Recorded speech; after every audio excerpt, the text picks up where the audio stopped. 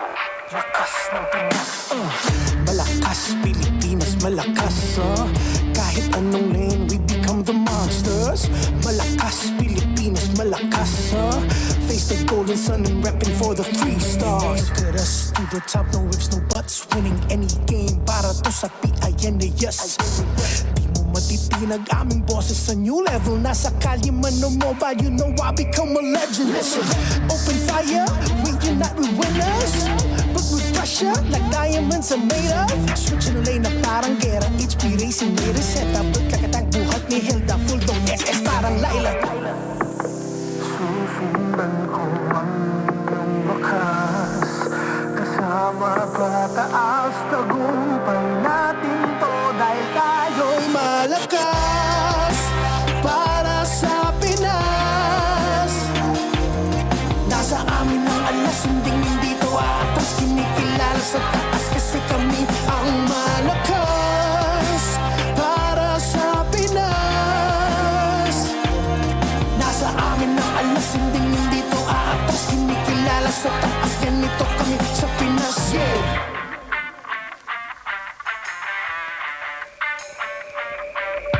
Laging MVP, no surrender, no retreat. Pag nagsama-sama, just imagine what we can achieve. Laging MVP, no surrender, no retreat. Giving 100 on my all, cause we just cannot be defeated. We are unstoppable, immune and invulnerable. Ready ang equipment, lahat frozen, mala, crowd control. Pakita on the jab, east to the southeast. Taas ang matawag, proud and loud, cause every enemy we devour. Susundan ko ang iyong bakas, kasama pataas, tagumpay natin to dahil tayo'y malakas para sa Pinas. Nasa amin ang alas, hindi to atas, kinikilala sa taas kasi kami ang malakas para sa Pinas.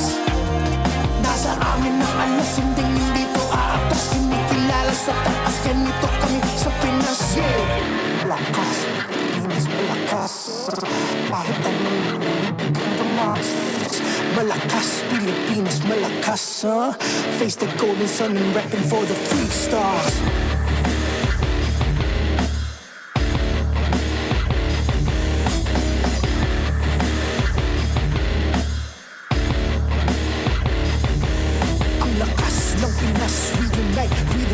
Ang lakas ng Pinas, we unite, we the stars. Ang lakas ng Pinas, we unite, we the stars. Ang lakas ng Pinas, we the stars.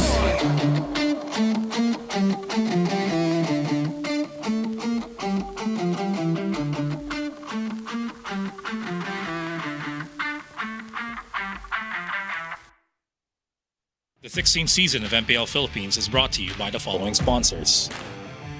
Infinix, the MPL official tournament phone. Infinite plays, infinite wins. Victories you can count on. Smart, the simply reliable telco partner of the MPL. BPI, the official bank partner of MPL Philippines. Mas epic na bukas, buksan sa BPI. Our partner in esports, Clear Men. Power up your dandruff-free scalp. Supercharge with Clear. And Nor. Sarap panalo with Nor. Don't miss any MPL action by following our official Facebook and subscribing to our YouTube channel. Follow MPLPH on TikTok for more content. Experience the lakas ng Pinas of MPLPH Season 16 action live at Green Sun Hotel. Grab your tickets now via the official MPLPH website. MPL Philippines is monitored and supervised by the Games and Amusements Board.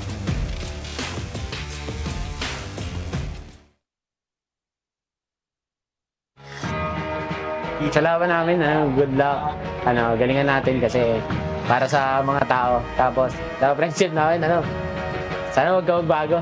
Joke lang. You're like candy up in my mouth, a little bit sweet with a little bit of sour. Got you all in my cheek, let my tongue swing round, make it count. Are you down? Baby, you're like candy up in my mouth, a little bit sweet with a little bit of sour. Got you all in my cheek, let my tongue swing round, make it count. Are you down?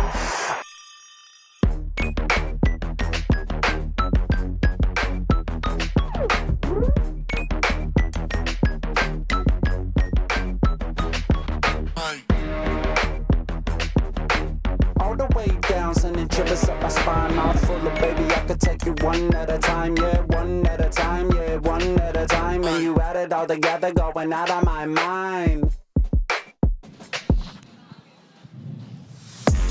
Magandang gabi, MPL Arena! This is your very own Odin. And I'm Renmar Santa Cruz. Mag-ingay dahil narito na tayo sa halfway point ng ating Season 16. Yeah, and after today, we will be running it all back next week for round 2 of the season. But before we get there, we have 2 matches to get through first today. We are going to be part of a reunion sa ating unang serye with TNC Pro Team versus ONIC Philippines. And to close out our first half of the regular season, our final match would be APBR versus Team Liquid Philippines. At wag po natin kalimutan na ngayon ay ang Family Sunday dito sa MPL Arena. So we're inviting all of you to invite everyone that you know, friends, family, everyone in your house, neighborhood, community to witness how the strongest in MLBB play. Invite nyo na lahat and keep watching because you are about to witness another absolute cinema unfold. Kaya sama-sama natin tunghayan ang Lakas ng Pinas! Happy Sunday, everyone, and welcome to MPL Philippines Season 16. Currently, we are in the final day of Week 4, and we'll be your casters for tonight. Umi here with Naisu and Leo. Gentlemen, how are you feeling? I'm feeling good, man. It's been a while, been a few seasons since I've had to have you on desk with me, and I love you. I think we're excited for this. I love him too. Hey, I love you both. It's been a hot minute since We Bear Bros has been on desk. Oh, yeah. And I've made the tour. I've been around. I'm so glad that we're complete, and we're also equipped with all-day 120 FPS system, the next-gen Infinix GT30 Pro. It's the new official tournament phone, powering the next seasons of MPL Philippines. All of our pro players and the people playing in Fansiklaban are also using these phones. I can't wait to get my hands on those phones, man. I know it's right there, but I have yet No to touching. play it. I know. We're not supposed to. You can't touch it? You can't. I always touch you. Can I touch you? We touch you. All right.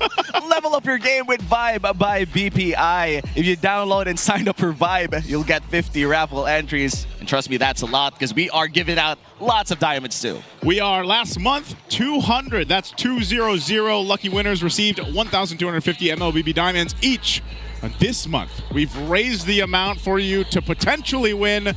Get this, 50,000 diamonds for you guys that go ahead and join. I can't even start to think of what I would do at 50G, but here's the thing. You can download and sign up for Vibe now and begin an epic tomorrow with Vibe by BPI. And there's a little QR code over there if you want to scan that below. And by the way, this tournament is monitored and supervised by the Games and Amusement Board. Our first match of the day would be ONIC Philippines versus TNC Pro Team. Currently, TNC Pro Team is our 5th seed of the regular season, and ONIC Philippines is currently standing at 2nd with a healthy 4 points. I'll say this, man. So far, now that we're just about to finish the halfway point of the regular season, I feel like I say it every season. Like, this is the most competitive season we've had. But this time, I feel like we are really there. Like, you don't know. Like, the places 1 to maybe 7. Oh, yeah. Even 8. Even 8. Because what happened last night, Oh, that's true. the Clash of Titans, this Oh, yeah. chapter called The Legend of the Titans did not disappoint. Yeah. And we ended up with this kind of standings. Again, even 8th, you can't call out the Falcons just yet. You can't count them out. And we still have 4 weeks to go. Again, this is just Sure. the last day of our halfway point. Again, this is Week 4, day number 3. And looking at our Infinix standings, it's still Aurora on top currently with 6 games winning streak for this week. I feel like they've already played all of their games for the first half of MPL. And next week will be their match against Falcons, currently with a 6-game losing streak. Tough break for Team Falcons Their over here. only loss, by the way, the only time Aurora ever lost in Season 16 is because of the 8th seed currently, because of Falcons. That's why you can't count them out. That's true. Everyone else above Falcons are just a win or 2 ahead. So that's how it is here in MPLPH. You It's win so a series, close, man. you get a point. That's it. And now looking at our schedule for today, we're going to start up our Sunday with ONIC Philippines versus TNC Pro Team.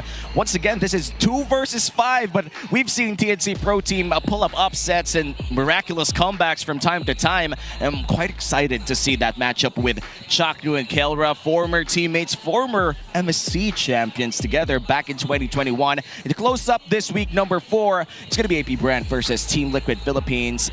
It's quite interesting to see the sophomores and the old vets coming in from APBR up against a TLPH hot from their win yesterday. Yeah, and I would say after yesterday's matchup we started to see with TLPH and Falcons, of course, it makes things, I guess, more interesting for APBR because it's like, okay, even a team that has been quote-unquote struggling, especially online, all the discussion, took 3 games, took TLPH 2-3 games, and APBR are probably, I mean, they've obviously gotten better over the seasons here too, so I can't wait to see what they're able to do. And now, we talked about this earlier too, it's the Omega Pass. Chaknu and Kelra used to be teammates in Omega when they did win a lot of championships together, and not just Chaknu and Kelra, but also Etomax and Why Not. When we look back at 2021, I think Etomax was still an active player. Yep, he was the mid laner, he was a team captain, and they did my boy Robbie Remar Kandoy dirty. Hito was also part of that lineup. That's true. And you know, when we look at the Omega Pass for the players and coaches involved here in our first match, we'd like to see how that era in Execration or Smart Omega during that time had given them the foundation that they have right now. Didn't we talk about was it last week where we were mentioning was it the biggest rivalry through all MPL Philippines history? And that was Execration Black, right? Yep. Execration Black that we had there. And when I had my first time coming into the season back in Season 8, you know, a lot of that history was at its peak, I feel like, building. And when you go and look at what's happened here for these individual players and where they've gone and where they've come back, I think it's always interesting to see how much they've changed, but also that veterancy that we talk about a lot for these players. And I know we've talked a lot about even specifically like Chaknu, his role and his impact in a lineup and everything else. Like, this is what all the eras of the league is really about, is these players here and their impact. They all came up in the Age of the Crown.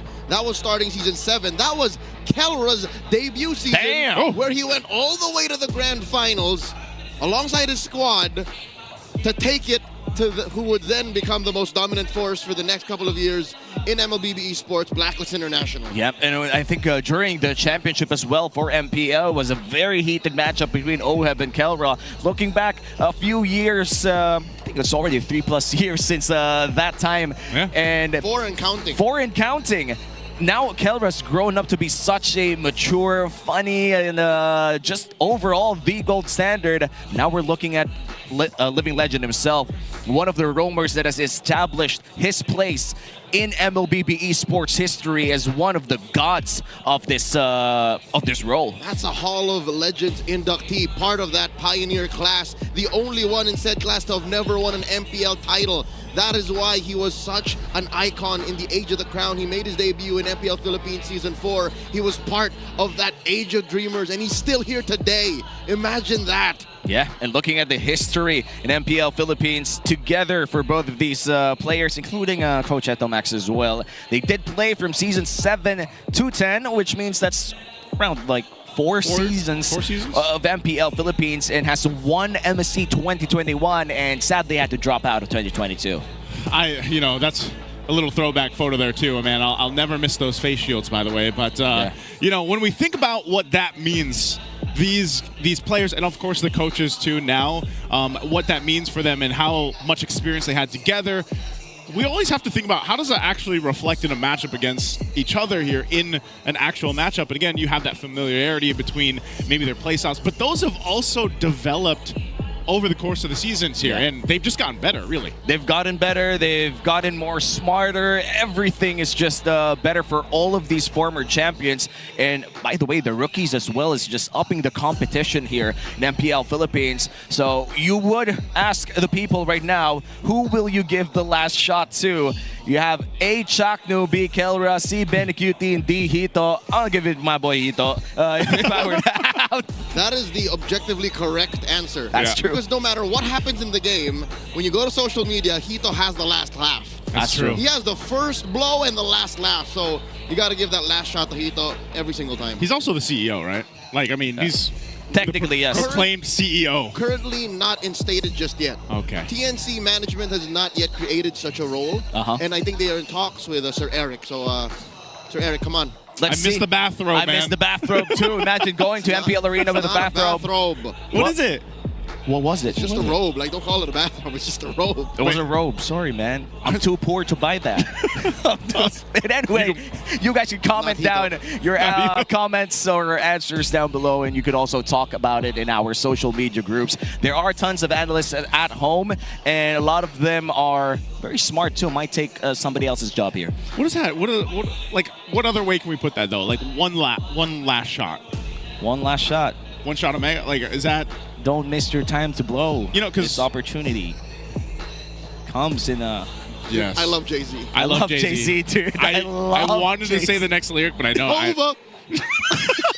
We the best music. Well, these are one of the best players that we'll be watching right now in our first match. Let's welcome TNC Pro Team and our first match. Oh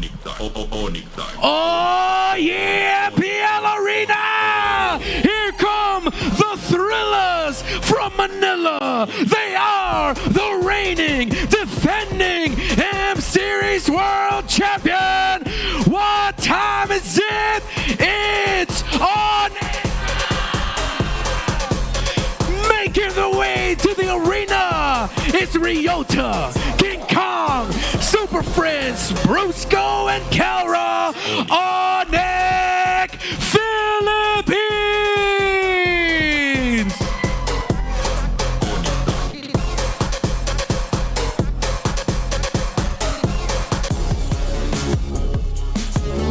And facing off against them, how high can the Phoenix fly?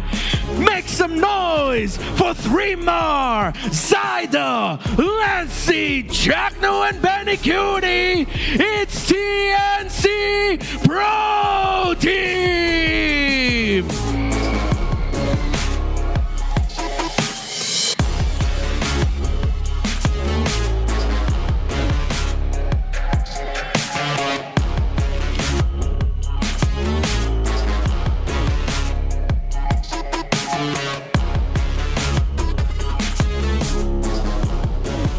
Alright, we can't forget about the Marshals.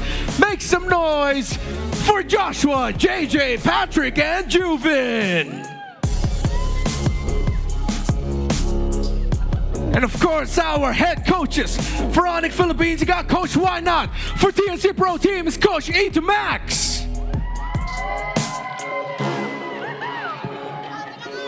All right, here we go, MPL Arena. It's Sonics versus Phoenix Army. Make some noise!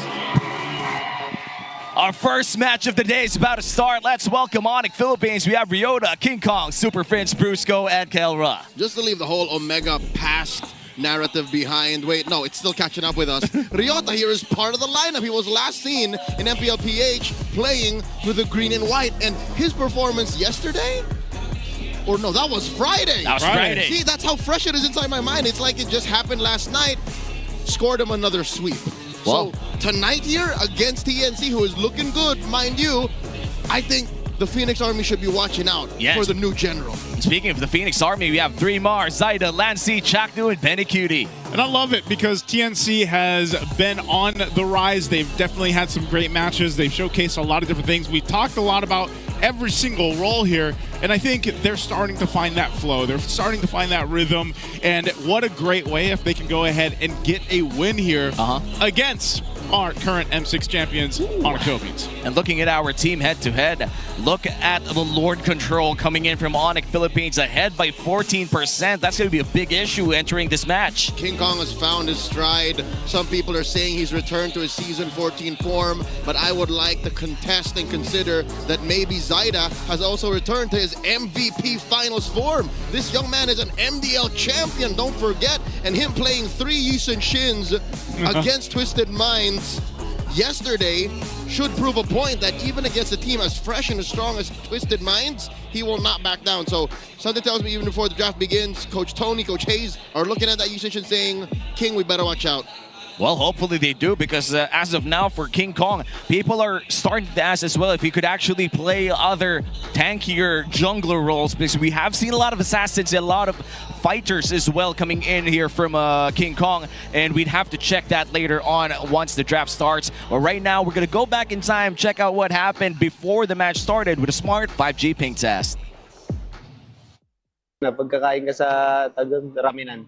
Mami Mase! Hala, totoo ba? Baka yung boses ko yun. Baka dito na yun. Message ko daw kay Kera.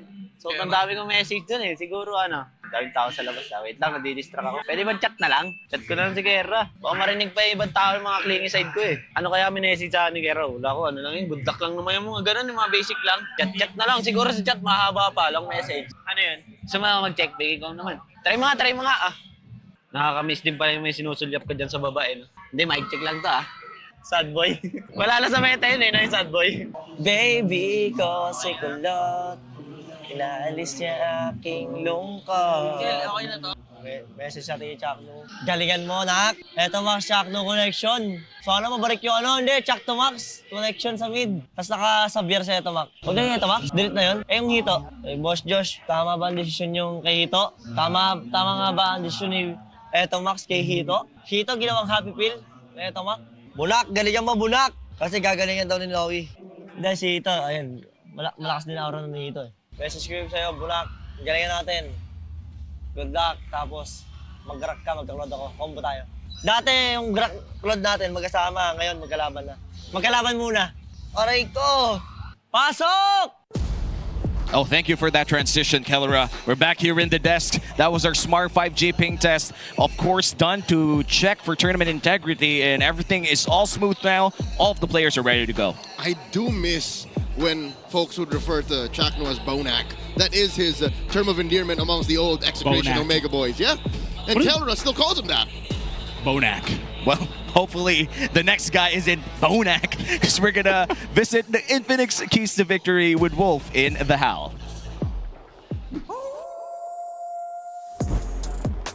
Welcome to the HAL. Ako pala si Wolf, bringing you the Infinix Keys to Victory. Medyo masama ang panahon ngayon at alam naman natin ang TNC, ito talaga ang last nila, ang bagyong Benny. Tingnan natin kung mapipigilan to ng ONIC Philippines ang makakatapat nila. Simulan natin sa ONIC Philippines. Ang kailangan nilang gawin i-contest yung Grok. Malakas din naman talaga silang gumamit ng Grok pag gamit ni Brusco, pero kailangan din nila tong pigilan dahil alam natin na si Chakno ay kayang gamitin din naman to at kailangan din nilang i-contain itong si Zaida. Kapansin-pansin na napakalakas ng TNC ngayon kapag si Zaida ay komportable sa heroes at pati na rin sa kanyang playstyle. Ngayon, para naman sa TNC, kailangan lang nilang pabagalin o i-slow down yung playstyle dito ng side ng ONIC Philippines. Kapansin-pansin na kapag mataas ang vision ng kalaban, hindi masyadong makakilos ang side ng ONIC Philippines. Kung sakaling hindi talaga sila makahanap ng opening, ito yung magiging maganda para sa side ng TNC. Lastly, ito na, kailangan nilang palakasin ang bagyong Benny Cutie. Talagang ipakita sa buong mundo kung gaano kalakas si Benny Cutie. So far this week number 4 ng MPL, Season 16, napakaganda ng ipinapakita ni Benny Cutie. Talaga namang nananalasa sa ngayon. Tingnan natin kung ma-unleash nga ba ng TNC ang bagyong Benny. Sa ngayon, abangan na natin ang bakbakan ng ONIC Philippines versus TNC. Maraming salamat. Let's now get back to the casters. Very interesting location of choice, Sir Wolf, and hopefully we see it in another place, maybe even wackier. Put them down in the comments below. Where do you want to see the HAL next? Hopefully somewhere fun. There's plenty of places, and we have plenty of weeks to go ahead and see where Wolf ends up next, but I like that one, man. Gentlemen, you're missing the point. What's the point? The point is, I want to give one key to victory out focused for each squad, all right? You guys are just getting derailed by the fact that I was outside under the umbrella and under the rain. Speaking of the rain, Benny Cutie is definitely a key player in this one. Yesterday, he was super duper activated, played that carry, went deathless, and was such a threat. Yeah, 13x. Like, there was nothing anyone could do. It's clear that his discipline and his game sense, his IQ, his spatial recognition is just through the roof.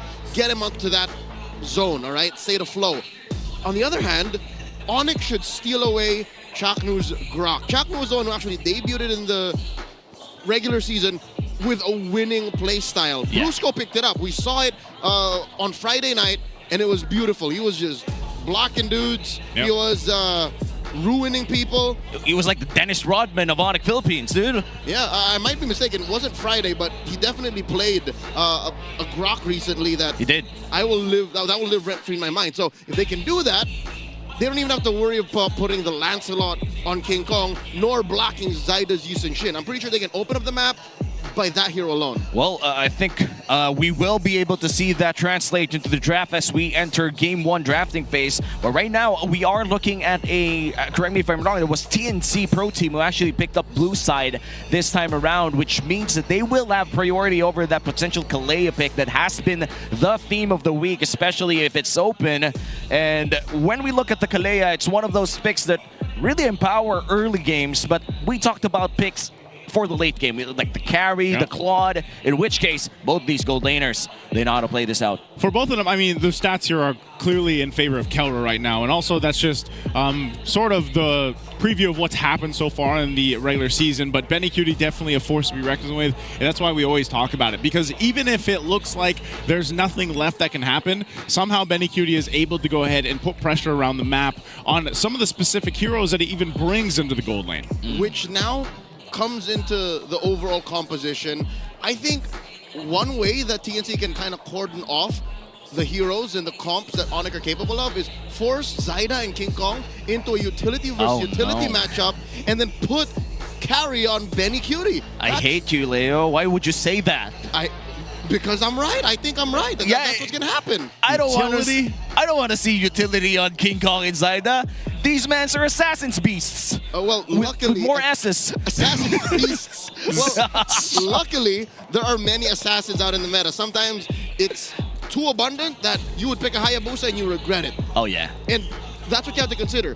Sometimes the utility is the best pick, even if it feels like you're overwhelmingly picking more CC, because these two roamers do that. I've never seen either of them pick a support and do better than if they would have a roamer that sets up. The closest thing that they're ever going to touch for a support would be Mathilda. And Mathilda still goes in and maybe goes out most of the time, but still does something more akin to being a setter or a roamer that makes the plays. And apart from playmaking roamers, we also look at the XP laners right now in this meta who usually make plays around the turtle. We know Thremar loves to play that Arlet, goes in for the trigger again and again. Every time he has the flicker, he will try to find that play. And all of those analysis into play right now. We're going to look at the drafting phase of game number 1. Once again, this is a best-of-3 series, our first for the final day of week 4. It's going to be ONIC Philippines on the blue side, apparently, and TNC Pro Team on the red side, which means that ONIC Philippines deliberately chose blue side. And I think this is fine by TNC because red side actually more winninger in season 16. That is true. It's not about around 6% deficit. Yeah. Closer than that, actually. I think it is much more akin to a 52% to 48. Yeah, so 4% disparity. Swing. Yeah, so TNC, I'm sure they can make it work, especially since we've never, well, since CC, we haven't seen any blue 1 XP lane pickable heroes. Oh, yeah. And that's why it's okay for TNC to be red side because they can go red 1 and 2, prioritize Thremar's picks. I was saying, Thremar has been huge, colossal, gigantic, titanic in season 16 so far. And his pick should be coming in red 1 or red 2. You ask me now, I will not be afraid to say he is maybe the second best Lapu-Lapu, the second best Uranus, the second best Arlet in the league right now. Who'd be number 1? In order, Sanford, Edward, Lansu. Lansu is insane, dude. Yeah, he is. Gotta say, Lansu is actually one of the more amazing rookies in terms of XP laners in the MPL. And we are already done with the first banning phase of this game. It's going to be CC, Harith, and Phobius on the other end. And Coach Entomax taking away the Kalea and the 1-1, which means that the Lancelot Shin trade is nearing. It's going to happen, man. Unless this is either one of them. If this is a Lancelot ban, then they just trade it for ONIC. Go ahead and take the YSS. But that leaves open the Zushin. The Zushin, yeah. You know, when the Zushin comes in gushing, You don't want to go in. That's Zussy. That's Zussy. Because you're trading, obviously. Oh, but they don't. They're letting everything through. I like this. I mean, that's one way to approach the red draft. You kind of want to have that one last ban, a bit of a targeted ban, something that you would ban on the second phase, just so you could have more stuff to choose from. And looks like they're going to go for a Lancelot. This is King Kong's, fifth, sixth Lancelot game in this league. Something. Man, at this point, though, too, like, what does this mean then for TNC red side? They pick up their XP laner like we mentioned? Like, just go with that? There's so many XP choices. mid? Obviously, I think Zaida's going to take the Yushin Shin. Could come in at red 3. Yeah. The Grook is open. The Zushin. Maybe Grok or Zushin plus the XP pick. Yeah, Grok Zushin is just oppressive in the mid lane. It's so good. Like, that so is oppressive. Like the moment that the Grok blocks the first few waves and maybe blocks the opponent mid laner, that passive just kicks in real quickly. Next two picks here, and here you go, the Grok for Chaknu. You get the Arlet, no, you go for the Zushin, and as predicted, Leo. Now, how do you think ONIC Philippines would respond to these two picks? No time to think, it's a Kimmy. Nope. Super Friends clearly would like to be able to answer to the pressure that the Zushin and the Grok are bringing in. And then they lock in the Hylos as well. So they're going pound for pound. Like, this is their mid-trio. Yeah.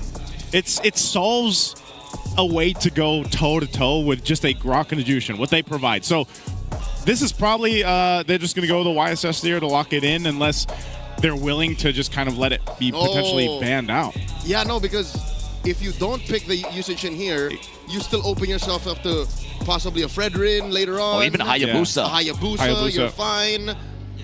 But we're looking at 3-Mar now. Yeah. Is this where he picks the laps?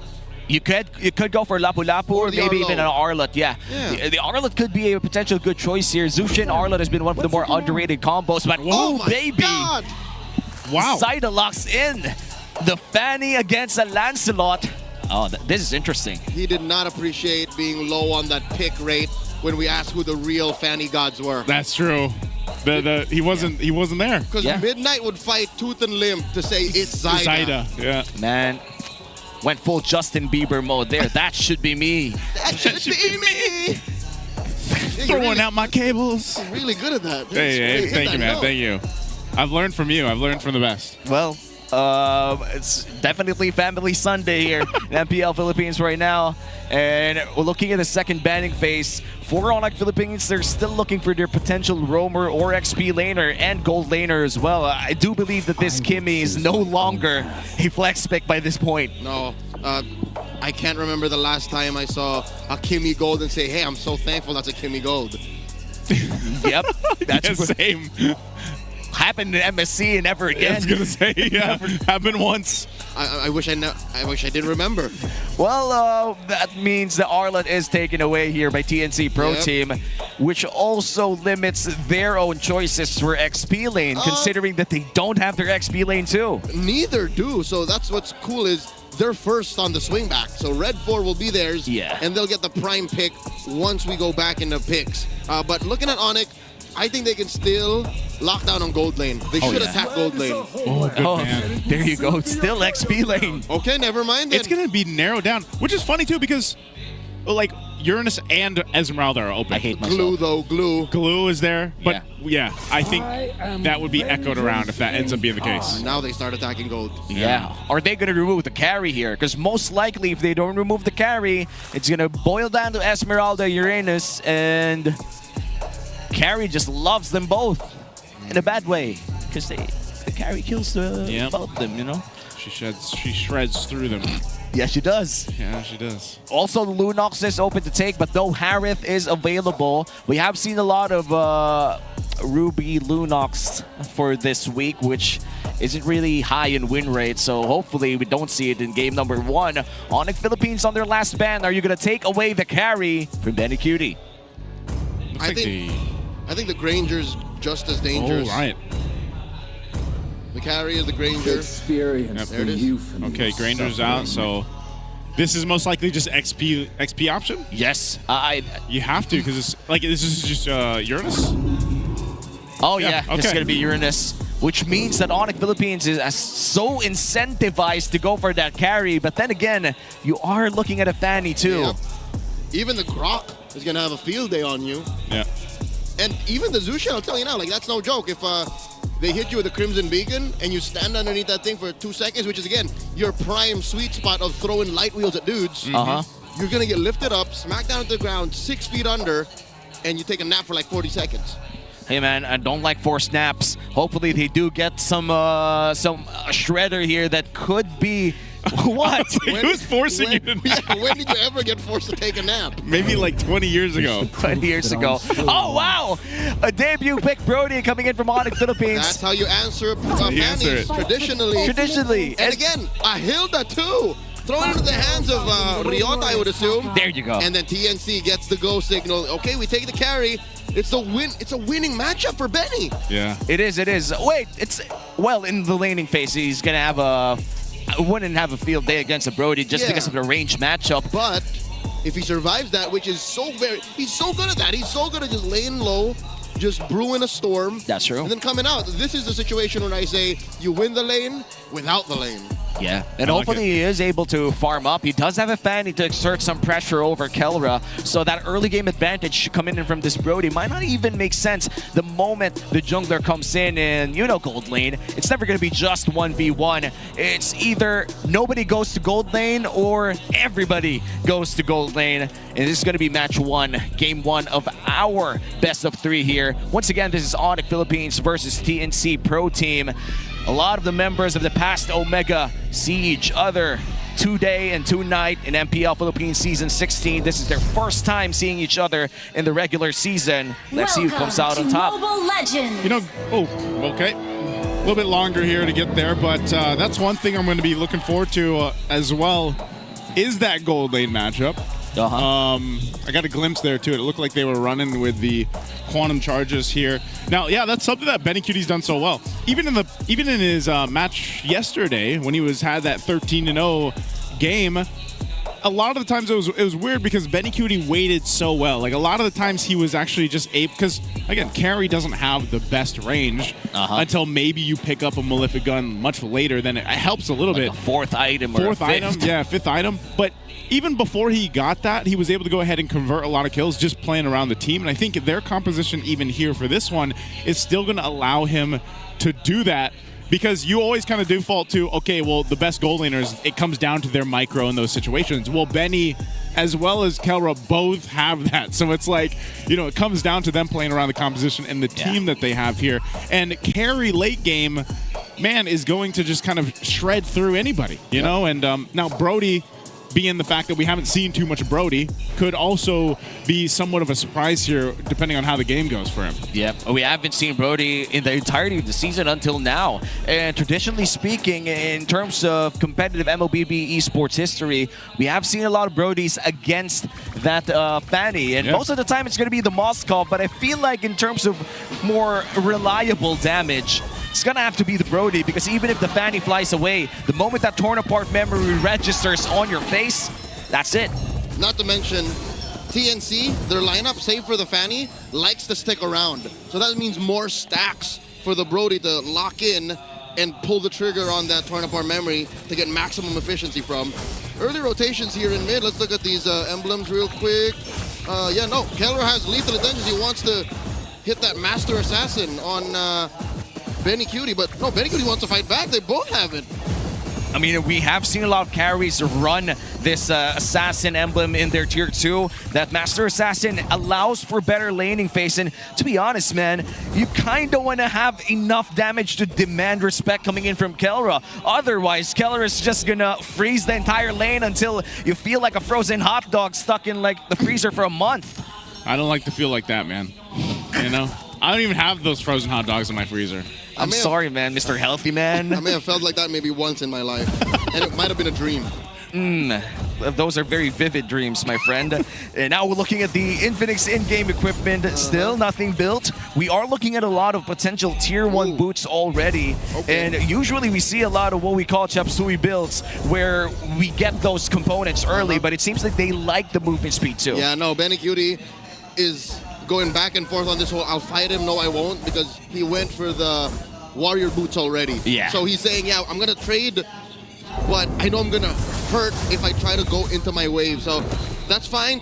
That's the gold lane. That's a fightless lane. How about the turtle? Turtle's up here. It's half health already. 3Mar's jumping in. Zaida won't land that cable, so he's not going to get there in time. King Kong gets the first one. Not sure if a fight's even going to break out here. They are going to drag Ryota back a little bit, but still, I think it's just a little bit off on the timing there for TNC, and it's better that they just let it go. And at least no casualties for TNC here. Zaida did miss that cable and has been missing quite a few ever since this game started. Hopefully, he warms his fingers up just in time. Yeah, no, the problem with TNC's lineup, at least in that stage of the game, is they were lacking level 4s. And without the tech charge, without the full Grok kit, they couldn't threaten ONIC. So ONIC just, literally what King Kong did is they just stood there, threatened with the Law and Order, threatened even, actually, you know, they pulled the trigger on the pulse. And that made it all the more worse for TNC, which again, I'm thankful that the Phoenix Army did not force anything. That could have been so much worse. Yeah, but now Chaknu's level 4 access to tech charge is already there. It might just be the trigger the TNC Pro Team is asking for. Big rotation upcoming here down gold lane, considering that the pathing for this Fanny is looking to be going towards that area. But let's take a time to applaud Benny here. Currently number 1 on this carry. 45 games played. This dude is a carry man. Ooh, yeah. Again, when you say carry, only 3 names pop up. Oh, wait, mid! Oh, Chaknu is going to be in trouble. Phantom Execution. He'll burn the flicker. Oh, no, friends! So his pathway dropped down too, and Zaida gets out.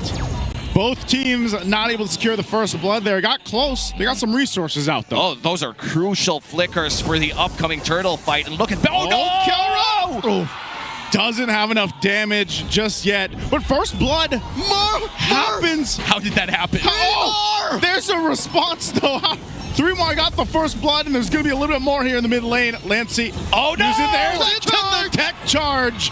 But Ryota, tanky enough on the hill that will be just fine. And no battle spells for this upcoming turtle fight. The only one that has a flicker right now is Lancey and Kelra on both ends, and maybe even Benny Cutie. Oh. But we can't expect these gold laners to rotate up top here quite early. No. Lancey actually has it, so that's very important. The tech charge can come in, very honest. Turtle at half health. Oh, they might try to go ahead and stall this out a little bit if they can. Zoning, but the turtle secured by King Kong. They might fight anyway, though. Brusco in trouble. Zaida going in. He tries to get the kill, but not enough damage. Has to back away. Didn't even need the revitalize from Brusco. So there you go. 2 for 2 in the turtles for ONIC. ONIC placed themselves very, very strategically. They were dodging and placing themselves where Chaknu couldn't get the honest tech charge. And Lancey, again, they're not at a point yet where damage is so reliable. I think even with this solid trio mid from TNC, they're going to have to wait for Benny Cutie. Benny Cutie is the key to this lineup. Yeah, and it's going to take a while before we see that real big damage coming in from Benny Cutie. And to be fair, Zaida must be hating Ryota's guts right now. This... Oh, wait a minute, Hilda. He wants to go for the kill anyway. Has a limited shield. Zaida just bombing away. Ryota got so close.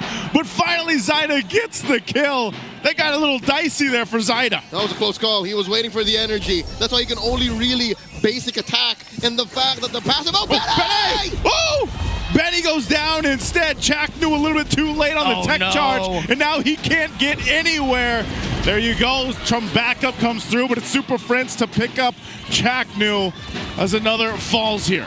Oh man, that's a flicker burn as well coming in from Chaknu. This might just be really bad here for TNC Pro Team as the next upcoming turtle, the roamer, Chaknu himself, wouldn't really have tools to surprise ONIC Philippines. Again, it's that flicker.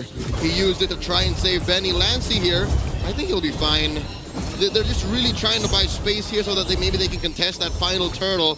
But I think ONIC has their number. They have them checkmated. They know that they can fight back until Benny is ready. Yeah, for TNC, they just have to stall this out. The power spike for ONIC Philippines is already now, and they can't just pick up fights again. Oh my god! Tech charge again. Here comes Zaida. Comes cabling in. We'll get a flicker from Super Friends. 3Mar tries to help out. They're under the turret, though. No. They're in trouble. Takes a couple too many hits as 3Mar and Lancey go down, even burning the flickers. No matter how you slice it, dice it, turn it sideways, you need Benny for this lineup to work. Look at these gentlemen. A Uranus, a Grok, a Zushin, and a Fanny. It sounds like I'm setting up a joke, but no, these heroes, they can't really fight back and deal reliable damage to what ONIC brings to the table. Yep, they really need that damage coming in from the carry. Chaknu did fight a great setup. That was a two-man tectonic charge near that RBM. Yeah. But sadly, the DPS coming in from Lancy is just not enough just yet. Zyda did have that burst damage, but again, couldn't really find the targets that they wanted. And a lot of survivability options as well coming in from ONIC Philippines. That Revitalize coming in from Brusco just allows ONIC Philippines to raw dog the entire team fight. Yeah, that's the way they want to play it. They're going to go that way, and it's trouble. Glorious Pathway to just force them off this tier 1. ONIC Philippines wants this turret. They'll get it. Tier 1 in the mid falls, and they'll look for the next. A lot of pressure. This is where we start to see the pressure towards these purple buffs that are so crucial for Zyda. Ryota taking some damage. He has to go ahead and back off there. Brusco jumping on in. They just want to take the buff. Chaknu goes in with a tech charge. Brusco falls. Still Chaknu on the run. Here's Zyda swinging in again, looking to get Ryota down. Ryota's still alive. He wants to fight him out. But finally, 3mar will pick it up. So all that for pressure on the purple buff. 2 for 1 too. This is actually an King! That was so clean. I'm not sure what Lancy had in mind there. And zero reaction from our nonchalant King. 4K already for ONIC Philippines. And it seems that they're not done yet. They want to push down bottom lane, but 3mar and Chaknu will be able to defend right now. Like TNC Pro Team, what else do they have to do? They shouldn't be trading this way. Again, I think it's come through to them. They heard us through the mics. It has to be Benny. And at that time, they were saying, yeah, Benny, how about you try it now? But 2 items deep, that close, that tight in the purple pit is not where you want to send Benny Cutie. Not right now, not 8 minutes into a fight where you're down 4K. Yeah. What they should do is, again, send Benny in the far lane. Because, again, ONIC, for them to get to him, they have to show up on the map. Yeah. And ONIC can't do that right now. ONIC are actually balancing how much pressure do we put on our side of the map and how much do we take away from Zyda and Benny Cutie. They can only do one of these things effectively. And now the Lord already half HP. I feel like TNC really can't contest this. And this is going to be a free Lord. ONIC Philippines secures the first Lord of the game and the first 3 turtles too. Perfect objective game so far. See, this is what I'm talking about. Even when they're about 5K ahead and they know TNC can fight back, ONIC are still staying a tight unit. They know they have to fight together. Glorious Pathway! Glorious Pathway dropped down. Zyda trying to get his buff. He doesn't get it though. Oh no. Buff stolen. Going to be really difficult because now they have to go ahead and try it to defend the base. Oh, Kelmer will just flicker. Straight up flickers, dude. I guess he's just like, I'll just flicker, I guess. Better save the story. I agree. He's like, I played with Chaknu before, man. This man will delay it as much as he can, and he's gonna flicker ult me.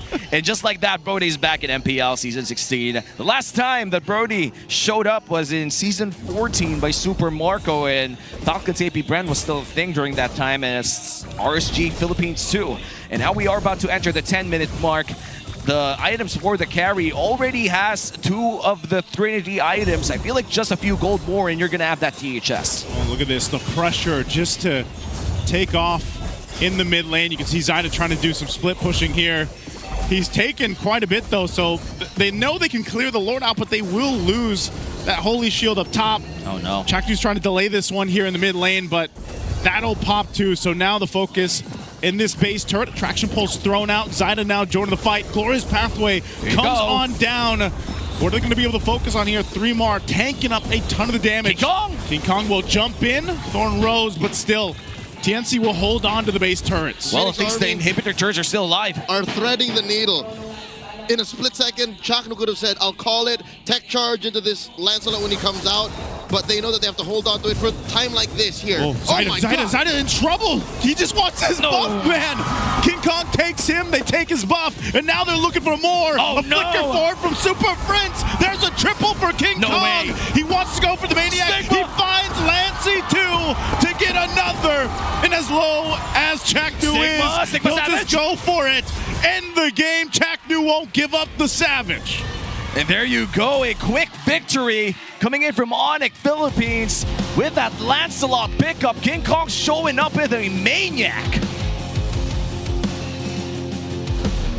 TNC were overloaded. TNC made a choice in the early game, pre-draft even, to say we're gonna wait for Benny. And I think somewhere down the middle, they said, we can't wait for Benny. And ONIC made them make that choice. Yeah, that was pretty much forced. A lot of the team fights that we did see were in the terms of ONIC Philippines. It was extremely hard for TNC Pro Team to find a winning team fight because even in, let's say, small, tight spaces, Benny Cutie couldn't even hit people.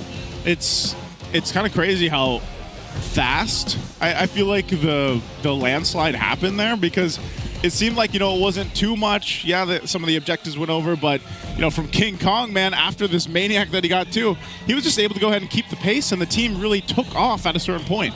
I mean, that was a highlight out there in that last team fight, and not just there, but also a lot of potential solo kills that would have happened if not for a lot of effort coming in from TNC Pro Team. Looking at our Game 1 MVP, once again, this is gonna be King Kong on his Lancelot performance.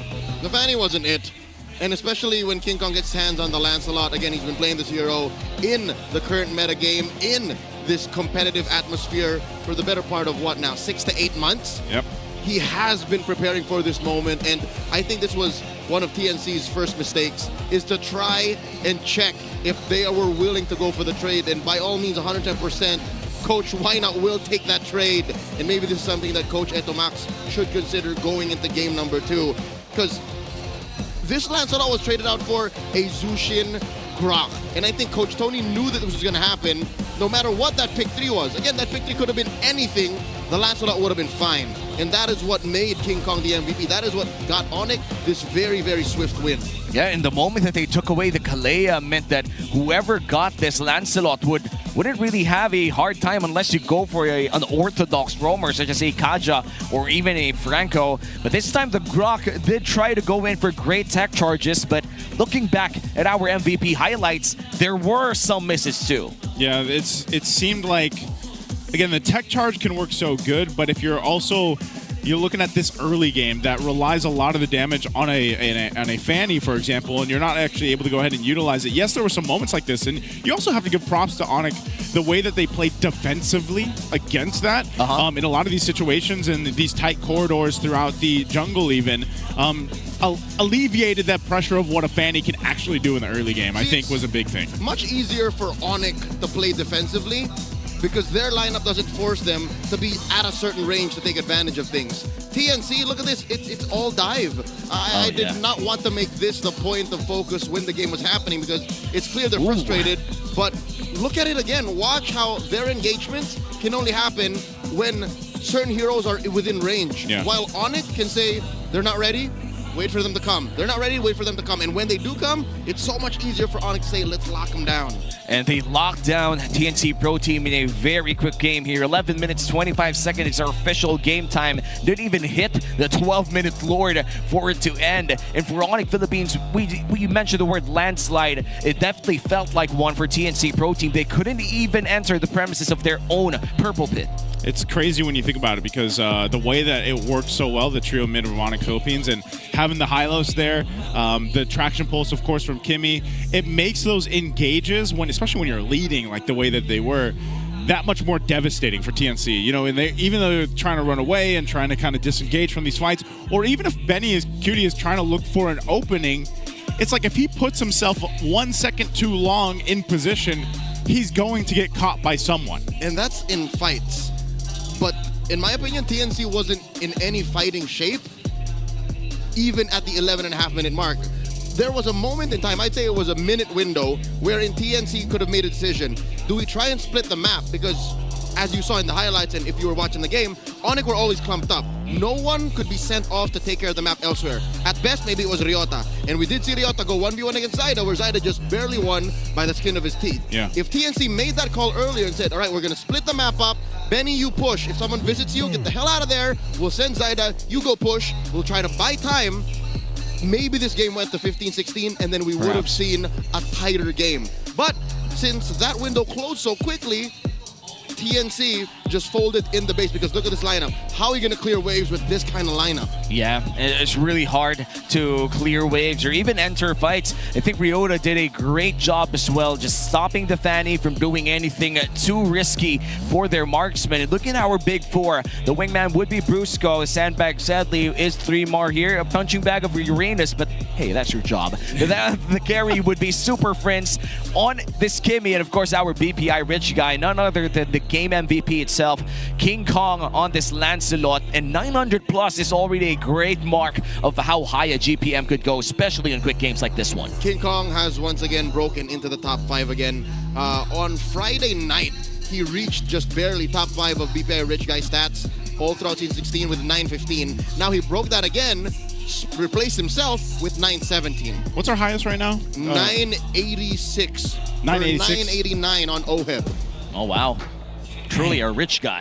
Truly a rich guy. Was that like a super fast? I can't recall. Was that a super fast game? 'Cause if you have a 989, yeah. that's probably like an under 15, I'm right? pretty sure it was a Stampede. Yeah, okay. Yeah, I mean TLPH at some point, ever since they started that type of gameplay, it was always OHEB getting the biggest amount of gold out of everyone else. And for ONIC Philippines, now ahead by 1 game, you could say that they're really going back to that M Series form. You too could celebrate ONIC's victory in M6. The Joy ONIC PH Pass will be available on September 20. The starter pass will include the M6 Championship skin, Joy ONIC PH, and more exclusive in-game items. Join Joy ONIC PH in your very own Road to Champion. Just not the Joy right now, because I think it's going to be on September 20, plus another skin for the Beatrix. Oh, speaking of that, the Finals MVP skin, the Beatrix Sky Force Maverick, will also be available on September 20th for 30% off during the first week. The M6 Finals MVP, Kelra, he added a personal touch by including his son's name, Slake, printed on the outfit. So get ready to fight alongside Beatrix, Skyforce Maverick, and claim your own MVP. So that's a whole lot for you guys to go ahead and save up your diamonds for, because I know a lot of people are going to want those. And especially with that personal touch, man, that's really nice. That's really nice. I don't play Beatrix, but I want it. It's still a really good skin, and honestly, the 30% discount makes it a lot more affordable for everyone who wants to buy those skins, especially if you're a super ONIC fan. I think getting both wouldn't really be bad, even if, let's say, both of them require a lot of mechanics. And that you got to get the recall, too, because I think you can get the recall if you didn't get a chance to get it before. It's in now. So you might as well, so you can, thunder. Electrify yourself, you know? And it's very noisy. A lot of us love those noisy noisy recalls and everything. But so far for this game, ONIC PH is already ahead by 1. We have seen ONIC Philippines ride the momentum more than anyone else. The moment they get that 1 win, most of the time they just go for the 2-0. Especially after a game like that, man. 11-25, and they most likely will have a momentum going into the game too. Well, before we go back to our game, let's visit the MPL arena and check what's up with our hosts. Let's go to these All Access. Sonics, what time is it? It's ONIC time and family time din dito sa MPL Arena. Kasama natin ngayon ating mga super fans, si Kuya Mark and si Nolan. Welcome to MPL Philippines! Hello. Napapansin natin, nakakaiba yung jersey nila ha, magkahati. So, gaano ba katagal na kayong fans ng MPL Philippines? Since season 10 pa. Oy, matagal-tagal na rin ha, ilang seasons na. Yeah, we actually got to talk a bit earlier. So he started off as a Blacklist fan, eventually becoming a Aurora fan, and then an ONIC fan as well. Paiba-iba sila na sinusuportahan na team. So, bakit po ganyan yung shirts nyo ngayon? Kasi ang naging favorite ko kasi is Aurora and ONIC. So torn ka kung sino susuportahan sa kanila. How about you, Nolan?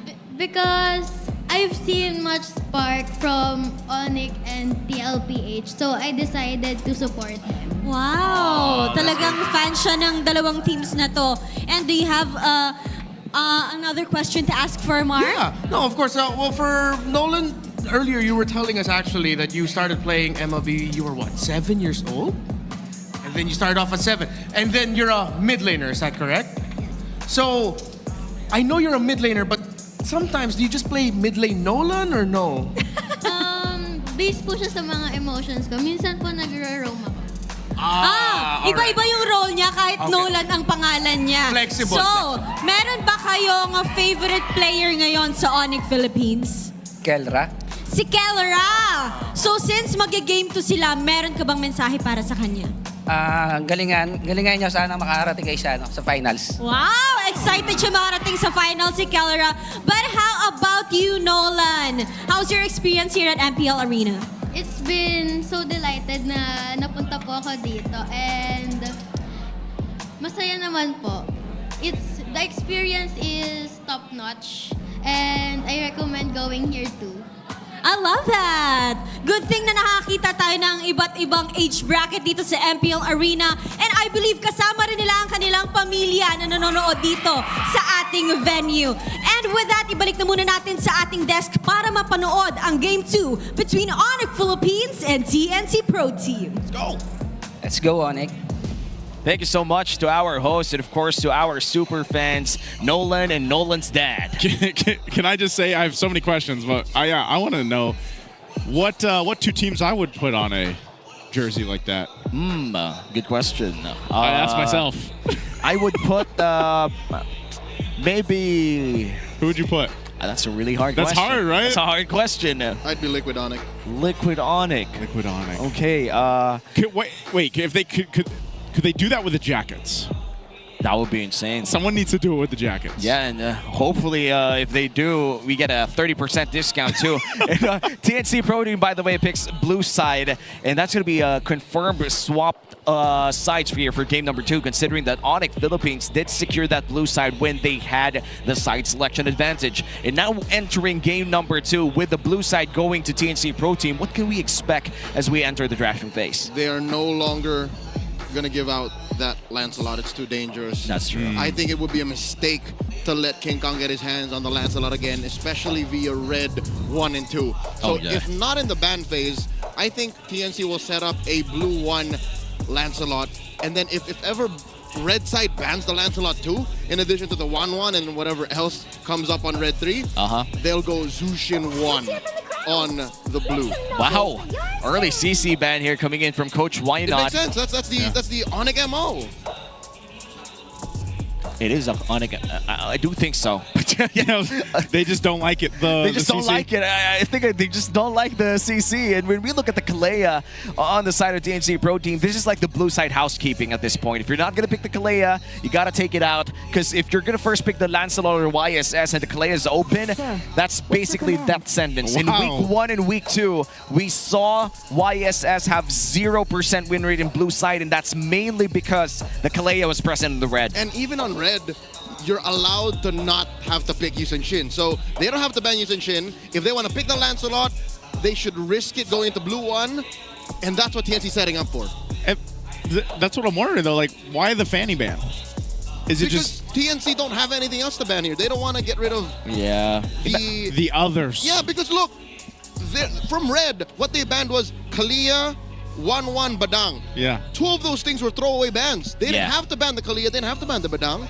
I mean, at this point, if you're Coach Etomax, you wouldn't really want to give the comfort picks or assassins here for King Kong. I feel like whenever facing ONIC Philippines, there's just this part of you that wants King Kong to play utility. Like, this guy's just too good in the assassins, especially now. You know, maybe 2 weeks ago, you can't say that out loud, but now it's different. So what's going to happen here, since we do see the Lancelot in red 2 ban, TNC is going to lock in the Yusen Shin, unless it gets banned. And then ONIC will somehow think of putting the Hayabusa or something on King Kong, and then TNC is going to answer it. Yeah, because the Harith is pretty much open to take 2. Yeah. And if ever TNC does go for a Yusen Shin early on, or maybe even a 1-1, that's going to be an easy Hayabusa and a Harith on the side of ONIC Philippines. And you wouldn't really want that in one side, especially if you're going to take away the Phobius too. So there you go. The Harith is taken away for TNC Pro Team.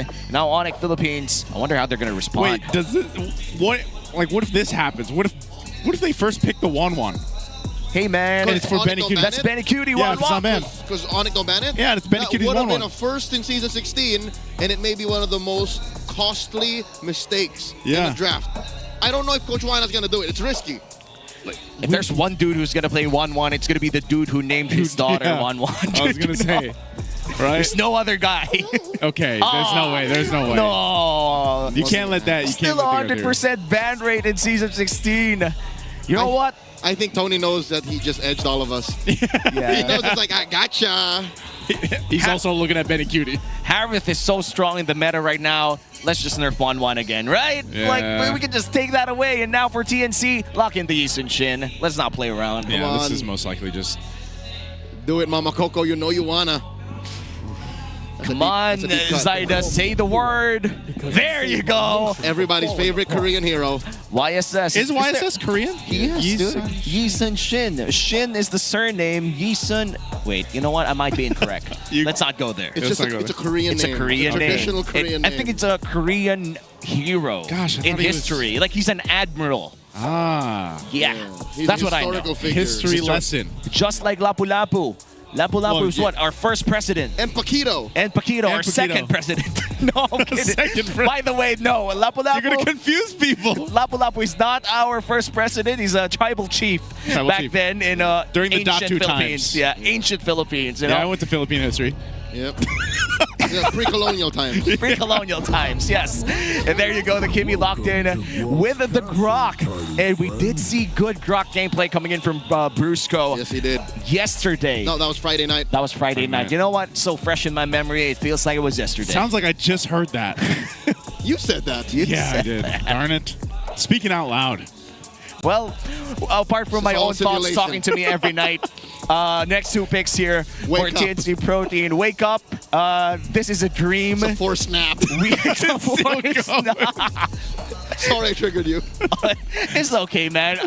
That's a secret. I wake up, I'm already triggered. That's 4 snaps are a secret, by the way. It's a secret technique. You don't know edamame? You don't know? Hey, man. What is edamame? I gotta Do you be guys honest. know what edamame is? You said it's the ONIC MO. It is. What is an MO? That's the modus operandi, all right? Yeah, oh. All right, thank it's you. what you usually go for. It's your plan of attack. That's what was the reason I was so silent, dude. I didn't know what MO was. This is dangerous. Okay. This is dangerous that they pick the Arlott blind without taking care of the Phobius. And what did I tell you? I hate how I'm so right.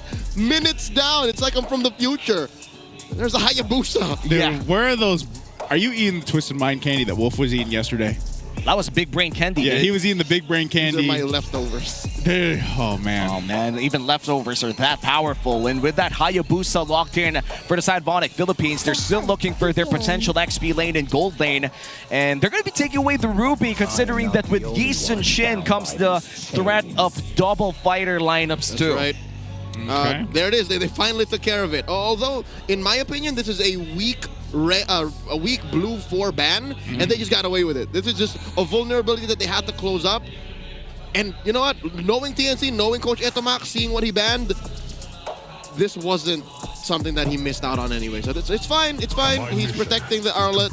There's the Hylos. TNC, I would not be surprised if they banned the Laps. Yeah, the Lapu-Lapu seems to be a very strong option here for ONIC Philippines. Ban the Laps. Maybe even the Uranus or Glue. I would say glue. Maybe the glue. I'm more afraid of the glue. Yeah. Especially with this one, because... Oh, they go with the Lapu-Lapu. Okay. Yeah, that's our first president already out in the draft. No, that's not our first. That's some historical revisionism here. ONIC Philippines now on the red 4. They could potentially get their. I would say it's smart to get your gold lane right now. If you go for the XP lane, that would be the safer route. Maybe a Gatot Kacha. That's going to be the Uranus. So they go X. Yeah. Interesting. Because then what is this? What is TNC going to pick up here? Especially a gold lane. Are we going to see a fighter? Then is that what we're expecting? Oh, man, I don't think we should get a fighter considering that you're up against a Uranus. That's a Baksha Rome. Baksha Rome. And then, do you still carry? That's what I'm thinking. Like, Yeah. I feel like you don't really have a choice here. I feel like ONIC Philippines Carry- wants TNC to play carry. Carry, Granger, Moskov are still open. Moskov is kind of hard to play against this lineup, yeah. This Grok. The Haya, Grok, and Uranus, yeah. Oh, not a lot of choices here. I feel like they're forcing the carry pick out of Ben Cutie. if he locks us in, it's...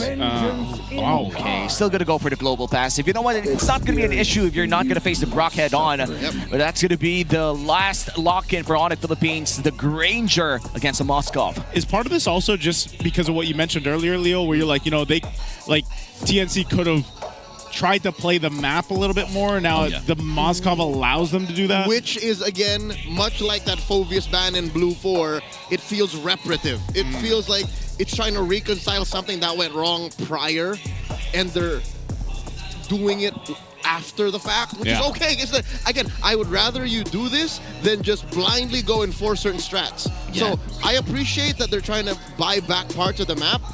And in my opinion, I don't think it's overkill. Because sure, you have global vision and, you know, a solid way to buy time and get better engagements with the Mountain Shocker. But also, you can go 4-1. I agree. But that Moskov pick with a 4-1 plus the Mountain Shocker allows for really good macro plays come late game.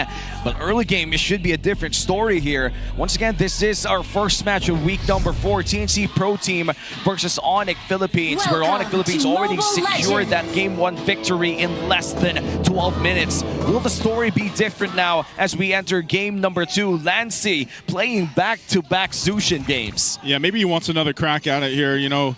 It was a difficult game that they had in the previous one because even so, they were trying to play into that Fanny, right, and have that early damage, but you know, you have all this utility. Lancy, whoa, quite low, holds on to the flicker though. Wow.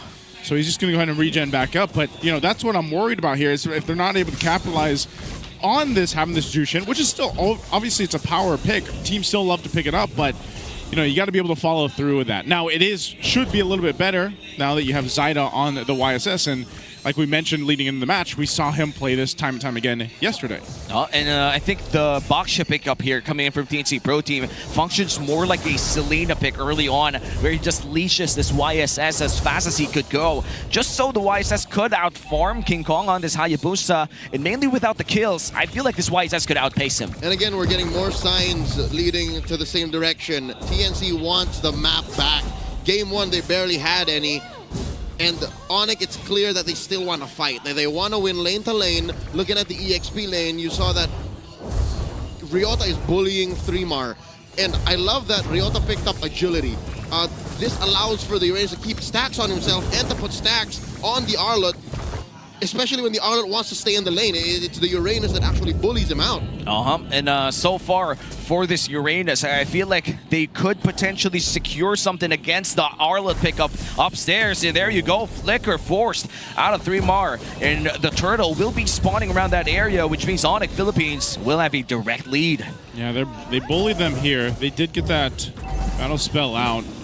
Gold laners doing their things too. Kelra a little bit low there. Oh, they're in trouble. Ryota actually gets caught. He's the one to fall first. Fight for the turtle. King Kong will secure it. He gets dragged back with the lantern, and there, 3mar meets him. King Kong has nowhere to go after using the Quant Shadows. He's done and dusted as they pick up another kill. Now 2 on the board for TNC. Amazing target acquisition by TNC. They are fueled by their lack of range in Game 1, and now they are not letting ONIC go. Brusco Oh, no. puts up a Rampart, barely getting away, and now, finally, we see Zyda get into a position, a mindset, a state of flow that he was in the last time he played the Yusin Shin back-to-back-to-back. He is starting to steal away King Kong's resources. Already 2-0 too. We see a lot of Yusin Shins play it passively at the start, but make it different for Zyda, already ahead by 2 kills. Getting resources away from King Kong as well, and just gotta say, Brusco on that Earthen Rampart not only delayed the Arlot, but also blocked the final slash early on. Yeah, you're always able to see some of these great, brilliant uses of the Rampart whenever the Grok is in play, and it sometimes even puts enough pressure. I mean, we actually talked about this quite a bit on broadcast yesterday, the different kind of combos or variations that you can do on the Grok, you know, whether that's using that basic attack, whether that's charging him with a tech charge into the Rampart. Yep, Flicker Swing, Yep. Flicker Basic, Rampart, Flicker Tech. These are all good combos, but maybe for the first time in Game 1, let's visit the gold lane. It's clear that the gold standard is bullying Benny.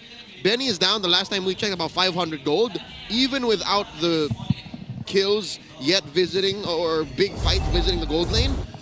Kelra can afford to do this. Kelra just has better damage output. Yeah, and that's what you get when you draft a Granger. Insane early game and an insane power spike by mid game. The moment that you get that Sky Piercer, you go online. Now King Kong looking for an angle here. Lancy might just be in trouble, but the first, or rather the second turtle of the game is already spawning, but TNC Pro Team establishing early on their presence. Oh, tech charge going to be used up.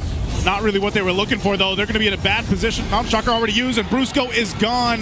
Spear Destruction won't land, but right now with the numbers advantage, TNC will secure the second turtle here Kelra will get spotted out too, so there's not much that can happen. So there it is, another objective for TNC. Clinical and diabolical. Zaida held on to the stun of the Mountain Shocker up until he only really needed it, and no Shadow of King Kong showed up, so he never had to use it. He knew that Brusco was going to die anyways. Beautiful take by TNC. And not just that, looks like they're going to go for the purple too, but Chaknu forced out. King Kong going in, but he just wants his purple buff. 3Mar's gone though. Kelra picking up a kill.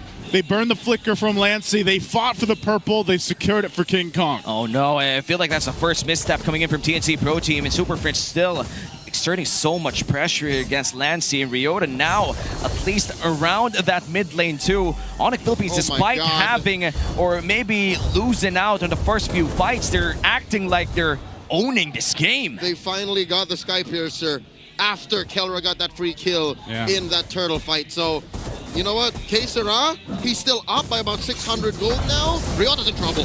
Ryota pops a Consecrate. Oh, wow! Final Slash finds two, finds King Kong as well. Will Quad Shadow on out. He's going to be fine. That could have been way worse for ONIC, but right now TNC, you know, utilizing what they can. Can they make a play on Kelra too? Chaknu's been there for a while. Not going to happen. I think Kelra knows. Oh no, here they come. Kelra knows that Chaknu is not enough range. Oh no! Here's the kill squad! Making their way. There's the traction pulse. Benikuti trying to sidestep it. He'll get taken out in an instant. And now Chaknu off the poissons. He's going to be fine. But look at the pressure now in the mid lane. They're going for the turret. And that's going to be the turret going down. Brusco about to make a play here. Earthen Rampart is available. Here comes Tectonic Charge on one. Goes in with the tech charge. There's not much damage here, though. That's the problem. King Kong might jump into the back line, but no. Brusco falls instead. Not much there for ONIC Philippines to take. No, I feel like the tech charge angle was already a bit too late. Now Ryota, is he actually going to escape this? I feel like no. 3Mar TZ currently on fire. That's back-to-back-to-back. Final Slash is just landing on more than two. 3Mar is on point. I love how he holds on to that Final Slash the way that Zaida holds on to the stun of the Mountain Shocker just to get more targets. And Ryota, I think at some point, whoever builds that Dominance Ice or that Halberd first, that Uranus will be no longer a threat. TNC, this is 600 gold lead, but when you watch the game, it feels like it's a 3,000 gold lead. Yeah, and this 1K gold lead coming in from TNC Pro Team could really be felt the moment that they group up and try to find kills. But it looks like for ONIC Philippines, they have to stop the bleeding for now, and Benikuti is still farming up on this Moskov. We're yet to see the macro advantage that TNC has. Meanwhile, for the power spikes, ONIC Philippines should be online by right now, considering that they have this Skypiercer going to that Malefic Roar on Kelra. But we're yet to see a winning team fight coming in from TNC.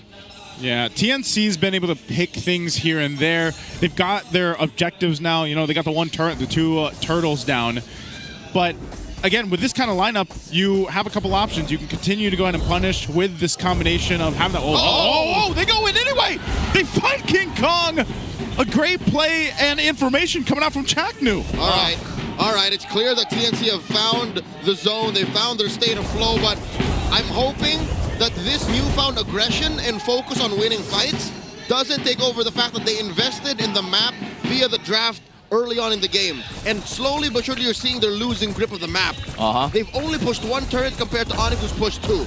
I think they need to make the most of this gold lead and these fights they're winning by converting much, much faster. We could see that they've been trying to pin down King Kong again and again, but it seems that 3Mar is just proving to be one hell of a frontliner for TNC Pro Team. They couldn't really get past through that Arlot without the threat of having a Final Slash onto 2 or even 3 from time to time.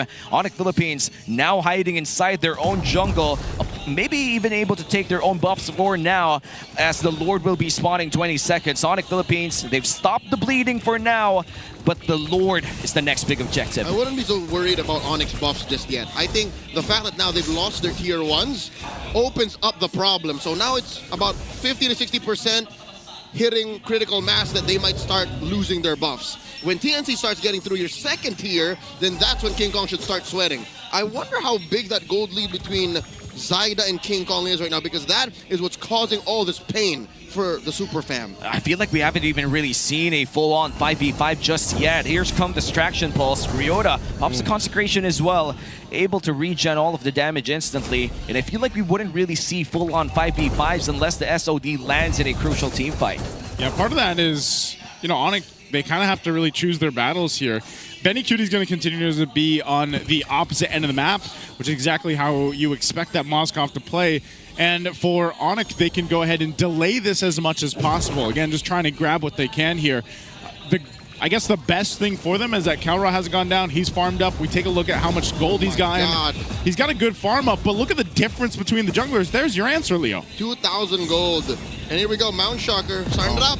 They're going to go for it. Chaknu trying to zone them out. They're going to find Ryota. They drag him back. A final slash going to be used as well. Ryota can't get away from this. He does flicker out, though. But now the rest of the team joining the fight. King Kong looking to go for a 3-mar. They back off the Lord. So everything thrown, but TNC still in control. And just a flicker bird as well for Ryota and Lancy. Make that 3 for 3-mar 2. A lot of resources burned in that entire fight alone. Mostly for TNC. So I'll count that as a technical win for ONIC, and that's why they are so gung-ho on taking this Lord. We'll see if they're able to get it. There's a tech charge, able to find 2, but Benny Cutie will find Ryota, but King Kong gets the Lord instead. They're trying to disengage from the fight. After getting the Lord, they'll have to sacrifice Brusco, the 1-for-2 trade with the Lord for ONIC Philippines. And now the question remains, could ONIC Philippines use this Lord? That's what I was saying. Even if they couldn't use the Lord, they can use it to equalize. The fact that the waves are empowered and that there's a massive Lord marching through one lane, ONIC can recover, regroup, and try to gain back parts of the map and then go from there. Again, look, that 2,000 gold lead for Zyda is still there, yes, but they have failed to address the problem, the golden problem. Kelra is still way ahead of Benny. Yeah, and it's 3-0 Kelra too. The damage starting to pile up. Maleficro already built, and Chaknu already hurting in the face of the Rhapsodies. And he's not going to be escaping this. Man, they dragged him back with a traction pulse. They knew they had a target, and they went for him. Kelra gets another kill on top of it. So, yes, off that first Lord, they'll get a tier 1 in the mid down. That's currently 3 stacks on that Sky Piercer. So you're looking at, what, a 35% threshold? You hit it at max, it's over. You're gonna regret that you ever let that Granger breathe. And now watch how they did this, all right?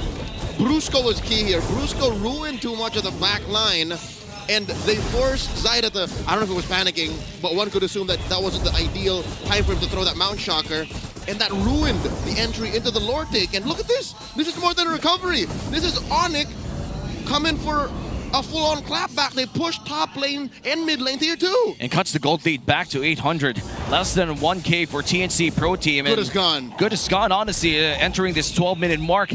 Win of Nature picked up, however, for Benny Cutie. This is going to be very crucial against King Kong and Kelra. The Genki connection thrives on physical damage, and a Win of Nature and Benny Cutie allows for 1v1 setups in the opposite lane. Yeah, even with that, Kelra, like you said, despite his stacks, you know, he's got the Malefic Roar there. He's got a little bit of defensiveness, too. He's got the Halberd. He's got that. And look at this. You know, he's pretty stacked up. So if you're TNC and you're seeing this, you're going to be like, how do we get to Kelra? How do we deal with this? And, you know, they have Benny Cutie. Benny Cutie is part of that equation. He's done great farming up, too. Yes, he's a bit behind Kelra, but he's still a threat in terms of the damage. And also is... if 3-mar catches someone with a final slash, like, they still have favorable team fighting here. Let me say this.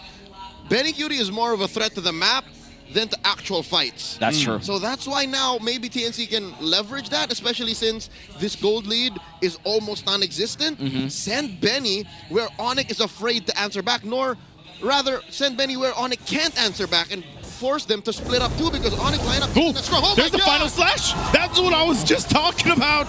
They find King Kong, they find Ryota. That is massive for TNC before this Lord. I was just saying, ONIC can't fight when they're not complete.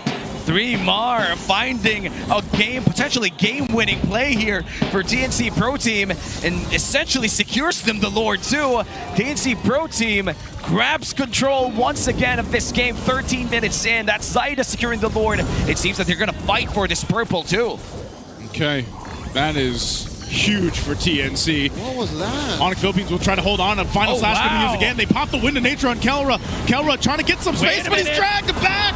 A great usage from Lancy, and now it's falling apart. ONIC They're back up. They're trying to get recuperated here, but they lost Kelra. Man, these final slashes coming in from 3mar is starting to be a problem for ONIC Philippines. I feel like the angles are just so fast, and it's so hard to predict when 3mar will just come in and try to swipe out 3 members coming in from ONIC Philippines. You know what? Instead of forcing ONIC to make these mistakes, what TNC did was they found a way to make ONIC present themselves on a silver platter. I was wondering, okay, I was going to theorize that they found those two, Ryota and King Kong, just chilling in mid because they hit the Mountain Shocker. But no, apparently, they were just out there in the middle. There. Yeah. They were clearing out the wave, you know, doing what they have to do before that Lord. They were just merry men, just clearing. But suddenly, Wild 3mar just pops out. That's scary. Trying to defend this. Lord's almost taken care of. Carroll takes some shots, but Brusco, tech charge, trying to defend here, but he gets dragged back, so Lord is gone, but you lost Brusco. Top turret worked on by Benny. They're going to go for it anyway. He pops it with the nature. King Kong doesn't have enough damage either, as Benny Cutie is fine. Will take that base turret in top of ONIC's base. And I feel like for TNC, the play just could keep coming here. 3mar does have that flicker. We'll see if they can end it here. Mid turret's going to be worked on. 3mar jumped in with a flicker again. Didn't find what he wanted, so ONIC will lose the last base turret, and that's all TNC gets, but now with a massive lead in favor of them, 7K ahead. This is going to be hard for TNC Pro Team, actually for ONIC Philippines, considering that a 7K gold lead against a Hayabusa that has struggled to find his first kill of the game 16 minutes in. King Kong is not having a great game after that Game 1 MVP performance. TNC Pro Team deliberately shut him down. He's still struggling. And what happened in that top lane situation, Benny Cutie stepping up to King Kong. If King Kong stayed for about half a second longer, he would have been dead. And that might have been an end angle. So now TNC, what they're going to do is play for this final Lord. And I give them a 80% advantage, given that they have full vision. The Mount Shocker is a game changer. The fact that King Kong can hide in random bushes and shadow in for the steal or shadow in for the shadow kill changes how ONIC have to go in. So I'll tell you now, maybe what they can do is, it's just so hard because my best practice, my suggestion would be to send Ryota, hunt down Zyda or Benny Cutie, compromise that part of the plan for TNC. That's the one thing that they can afford. Well, right now for ONIC Philippines, huge disadvantage here in terms of the map control. 3 inhibitor turrets down. Oh, wow! Oh. Anime style read! Oh, he tried, he missed, and now what's the answer here? They're just going to get the Lord off this. I'm not sure if ONIC can actually contest this. They're missing a massive utility piece here. Brusco gonna get caught with the final slash. He has nowhere to go. Dragged back with the lantern again. Brusco gone. They're still gonna be fighting. Kelra firing off of the Rhapsody. King Kong jumps in, but still holds on to the shadow kill. They really don't have much space to work with at all. And it looks like that'll be it. TNC will just grab themselves the Lord. That's going to be a Lord secured, but Ryota might be in trouble here. Chakdu has the shadow, but King Kong forced to go back. Oh my God. Spirit Destruction going to be used to go in anyway. Beacon from Lancey. He pops up with a drown. They'll find Ryota. The shadow kill going to be coming through. King Kong gets a kill. He still has this help of the team. Wow, but Kelra pops the wind of nature. 3mar's on him. A double for Zyda, making a triple. He'll show him who's boss. And now they'll focus on the base and take us to Game 3. It seems that yesterday's 3 games are catching up for our final day of Week 4. We're going to Game 3 in our first match. That Mountain Shocker's stun AoE is huge. I don't know if you often see it, but in that clip, wherein Zyda held onto it to the very last minute, to the very last second, showed you just how ONIC thought they got away with it and they could retreat and heal back and then try to defend. They said, nah. They literally caught 2 of the key heroes in that engagement, ended it. What a nice way for TNC to extend this series too. I feel like for Brusco, if that RBM engage came in clutch, that would have been massive for ONIC Philippines. And he went in for that Ghost Bush. I call it the Ghost Bush mainly because you don't really see it coming. There's like a ghost wall in the middle of RBM for that range for the Grok ultimate, but it didn't work right now because our MVP for game number 2, 3mar for his Arlet performance, just swiped out so many people in his final slashes. You know, we spoke about 3mar leading into this and everything else, and he has done so good in all the matches at TNC, and especially when he gets his hands on Arlot, he's got to be one of the best players right now on the Arlot. Specifically, he's able to go ahead and calculate those catches with the final slash so well and provide so much value to TNC and how they kind of adjust from the early game all the way to the late game. He is eking up to Sanford, currently as the best Arlet in the league, and this MVP performance is all you need to see to really understand why we're able to make that claim. Early on, he was getting bullied by the Uranus, yes, but he got away from that. He was able to answer that and mainly use his team to try and equalize. And then when they started leaving the lane, that's where things changed. And that's how, in my eyes, in my mind, rather, I knew that they were going to try to bully and oppress King Kong. But I didn't know they were going to do it this way. I didn't know that they were going to threaten his shadows with a vengeance and a final slash so effectively. Look, that's how it started. Yeah. And looking at our MVP highlights here for game number 2, going back to the early game, it was, I would say, a very close early to the mid-game, considering that Keller was ahead against Benny Cutie for the first few minutes, but we couldn't really feel it because there weren't really big team fights that happened before TNC got their big lead. I think that was the only thing ONIC was winning. And the fact that ONIC had that gold lane advantage throws us back to prime, well, I don't want to say prime Keller, but the time that when we thought we knew how Keller played. His older teams, Execration, Omega, they were fine as long as Keller was okay, but this is a new age. We are in the new era of MLBB.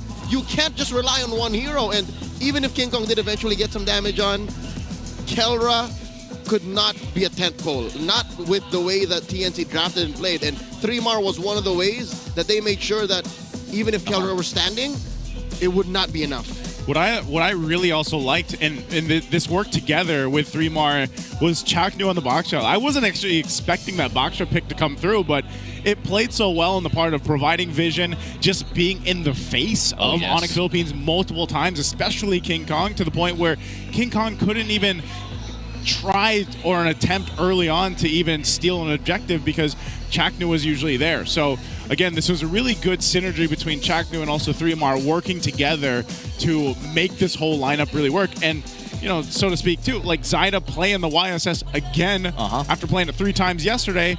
He played it just as well today here in game 2. And Lancey also showing up. Even if he struggled on this Zushin from last game, this was a completely different setup. He had people soaking the damage for him. The vision was present. 3mar was more proactive. I feel like it wasn't a problem for they did have those elements in last game, which meant that Lancey had to make his own plays for himself. But this time, very different game here for TNC Pro Team. It was a 17-minute, 55-second game. One of the more longer games that we've had, considering that our average game time right now is 16 minutes. Yeah, adjustments were in check for TNC, and what some might say were repetitive, me included, I see now as just finding their footing. And with this kind of lineup, they were better able to answer the map, better answer their lane matchup, and better get them into a position wherein they were ahead. And TNC is just much better ahead. I'll say that now, they're much better ahead. When they're trying to catch up, it's hard for them to get their cores back online. And when they're ahead, even their cores play like they're not cores. That's why 3mar is so good in this game, because Benny was fine, Zyda was fine, and that means 3mar can shine. And 3mar did shine, our Game 2 MVP for this series, extending the series all the way to game number 3. On this Arlet pickup, we've seen 3mar pick this up early on in Season 16. There were times that we would have pulled the trigger quite early or maybe even far away from his teammates, but it seems that TNC has cleaned that up here in game number 2. And against ONIC Philippines, one of the best teams in terms of formations around team fights, objectives, and everything, they were able to dismantle that in I would say, an off-tempo beat. They did find targets coming in from ONIC Philippines that were prime targets in different times of the game, especially Kelra, who was supposed to be in the backside, would still be able to hit that final slash. What a stark difference, though, for King Kong, from game 1, like you mentioned earlier, Womi, where he had that game 1 MVP, and then here, honestly, he was kind of just shut down. You didn't really feel the Hayabusa at all throughout this game too here, and it was just apparent of just how tough it was to work against the lineup that TNC had. Yep.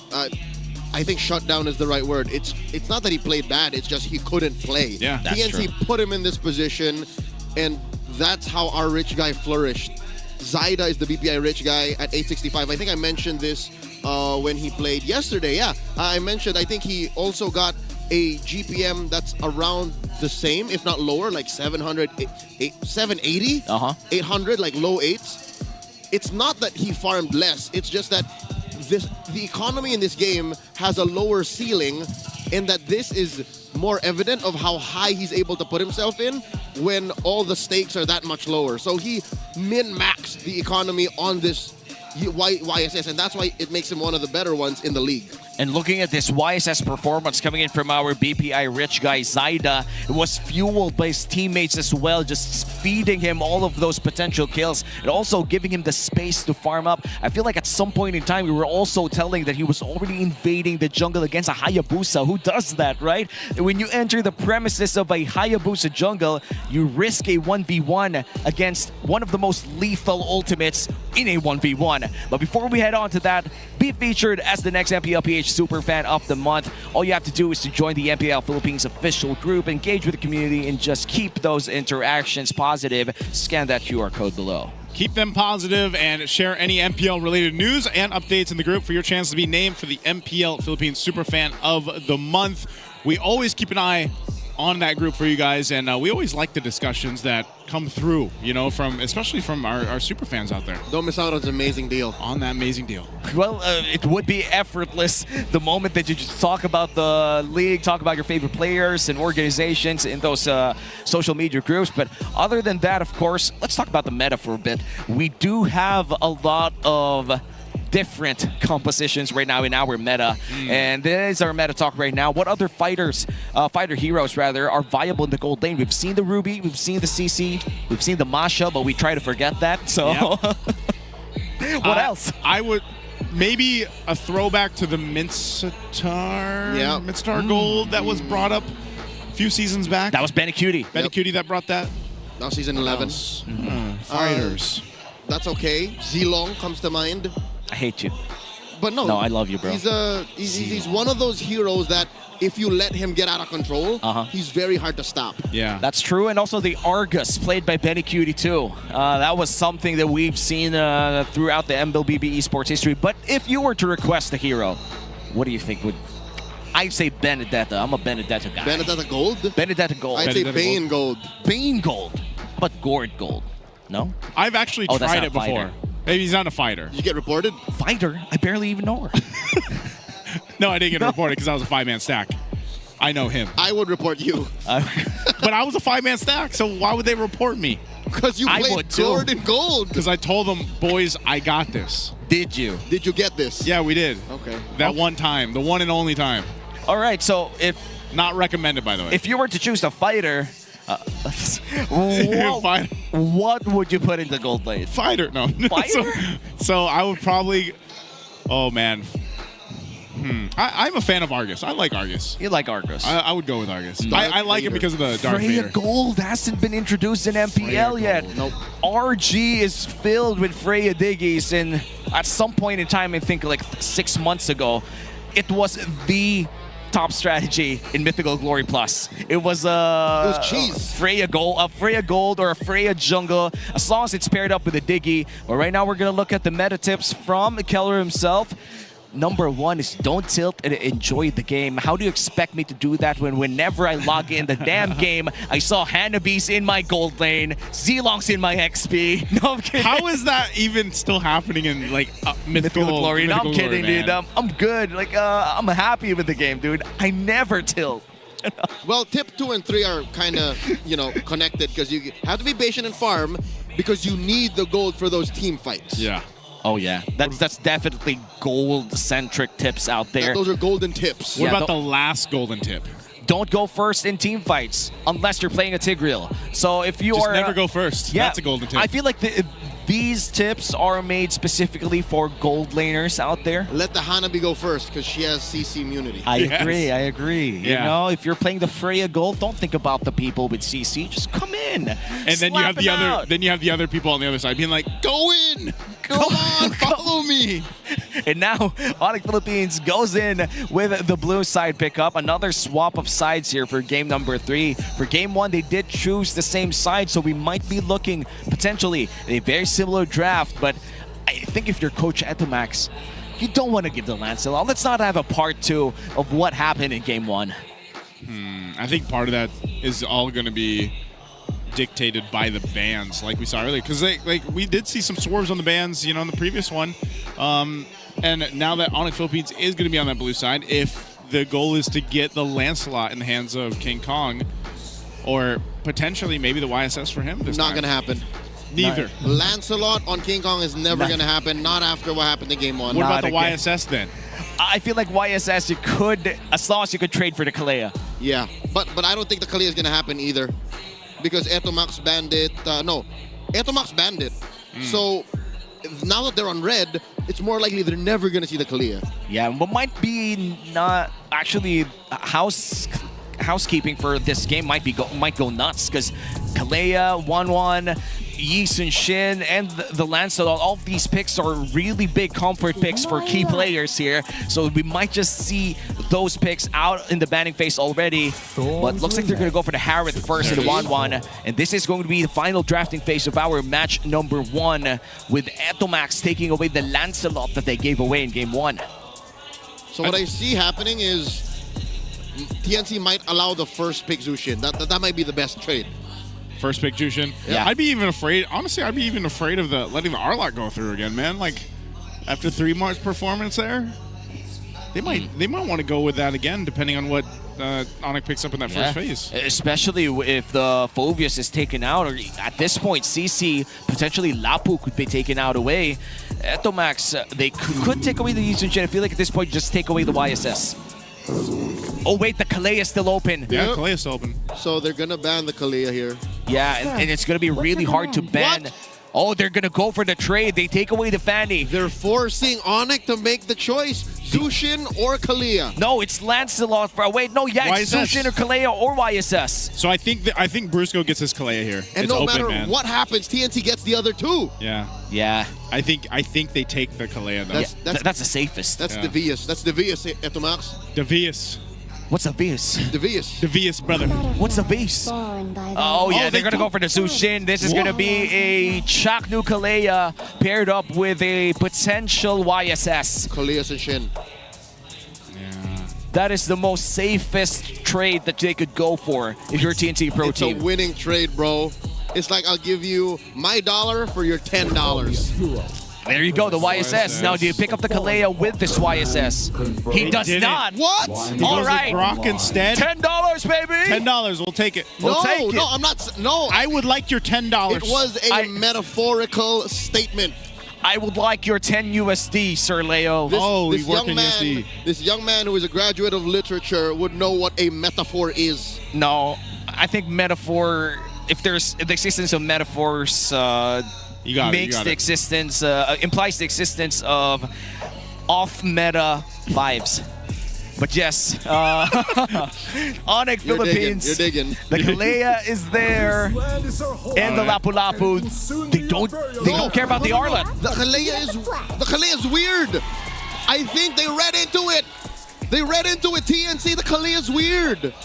People love this joy, by the way. It's his joy, man. I do believe it is just the portrait, because the skin comes out on the 20th. And there you go. The comfort pick Arlot. Strike the iron while it's still hot. 3 Martisi. That's a 3 lot. Mar. That's Sorry. solid. That's a solid amount of CC. I told you that's going to happen. Like, if I called anything today in this match, it was that. It was the Arlot. The Arlot back-to-back, the Yi Sun Shin back-to-back. Yep. But it is a very different laning phase, though, for this Arlot.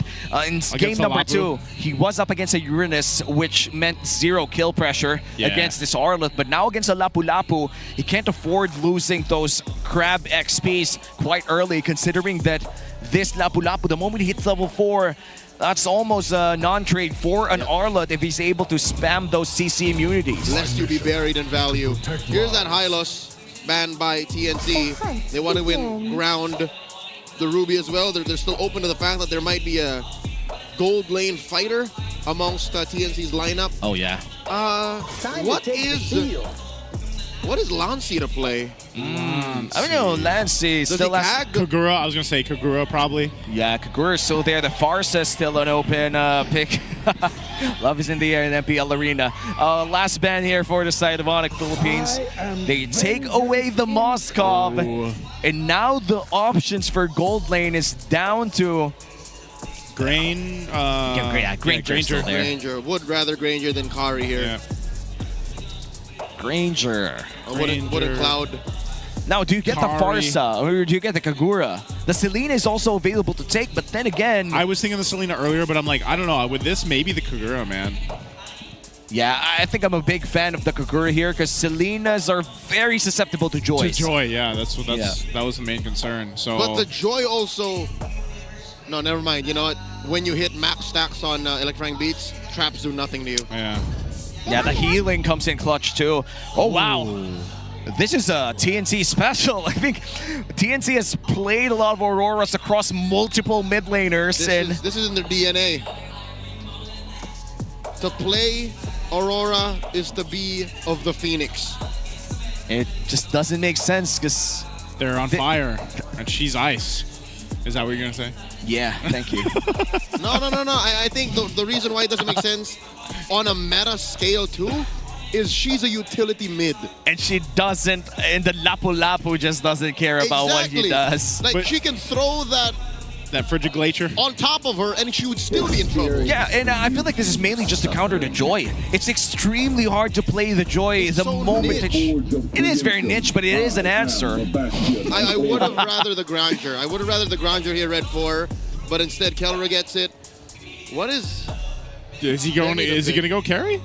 Cloud. I'd rather the Cloud, man. The Cloud instead of the Kari. The Granger kind of... I mean... The Kari kind of dangerous. That is the Kari. Oh yeah, it's a Kari. That's Kari. Okay. Now that he's running the Kari, I feel like firing at. I feel like Lapu, the Gatot, and because you're gonna die to the Joy. Yeah, and if you run a Purify here, you're gonna be very susceptible to the Zushin and the Joy. So I feel like even if you'd like to have a Purify in this matchup, you gotta get that flicker. I barely even know her. Same. I walked right into that. Yes, you did. I walked right into that. But yes, now we're walking right into game number 3 in this first matchup of the day. Once again, TNC versus ONIC Philippines. We've seen ONIC win very quickly in game 1. Now TNC Pro Team in game number 2. Let's see in game 3. What I like about this Aurora pick is it might be yesterday's Chip Claude. It might be the hero that none of us asked for. Yeah. It might have even memed to some extent, but it might be what makes this lineup work. Well, we're about to find out as we enter the Land of Dawn for whoever wins this game number 3 gets to the point between ONIC Philippines and TNC Pro Team. 3-Mar was impressive in game number 2. Game 1, King Kong was oppressive to the entire TNC Pro Team. Now we're going to head on to a short break. And this is going to be a big game for TNC Pro Team considering that this will be their last game for the season. And a win here could potentially put them within top 4. Last game of the season. I mean, last game of the half season. I was going to say, whoa. My bad. Half season. True, because let's be real here. Things are going to be changing. Oh, you know, for our second half of the season. Project next week. Something's coming next. Yeah, something's coming next. You know what? I'd like to see the river expansion in the future, you know? Yeah. I would like to see some walls get broken. I would like to see someone traveling on a cloud. I'd like to see more bushes around the Lord. I wonder if this is how it happened. Like, there was just a personal wish list. And then they were like, I think you know we're what? only allowed to wish for 4 things. Moonton HQ? Yeah, Moonton HQ. And they're like, you know what? Yeah, it's about time. Maybe... I like a new hero. You'd like a new hero. You Obsidia. Know Obsidia. What is that? You know, I like the passive name of Obsidia. Return to Bone. To Bone. RTB. RTB. Return to Bone. What does that mean? I don't know. I don't know. But it makes you feel something. It's provocative. It's provocative. Return to bone. And now we return to game. ONIC, TNC. This is going to be Zyda's back-to-back YSS games. Impressive in game number 2, but this is in different context. They do have a lot of crowd control up early. And look at this. Ryota did lose a lot of HP out of that trade. Yeah. Looking at how this is going to play out, too. You know, I like that Lancey has even the Rupture. Like, it's just a little bit of extra burst because I just feel like Aurora doesn't do that much. Yep. But maybe the idea here is also playing into Chaknu's Grok to a point where you can say, okay, he gets a tech charge off, or maybe you set up with Lancey with the Frigid Glacier and then they can work together. It's chain CC, and I think I get it now. I just need to see it in execution. The damage that she deals is deceptively good, like an Eve. You know, like she can let through these spells back to back to back, and next thing you know, like, oh no, Super Prince isn't ready. Super Prince can't fight. And I think it's also hard to find a proper or perfect timing, especially if you're up against this Aurora, considering that the moment that you drop the Frigid Glacier, it kind of pauses the entire team fight. It's an entire pause button the moment that you see it just spreading throughout the entirety of that AoE. As the 3-mark gets level 4 quite early, this means that they do have a slight advantage here in the upcoming turtle fight.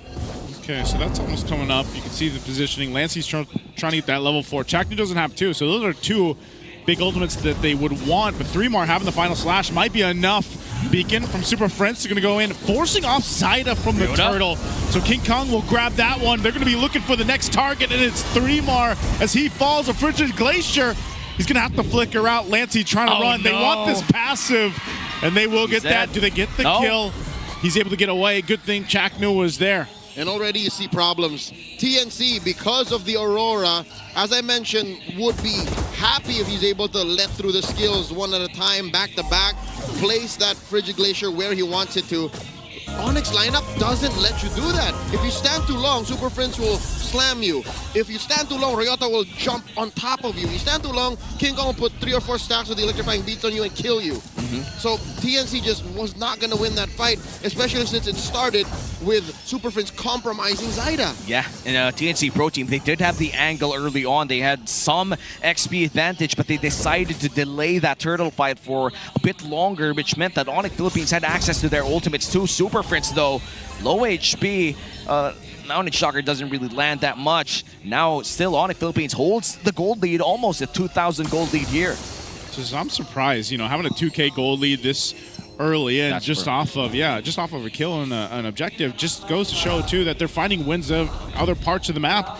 And at this point, it might be up to Chaknu to set things up or at least give the information over. Yep, because where are they winning this? Where are they getting this? Number 1 turtle, XP lane, you can see how Ryota's bullying 3-mar. Mid, don't even get me started. And I think even the gold, the situation in gold is dire even for Benny because he's outranged by the Granger. Granger has better early game damage output. And you can see he's down by almost 500 gold. Yeah, you just gotta take it in if you're TNC Pro Team. You lost that turtle fight pretty badly. You kind of want to recover, be able to farm up. You still have those turret shields that allows you to at least survive under the turret better. But this turtle, it seems that ONIC Philippines, they want for themselves in TNC Pro Team. The question is if they could contest for this one. Okay, turtle's up. Second one of the game. It's closer to the gold laners too, so this might be a little bit better for TNC if they actually go ahead and utilize Benny here, but it could even set them back further. Super Prince. Ouch. Top of the beacon. Chaknu's still holding on to the tech charge though, so there he goes. Oh, he's gonna go for it anyway. He's able to find King Kong, but that's a huge final slash from 3-mar. But can they follow through? King Kong's gone. Benny Cutie unleashing. Calro was looking for more, but Zyda, both junglers down. And so ONIC with the advantage will just take the turtle. Oh, that's so unfortunate. 3-mar with a final slash. Again, symptoms of what we originally diagnosed TNC's lineup with, and it affects their execution. They need to layer their skills. A lot of what they're asking for needs setup, and they got it via the flicker tech charge and that final slash by 3-mar, but there's only so much payoff you can get at 5 minutes from a carry. That's true. And that's not something that Kelra needs. Again, Kelra has better damage output at this point in the game. And looking at the replay from that entire fight, that was a near perfect engage coming in from TNC Pro Team. Not only did Chakno get the jungler before the turtle fight, but 3 more already expended that flicker to for a 4-man final slash. And even with a perfect setup like that, they only had so much damage. Just like you said, Leo, they couldn't really translate that into things that they want. Yeah, it was so unfortunate. Such a good setup, but when you don't have the damage to follow through with that setup, it's just falls apart. Where's the payoff? You could have an amazing joke and then the punchline not hit, and then you still feel bad. Yeah, and so far for TNC Pro Team, things are not looking great. Here comes AOG coming in from Brusco, facing Benny Cutie in a potential 1v1. Okay, Benny just going off. The Revitalize is there, and it's just a little too late. Brusco still alive with the Revitalize, so that's unfortunate for Benny. Gonna put him further back. Oh, frustrated. Benny Cutie looks like he wants a break out of that 2v1. And now that turret will be falling up top. TNC Pro Team, they do lose 1 turret for that trade downstairs. So, again, you can't blame Benny. What he was doing was pushing that lane so that they wouldn't have to lick their wounds so much for the previous losses. The 2 turtles as well. And now this does allow ONIC to keep this 5k gold lead very strong. But that doesn't fix the fact that TNC, the payoff isn't there just yet. I guess Benny Cutie's at what, 2 items now? And I think they still need that Swift Trinity to really get what they want, even with a perfect setup. Oh, that's unfortunate. 3 Mark gonna get dragged back to his death. You lose the final slash, you lose your life. Kelra will pick up a kill. They're now focusing on Lancey. There's the passive, but they're going to be able to follow through with a shot from a double from Kelra right under the tier 2. Rihanna does go down, and now Kelra looking for a triple kill. He'll find it as he takes out Chaknu. Oh man, disastrous sequence of events here for TNC Pro Team. Not only did they expend crucial battle spells, but they lost 3 lives in that entire fight. What TNC is doing here is something that they wish they did in game number 1. They're taking their losses, but are also immediately going for reparative course of actions. You'll see that Zyda and Benny were not where that big loss happened, but just the same, they're also doubting how far deep they can go into the map. And that's because ONIC now have gone more than a 5,000 gold lead. What that translates to is a full item on your cores. A full item or almost components. Oh my god, Zyda still got it right. Half an item or components on those non-cores, which means they're literally fighting from a different age in time. TNC are fighting with picks and axes while ONIC have straight up automatic shotguns. And that's just straight up cheating, man. This is firepower difference, and it's as if they didn't have that damage problem early on. Oh, they're jumping in again. Unbreakable on the taunt. Chaknu with tech charge. Frigid Glacier was already dropped down. This is all fighting under the turret. We're still with the holy shields. And they'll cut him off. Again, that's just how much of a lead ONIC has. Chaknu, is he going to be able to get away here? A shot from Kelra. Destinata's looking for more. They get the holy shield. That's all they wanted. 5v4 underneath your own turret, and you still got sent back. Yeah. That is what I'm talking about, the technological difference. It's the artillery damage as well coming in from ONIC Philippines. A great engage coming in from that AOG from Brusco. You usually don't see that anymore. Let's be honest. People don't use the Avatar of the Guardian to start fights anymore. But Brusco was just so brave. He knew that he could land at least just one, you know? One could say he RD'd the AOG. What? He RD'd? He RD'd the AOG. What's the RD? He hit it raw. Yeah. He just straight up like, I'm gonna do it here. I'm gonna do it here. Yeah, he did. He RD'd it. You know? First the MO, now the RD. You know I'm gonna do it. What are you gonna do? What is your response? You back off, apparently, if you're TNC Pro Team. And now with this first lord of the game, TNC Pro Team, it seems that they still have some sort of control around their purple buff, which means that they could at least set something up potentially to fight against this lord. But I feel like if you're up against an ONIC Philippines with a 7k gold lead, you try to get one man down and you're out. No, they shouldn't try to get one man down. What Chaknu is doing is he's distracting ONIC to try and get a response, slow down this Lord take, and then eventually he might pay for his life. Oh no! Oh, Chaknu. Oh, he's fine. Okay. He'll defensively tech charge, but he's tracked back by Super Prince. But luckily for him, he gets away.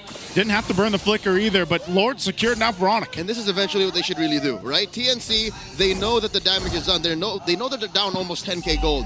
What they should do is slow it down, try to get more on Benny. He's not even in his Swift Trinity yet. Yeah. And then use these shields in mid and then in top eventually to max efficiency. Clear these waves, get rid of the Lord. Luckily, their wave clear, I'm looking at it, assessing it, it's fine. It's better than ONIC, I'll say. At least they have the Earthen Rampart here. Chaknu could delay this Lord if he wanted to, but it seems that he's not going to go for that call. Tectonic Charge and the Flicker is available, but it seems that he's not going to pull that off just yet. They're going to be able to defend the mid lane, but bottom lane looks to be in trouble next. ONIC Philippines, complete in their battle spells, might just be able to extend this siege to, I think, 2 more minutes. Yeah, they get all the shields down.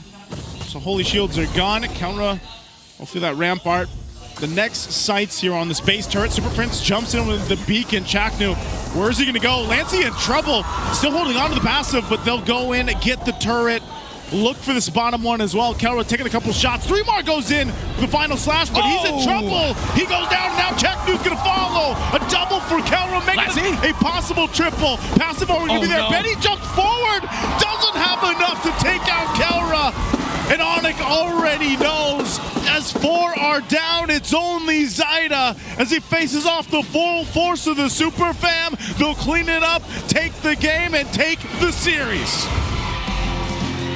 A 2-1 victory for ONIC Philippines, celebrating the near release of their skin line, that joy performance from King Kong. I expected no less from the Super Fam. As soon as they touched the 13k gold lead, they knew that the end was nigh. Again, I can't blame them. TNC, that was their Hail Mary play. That was them hoping for all hope that a single CC combo could kill it. That's what Trimar was doing that deep. Yeah, he was trying to pull a lot of plays. Sadly for TNC Pro Team, they failed to secure a point against ONIC Philippines, remains in the bottom half of our Infinite standings. TNC in this season, a lot of people think that they are competitive. I feel like they are. We've seen them win in game number 2, and hopefully they restart, find their game again as we enter the week 5 next week. TNC Pro Team, definitely a team to watch as we go to the second half of the regular season. But for ONIC Philippines, they did just win right now. A 2-1 victory, even playing that joy. Yet to have that ONIC PH skin, but in the hands of King Kong, definitely something worth to watch. Man, I can't wait for those skins to come out. September 20, it's not too far away. Mark the date. That's ONIC PH, Beatrix, and Joy. For now, we're going to go to the main stage to talk to ONIC Philippines. And the Super Family is dominating after that 3-game match. ONIC Philippines, what time is it? Congratulations, gentlemen, sa inyong win na yon. Hello, Kelra. Ito muna ang mikropono para sa'yo. Ayan, napakaganda ng iyong performance, especially doon sa last na moments nyo. Naka-triple kill ka pa ata with that Ranger, no? And Kelra, pinag-uusapan natin ang eras of the league. At for sure, walang makakalimot doon sa era na magkakasama kayo ni na Coach Eto Max, ni na Chaknu, together with Coach Why Not. Ano ba yung favorite mo na moment na magkakasama kayo before? Favorite moment ko lang talaga nung magkakasama pa kami, pag inaasar namin si Eto Max. Pag pinag-titripan namin si Eto Max, kaming tatlo nila, Coach. So, siya talaga yung nabubunot nyo palagi? Siya. Basta yon, basta banding nyo yun. Basta yun yung banding namin, ayun yung kuluitan namin. Pag napipikon si Eto Max, kasi mabilis siya mapikon eh. Nahuhuli kung sino talagang pinipikon nyo, di ba, Renmar? Yeah, and of course, as you mentioned, si Coach Why Not kasama din doon. So, same question for you as well. Ano naman yung mga paborito mong moments nung lahat pa kayo magkakasama in one team? Siguro yung pinaka-favorite moment ko yung birthday ni Chakno. Tapos nag-celebrate kami sa bootcamp. Tapos first time ko siya nakitang sobrang vulnerable. Tapos sinabi niya doon na lahat daw gagawin niya para makabawi, magbago. Umabot yung point na yun. Siya yung pinaka-naging role model ng Omega during that. Okay, so for someone like Chakno, medyo rare na nag-open up siya na ganun. And then it was during his birthday na he was able to bring that out. Okay, so we learned something new about the Mamba. Good to hear that, no? Parang naging part talaga kami ng inyong reunion this time around. Pero kanina, ginamit na yung kanilang magkakaroon ng skin na Joy King Kong. We love your entrance kanina nung nag-VOG si Renmar. Kailan ba marirelease yung skin nyo?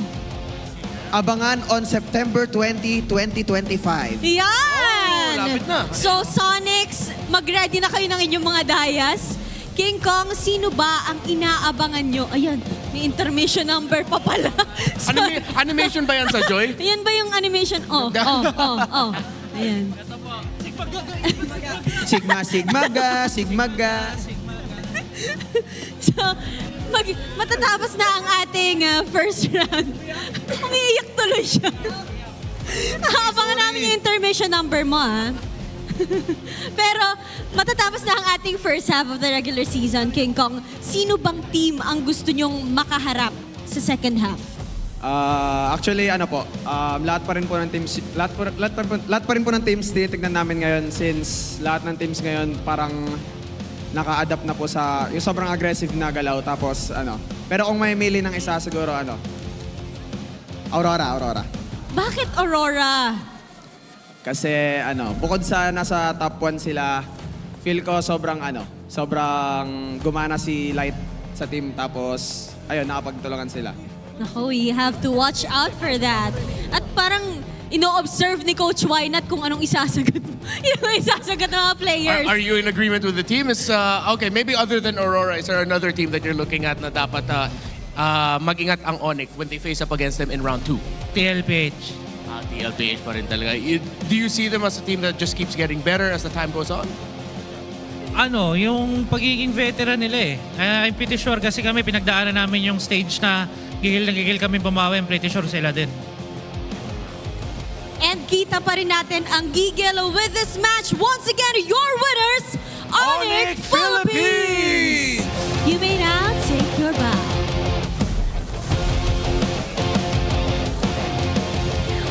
A win for ONIC Philippines at mukhang diretso bonding ang Super Family after this match. Yeah, and it was great to see that the series went 3 games at nakita talaga natin yung history of Jackno and Kelra playing against each other na even the casters na point out nila na parang may halong familiarity na yung nakikita nating gameplay. That's right. Talaga naging maganda ang reunion sa laban na to, and we're excited to know more about what happened in that game with our casters. Thanks so much, Odin and Renmar. We're back here in the casting desk still with Womi, Naisu, and Leo. They talked about their bonds from way back and talked about how they had fun in that match. ONIC Philippines, however, still looking to find a match against TLPH. They set their eyes on the MSC champions as of now. They got him, man. I think everybody has certain teams on their list. Of course, Kelroy getting the MVP here for Game 3, 7-0-1 on the Granger. He's one of those players that all the gold laners love to play against. He is always in anybody's list when you're talking about greatness, excellence, GOAT status. This is him. Kelra went deathless in game number 3. Almost did not die at all, even in that game that they lost in game number 2. And I'd like to think that this would not have been possible if you picked any other hero. Yeah, Granger on the hands of Keller is just really lethal, especially in the early game. OEB currently is number 1 on this Granger, but Keller plays a mean Granger, and this was the fight that is very unfortunate for TNC. You ask about a dozen pro players, half of them will say, oh yeah, no, my Granger is Keller. The other would say, my Granger is OHIB. So it's that tight. That's how good these two players are when you're talking about Grangers. But his Granger in this game dictated about half of what was possible. And you'll see that Benny Cutie, the reason why he played that way, or the reason why he responded that way, even in the very last part of the game is, you know, I'll just flicker forward, I'll just try whatever, is because Kelra put him in that situation. As soon as the game started, Kelra bullied Benny. And that put Benny in a, I got a chip on my shoulder, I have to prove to the world, to everyone watching, to my team that I can make that early game investment worth it. And that even put 3 more on tilt. Yeah. That forced 3 more to go that deep. Yeah. And look at that sidestep flicker coming in from Kelra as well. Just knows the range of this wild charge, or this tectonic charge.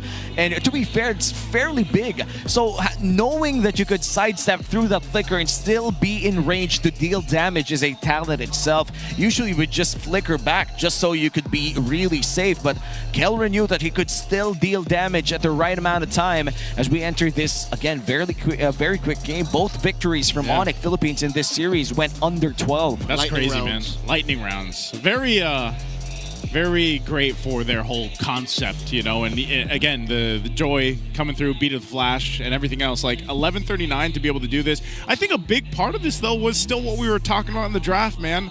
I think Lancey probably could have been on something else. It just didn't work up because we were worried about even getting collapsed down on with a Joy, with Brusco jumping in. You mentioned this earlier, Womi, an aggressive AOG to start the fight. You know, I mean, so many of those instances just because they knew that they could throw almost everything at even Lancey alone and put enough pressure on him to where then you kind of don't really have much left to utilize on that Aurora. And I think with all of the mages available in this game, Aurora seems as such as I think a very niche pick here for the side of TNC Pro Team against this Joy. There were other options. What options are you looking for? Weirdly enough, Kimmy was left open. Eve was left open. Farsa was left open. Oh, Eve would have been beautiful. Selena Kag was open. Kagura could have been an option too. Maybe this was just, you know, that recessive gene in the TNC player. Like, let's just bring up our pick. Just like, boom. Yeah, we can Aurora. This is the time, Lancey. Pick it up. And now we look at our big four. The Wingman, Super Prince, Chakdu will be getting that sandbag again. And their carry and our BPI rich guy this time around will be Kelra, dealing so much damage and getting so much money in return too. I'd say he makes it in the top 10 season, all-time season 16 BPI rich guys. 914 gets you there to top 10, but not top 5 just yet. Yeah, I feel like if you're competing for the most BPI rich guys, you would be in either jungle or gold. I'd be surprised if within top 5 there would be a mid laner and an XP laner, but that would be very rare. I feel like it was only one time that we've actually seen a mid laner win this award. So right now for Kelra, getting that BPI rich guy and a dub against TNC Pro Team means they're 1 point up again in our Infinite standings. That's good that they got it right here at the halfway point as well. All these points are really crucial because as we looked at the Infinite standings earlier, you saw how close everyone was. And before we head on to more pre or post game discussion, let's go back to the winning calls in the Infinix mic check.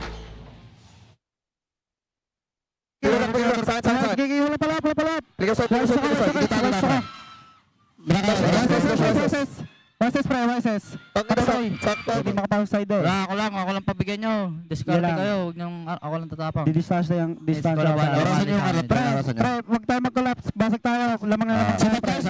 Skip freeze. Di na makapasok. Gerak. Wala ulti ka, nag-ulti ka. Gulo lang pre. Wala ulti. Kalma pre. Basag tayo. Dashing na ako. Tara nga ba, ready sa akin? Basag. Chill. Ano yun? Nag-all skill.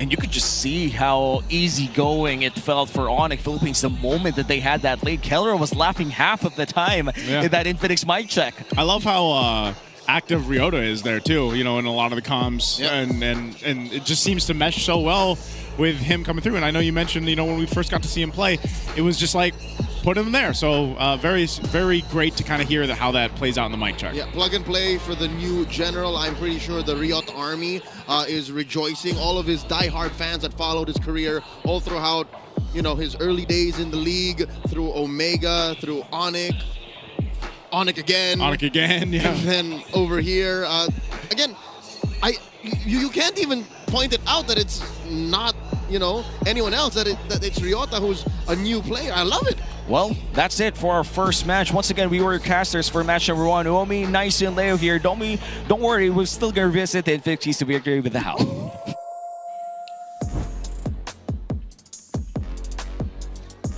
Maulan sa labas, pero dito sa Green Sand, sa MPL Arena mismo, mukhang napigilan ang bagyo. Yan po ang ginawa ng ONIC Philippines going up against TNC in this first series.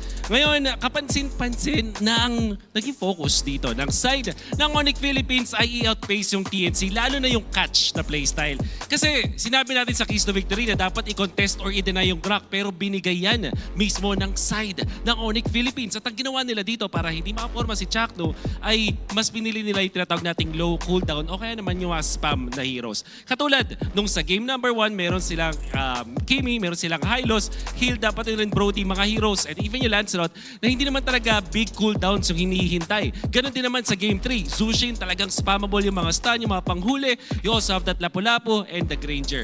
Lahat ng mga heroes dito ng side ng ONIC Philippines nung nanalo sila ay mababa ang cooldown ng kanilang mga impactful na mga abilidad. Kaya naman, yung Grak na mahaba yung cooldown in combination with the final slash, like even yung Aurora with that ultimate, hindi na talaga nakakahanap ng tamang opening para makahinga dahil naghihintay pa sila na kanilang mga long cooldowns. Although it was a 2-1 series, nakita natin sa ONIC na kapag gantong spam ang kanilang playstyle, mas nananalo sila sa laban. And we also talked about containing Zyda sa ating Keys to Victory. Napakadali lang yung ginawa dito ng side ng ONIC Philippines. Sa game number 2 and 3, binigay nila yung YSS. YSS usually hindi talaga naagak yan unless makapag-snowball. Pero nung Fanny, na specialty naman talaga ni Zyda, ang pinili nila was the Brody. At pwede nyo itong itry. Isa sa mga classic counter sa side ng Fanny na dahil ang hirap niyang puntahan sa lane at pwede pa siya makakontra. Plus, napakalakas sa laning stage. Yan po ang ating mga natutunan sa laban ng ONIC versus TNC. Mamaya naman, TLPH ang ating abangan going up against APBR. Yan ay sa pagbabalik ng MPLPH Season 16. Kaya huwag kayong alis. Magbabalik ang MPL.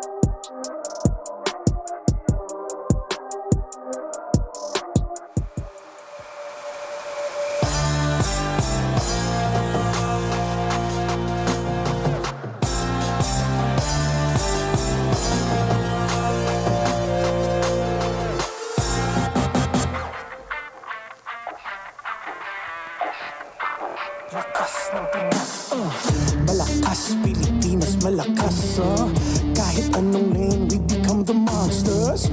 Malakas, Pilipinas, malakas, face the golden sun and repping for the 3 stars. Look at us, to the top, no ifs, no buts, winning any game, para to sa PIN na yes. Di mo matitinag aming boses sa new level, nasa kalye man o mobile, you know I become a legend. Listen, open fire, we unite, we winners. But with pressure, like diamonds are made of. Switching the lane na parang gera, HP racing made a setup. Pagkakatang buhat ni Hilda, full down SS parang Laila. Susundan ko ang wakas, kasama pataas, tagumpay na.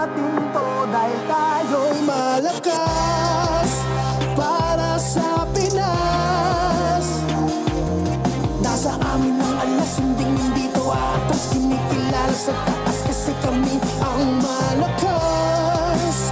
Para sa Pinas, nasa amin ang alas, hindi to atas. Kinikilala sa taas, ganito kami sa Pinas, yeah.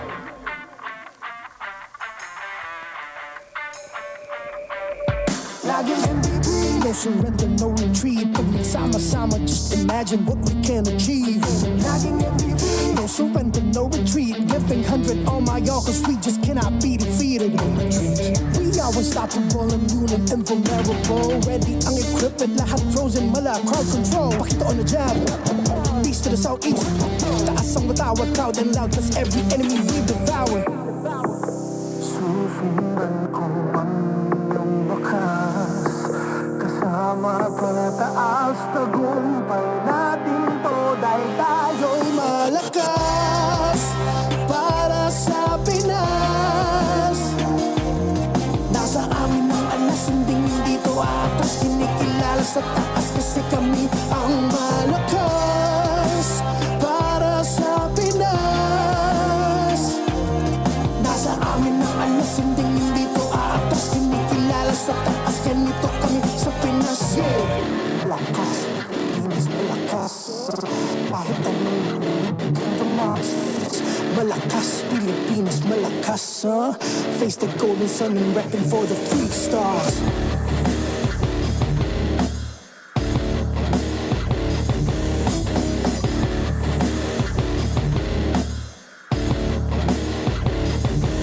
Ang lakas ng Pinas, we unite, we the stars. Ang lakas ng Pinas, we unite, we the stars. Ang lakas ng Pinas, we unite, we the stars. Ang lakas ng Pinas, we the stars.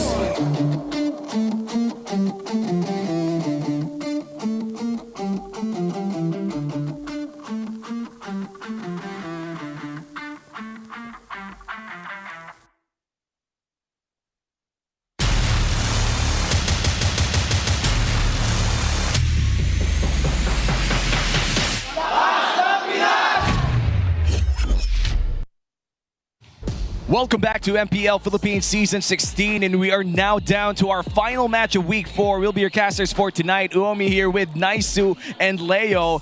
We saw ONIC Philippines dominate in our first match, and now we might even see 3 games again.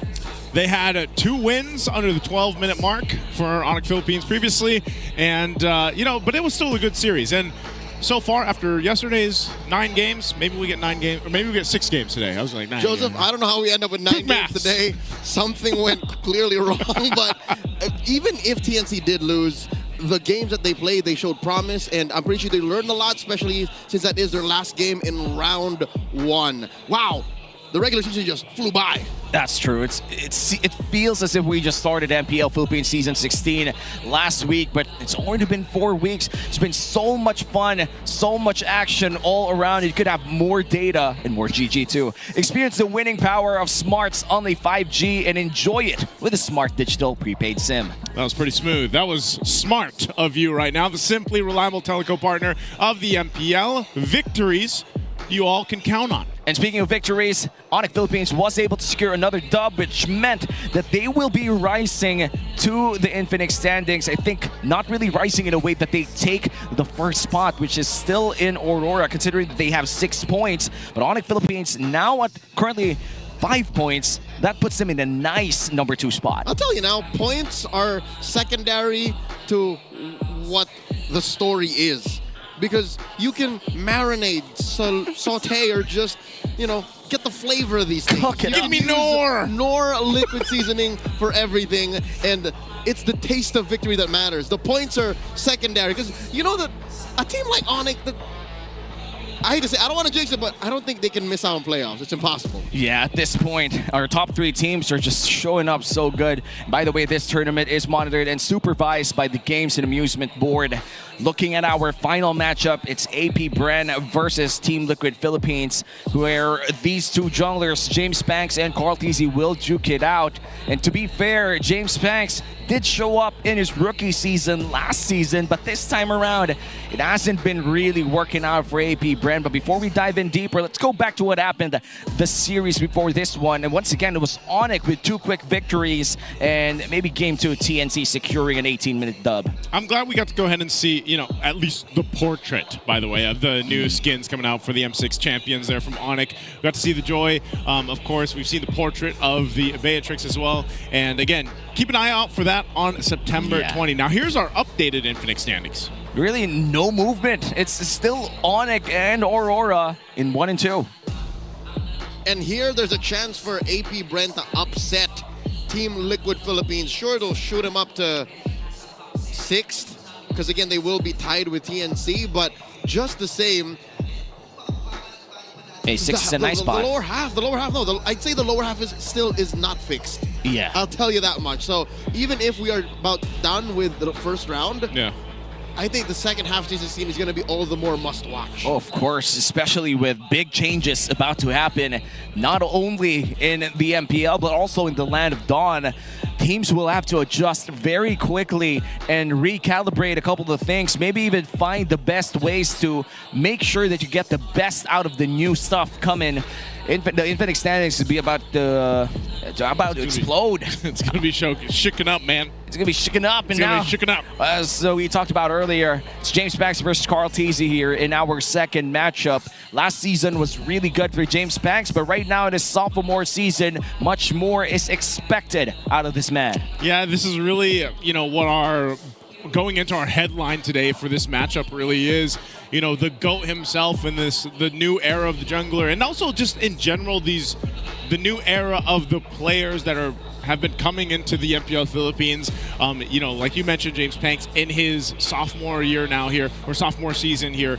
It's you see the improvements from them. AP Brent has been able to go ahead and do some pretty good things, but still, you clearly see where they struggle. And if you compare them to a team like TLPH, who's so used to playing together, so used to building up, so used to stampeding together, that's what I'm still looking for AP Brent. And maybe it starts in the jungle. That is such a great smile. Carl Teasy is the ruler, that of which junglers are measured by if they want to find any success in the League of Champions. Because if you look back, before James Banks, Carl Teasy has stared down the eyes and tested the mettle of the likes of Demon Kite, Irad, and they stepped up, they batted up to the plate, and look who's left standing. Look who won recently at MSC. Look who is now dubbed the GOAT.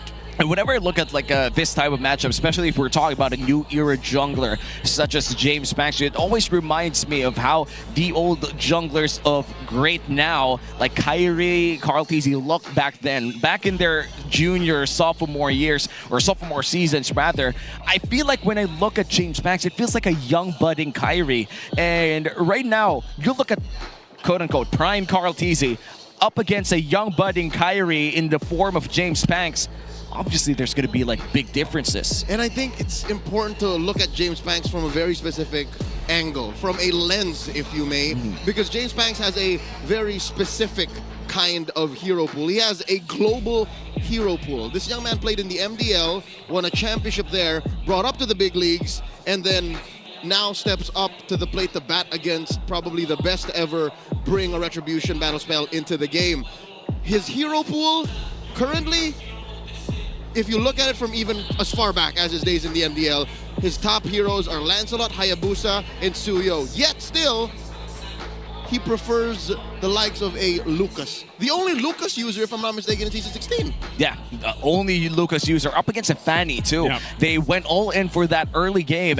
And for James Banks, you talked about his time in MDL. He was a champion MDL in the Global Band Series as well, which meant that he had to play more. He had to play a lot of heroes that he isn't really much comfortable with. But now entering in the big leagues in MPL Philippines, he has to be able to bring out the best picks that he has in a consistent and competitive level. And that's what we're asking for, especially up against Carl Teasy, the GOAT himself, now on a hot streak with that win yesterday as well. Carl Teasy definitely is showing everyone how to play this role. I like this when we take a look at this. This is what we were mentioning. Look at the hero pool that James Banks has. Again, his experience in the MDL, the fact that they run a global ban and everything else, and also what he's played here, of course, in the MPL. He has a wide range there. They have the shared typical hero pool between the Lancelot, Joy, and the Fredrin. And then it's funny, Carl Teasy, his unique pick between the two is the YSS. Mind you, this is just in Season 16. Yeah. These are the unique heroes that James Banks have picked. And then Carl TZ, the only unique hero he has compared to James Banks is the Yusun Shin. What if tonight James Banks picks the Yusun Shin? Well, that would be a challenge for James Banks. In fact, if other people think about what else James Banks should be bringing out next, I feel like they could comment that down below. Because for me, I feel like it's about time that you bring out the YSS this time around. But a lot of these choices are also viable options, especially for the Leo mode that he had played last season, paired up with a high loss. And a lot of Alice compositions do exist right now with the Angela. Hey, whatever your choice here, just comment them down below or talk about it in our social media groups. It's all available out there. Analysts at home, we throw it back to you. I'd love to see the Alice. Alice Angela, maybe? You know, something like that? Might be too slow, though. I want to see Martise. You want to see the Martise? Yep. How about the Alpha? I mean, we haven't seen the Alpha for the longest time. That's my Alpha Dog 360. When we were back in the M series, Alpha was one of the, I think, the heroes to choose from, especially up against that Suyo. And in fact, I do miss the Suyo. We haven't seen the Suyo that much here in MPL Season 16, but maybe that's about to change because this is about to start. Once again, it's going to be AP Brand versus TLPH. Let's all welcome the players. It's the Hive's time to shine with Lord JM, James Banks, Aqua, X Nova, and Shizo. It's AP Brand!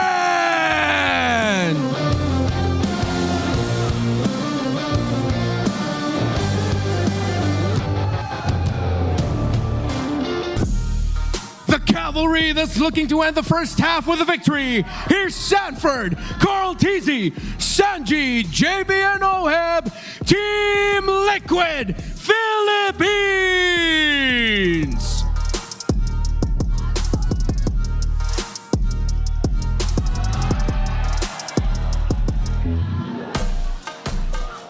Please welcome the marshals for this match.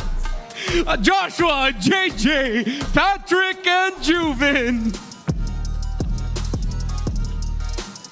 And our coaches, Coach Jeff for AP Brand and Coach RC for Team Liquid Philippines. MPL Arena, this is our last match of the week. AP Brand, Team Liquid, make some noise! The last match of this week 4 is about to begin. Let's welcome AP Brand. We have Lord JM, James Banks, Aqua, X Nova, and Shizo. Man, if I was AP Brand, I'd be a little worried after seeing JP do the pose up there. But again, for AP Brand, they showed us some great things. We're going to have to keep an eye on James Banks, like we mentioned. Maybe bring something new to the jungle. But overall, we have to see exactly what X Nova does. We know how important the roamers are for that initial setup alongside Aqua. Again, the guy with so much experience, former Raider, but now leading the Hive here for AP Brand. Experience and potential could only go so long. Let's see if they realize that against TLPH. We have Sanford, Carl TZ, Sanji, JP, and Oheb.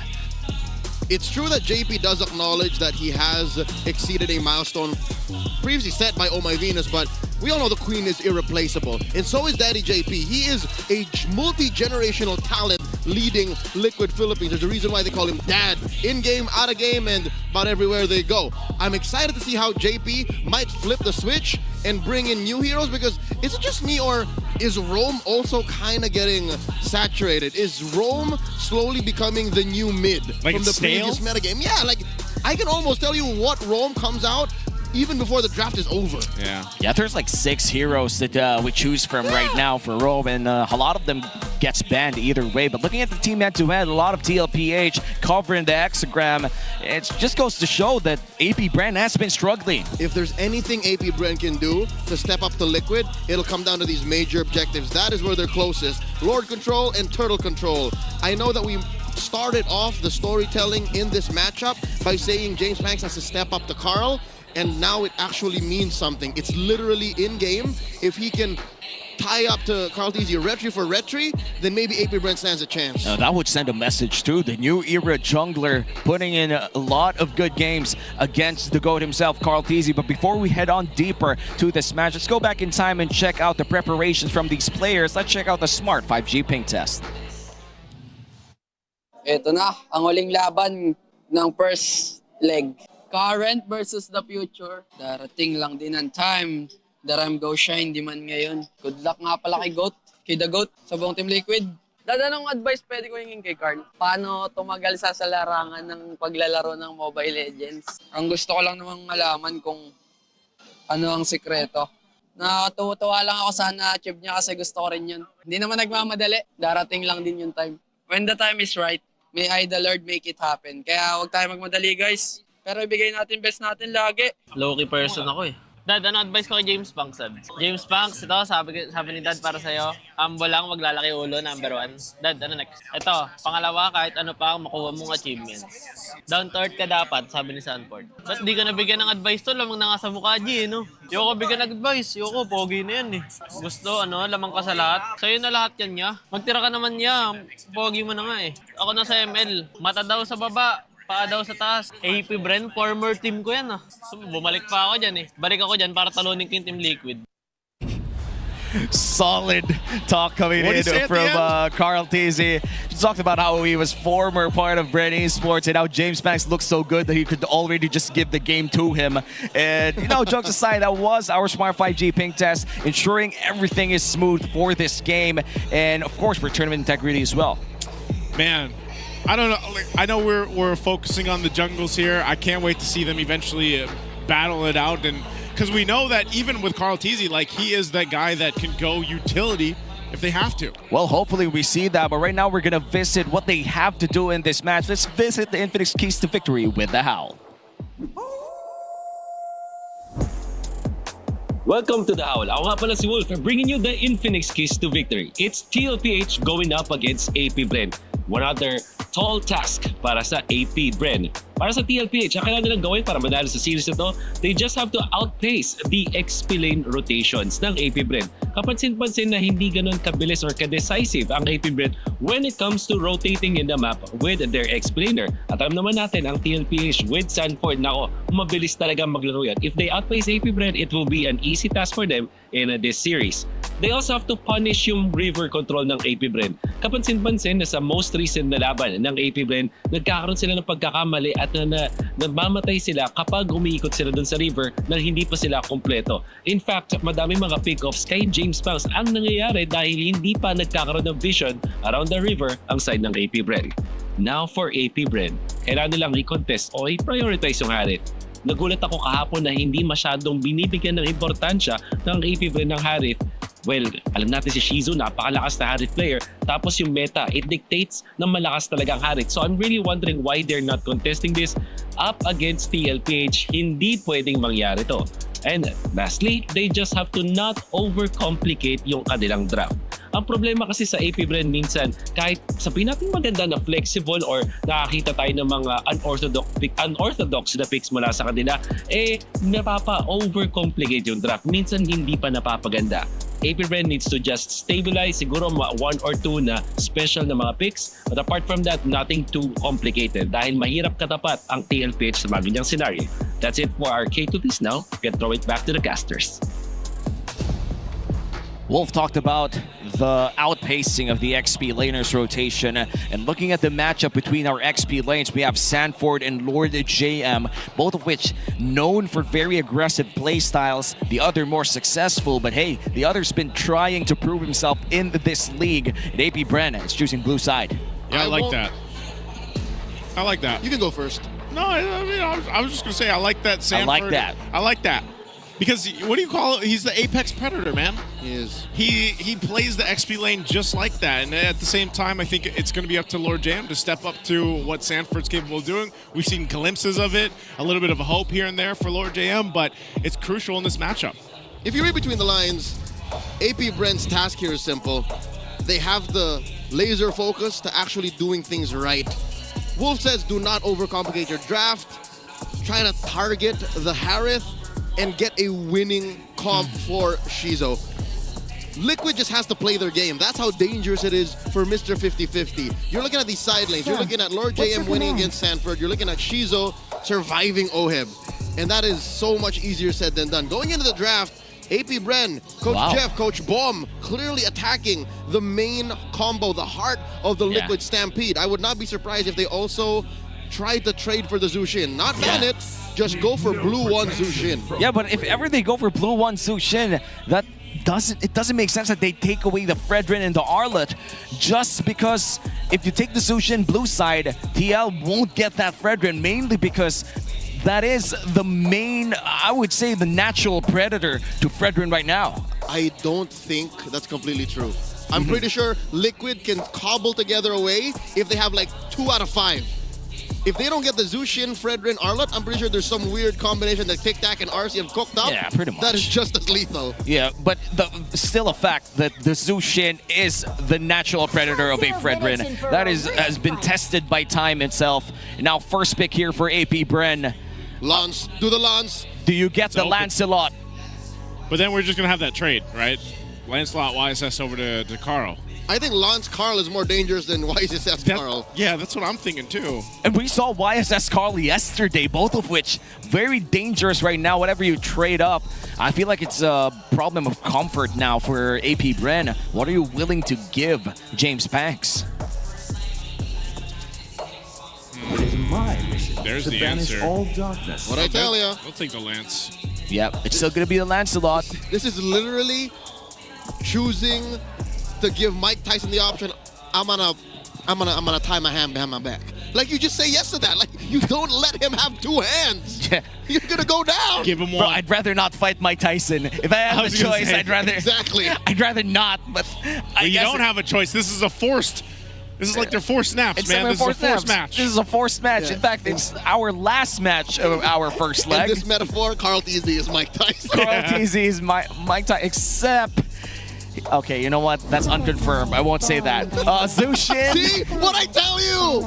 And they're gonna go for Zushin plus whoever. What, Lapu? No, they're gonna go for Gotcha. The CC, however, is open to take. If you're side of AP Bren, I feel like it's smart to either take that or just ban it if ever TLPH doesn't get the CC for Edward. Yeah. For Lord Jam. For Sanford. My bad. Now you mentioned it. Pick the laps. Steal it away. Steal the Lapu from Sanford. Yep. Yeah, you want to do Did that. you say Edward? You triggered Sanford, dude. I'm sorry, bro. They're just too good of XP laners. Choose your words.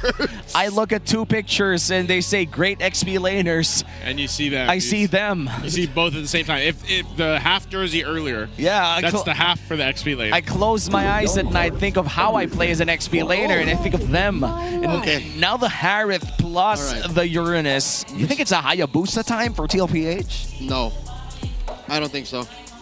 It doesn't have to be. I think They call me a hero. Still the there you YSS. go. Save my nation from falling Still apart. hot from that victory against Falcons. Still go for the trade. That game with Falcons went all the way, folks. Who said there are no 3 shortcuts games. in life? They do I ban the literally chip. They don't want them invented one. shenanigans. Not like yesterday. Yeah, and now with that chip taken away, it seems that they're focusing on the roam here. AP Bren still doesn't have their roam, and I feel like if you're gonna take away options, Grok might just be a good choice as well, considering that the Yisun Shin kinda doesn't play well against this Grok early on. Yeah, he's too much of a front line, like, bulwark to deal with, and you can go ahead and take that out. But then if it is a Grok that gets taken out, then what do you have left for AP Bren? We mentioned there's only, you know, maybe 5 heroes right now being picked up in that roam. You've already got the Gadakacha over here for TLPH. Chip being one of those plays that goes out, and also the Boxer that can be flexed in, even an Arlot to an extent. So what do we think could potentially come up for a roam here? We'll see if this is going to be... Where do they go? Oh, they actually ban out the Eve. Yeah. So they leave the Grok open. Yeah, they are short on range here so far, even with the Yisun Shin. Even with the Gatot, they would rather not deal with the superior box that the Eve provides, especially since AP Bren has no mid lane just yet. Oh, by banning the Eve, what they're saying is, we would rather you Farsa. And Farsa has been, not slowly, but drastically fallen off. Oh yeah, I mean week 1 there was a Farsa week, but as we move towards week number 4, Farsa has fallen off and the Kagura has been rising. I feel like high loss could be something that APBR would want to get just so they could get more front line and sustain for the Harith. It looks like they're going to take away the Granger first. The Lunox is still open to take. If you're OHEB, that would kind of overload the damage. Ruby is also an option considering that they have the Yi Sun-shin already. Okay, so we'll see exactly what the play is going to be here for TLPH. You want to go ahead and play into that. Now, even with the Granger being banned now too, for gold lane options, is there a world where we see OHEB play a fighter? I mean, you already have a Yi Sun-shin. I think the option is there, but or the Lunox? Will he? But they don't have to reveal it just yet. Yeah, they can hold on to the... They can go XP here. XP. They can give 40 at least a 50-50. They go for the Moskov. They choose to win the map. Yeah, it's pretty much, I would say, a safe pick for OHEB too. There's really not much bad matchups against the Moskov as of now. So APBR, they still need a roamer and a mid laner. Again, we dropped all the possibilities for Aqua. In Rome though, X-Nova, what do we mention? A Hylos? Still Hylos. Yeah. Gotcha. Grok. Yep. The Grok is still there. Yeah, Grok. Baksha's banned out. Badang could also be an option here, but that would mean that they'd have to adjust the... Oh no, Badang is perfect if ever they want to go in for an early mid-game power spike. They don't need to steal the Ruby anymore in case that was still a threat. And they go for the Grok here. And Kimmy. Okay. This is kind of dangerous, so I'd say, considering that if 40 is able to get the Radiant Armor, that's going to be a major chunk of the damage that he could tank up. Like, the only physical damage dealing dude here is James Banks. Yep, it doesn't matter which hero 40 picks. Like, his world is an oyster. Like, all he has to worry about is the early game on the Uranus. Yeah, I feel like Glue could be a good option here, but then again, against the Uranus, the sustain from the Ionic Edge plus the Radiant's passive allows for a lot of healing when the Glue is hit with a split. So maybe a more standard XP lane option here. Does he just go the Lapu? Like, is that... Might as well, Lapu's right? open. He's going to go ahead and go... Whoa! Wow, a All right, they bring it out. You know It is a counter. This has been alluded to and foreshadowed by so many sources, like armchair analysts, the community, people in chat. Like, they've been looking for the answer to Uranus since Uranus has also slowly been building up. Well, here it is.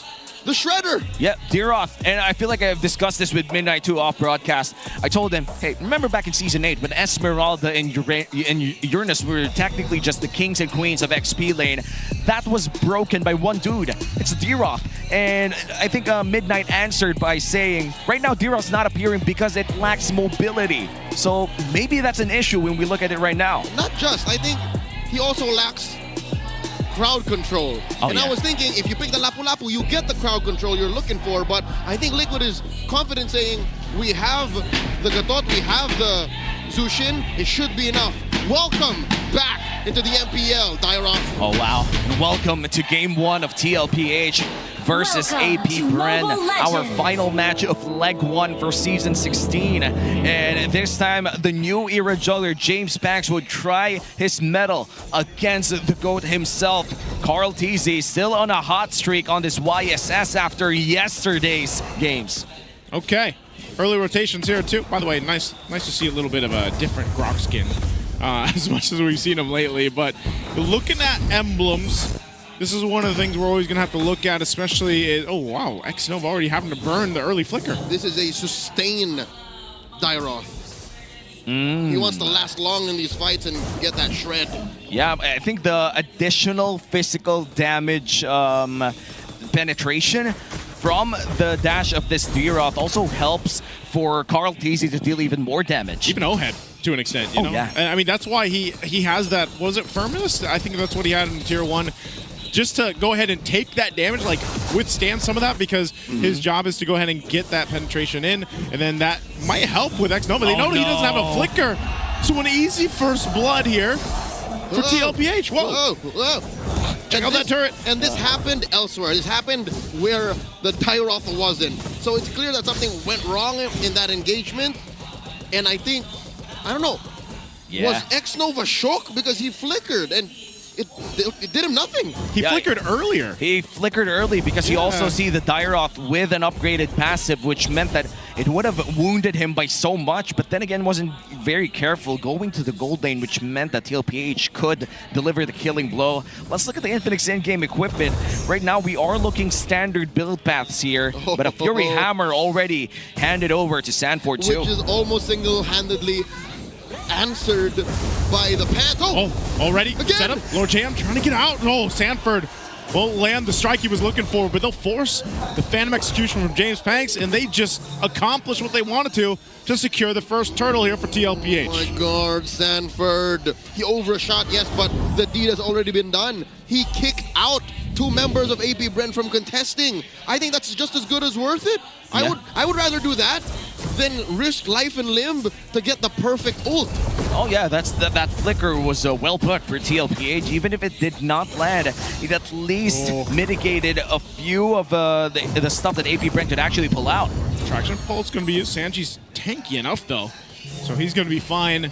Still giving some information, so AP Bren looking to possibly get that first kill. It won't happen.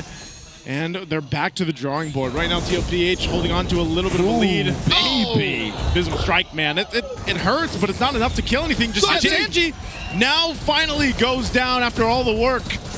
And AP Brent will be on the board. Uh-oh.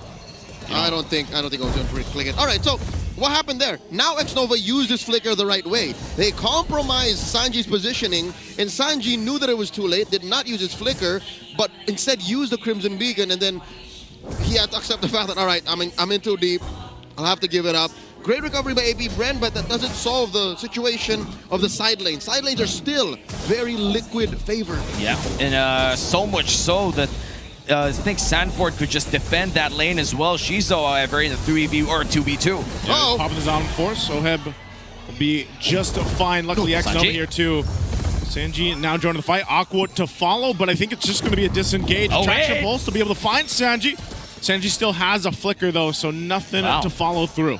Very tame extended team fight there in the gold lane as the invade comes after for TLPH here.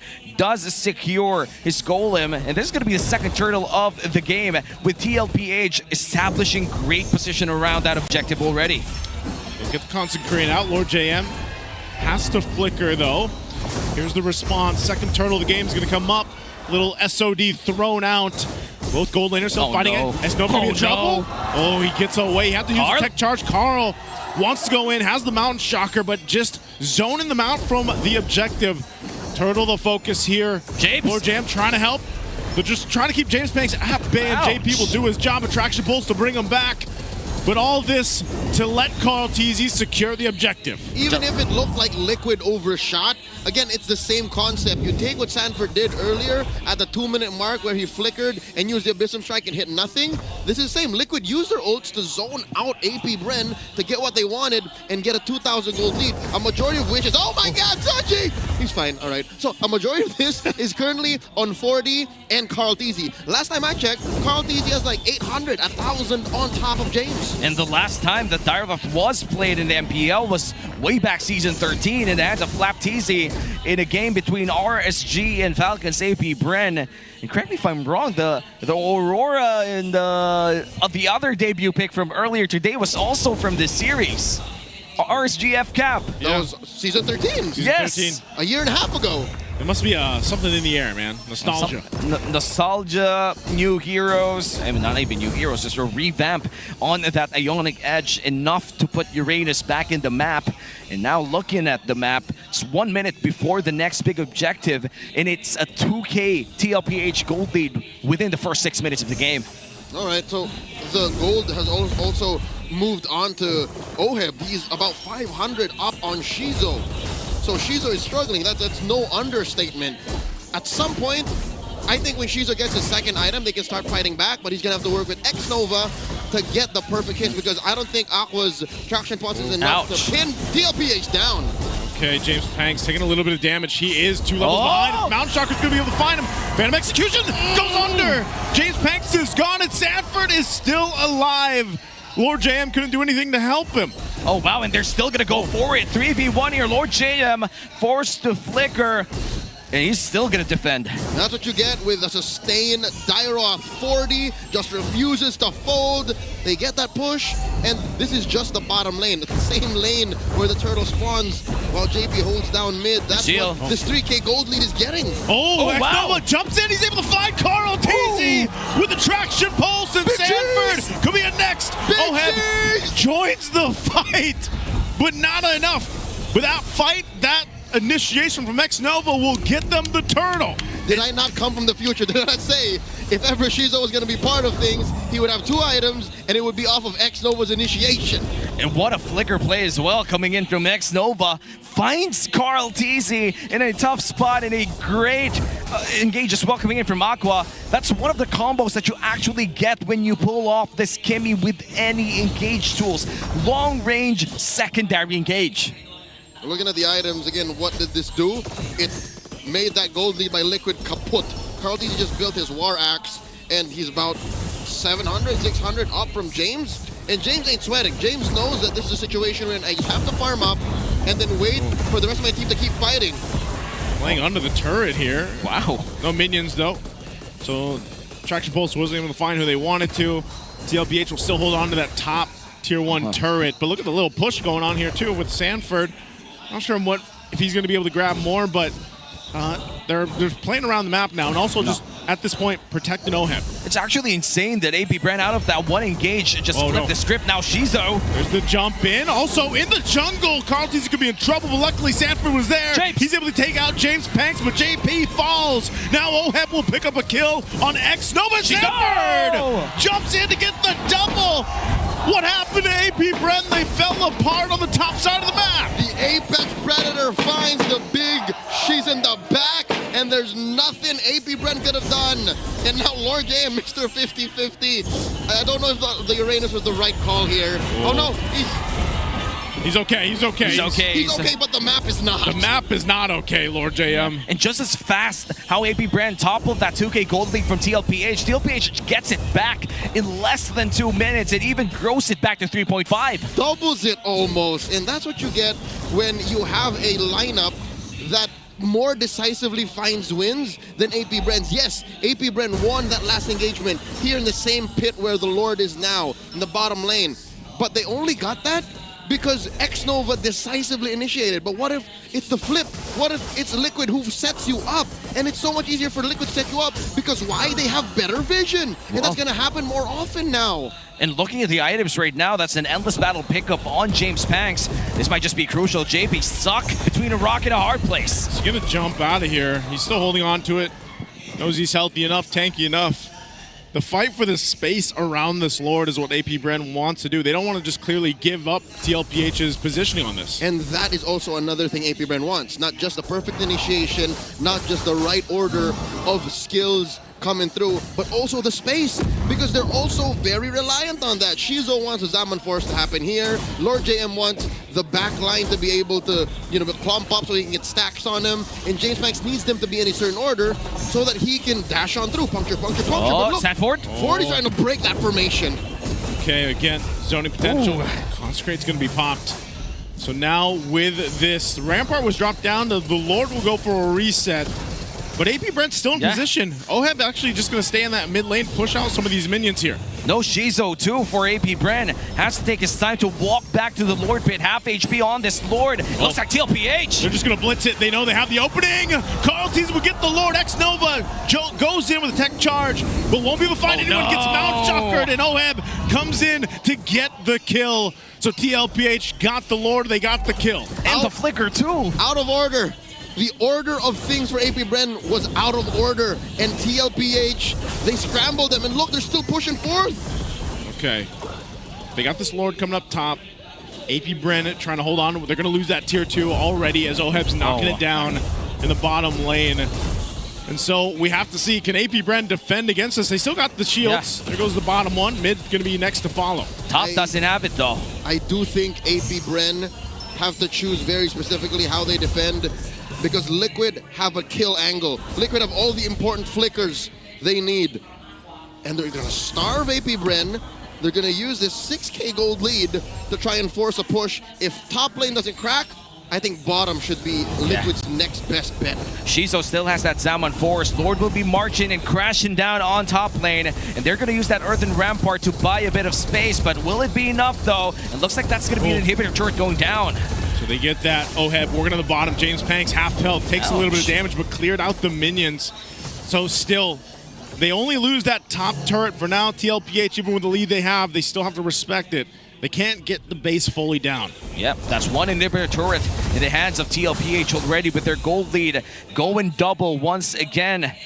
Going at 6K right now. They went to 2 to 0 to 4 and now at 6. TLPH knows how to make sure to starve APBR in their own jungle. They can't even get their own buffs at this point. Impressive work by the Apex Predator. He's on top of the damage leaderboards, given that he deals percentage exponential damage. He is a tank shredder, and in front of APBR are Lord JM and X-Nova. Those are the perfect bits of prey for Sanford to try and shred through. He is building tank. Legit, he just wants to be able to get those stacks on and get his skills on and get out alive. Like, that is what he wants. The last time that we saw this was, I think, during back to MSC 2022, where Kid Bomba used to play this a lot. D-Roth with a Fury Hammer and full tank, and paired up with an Irithel. This was lethal back then. That was 2024. Oh, 2024. That was My Kid bad. Bomba's very first MSC. Yes. And I was trying to think.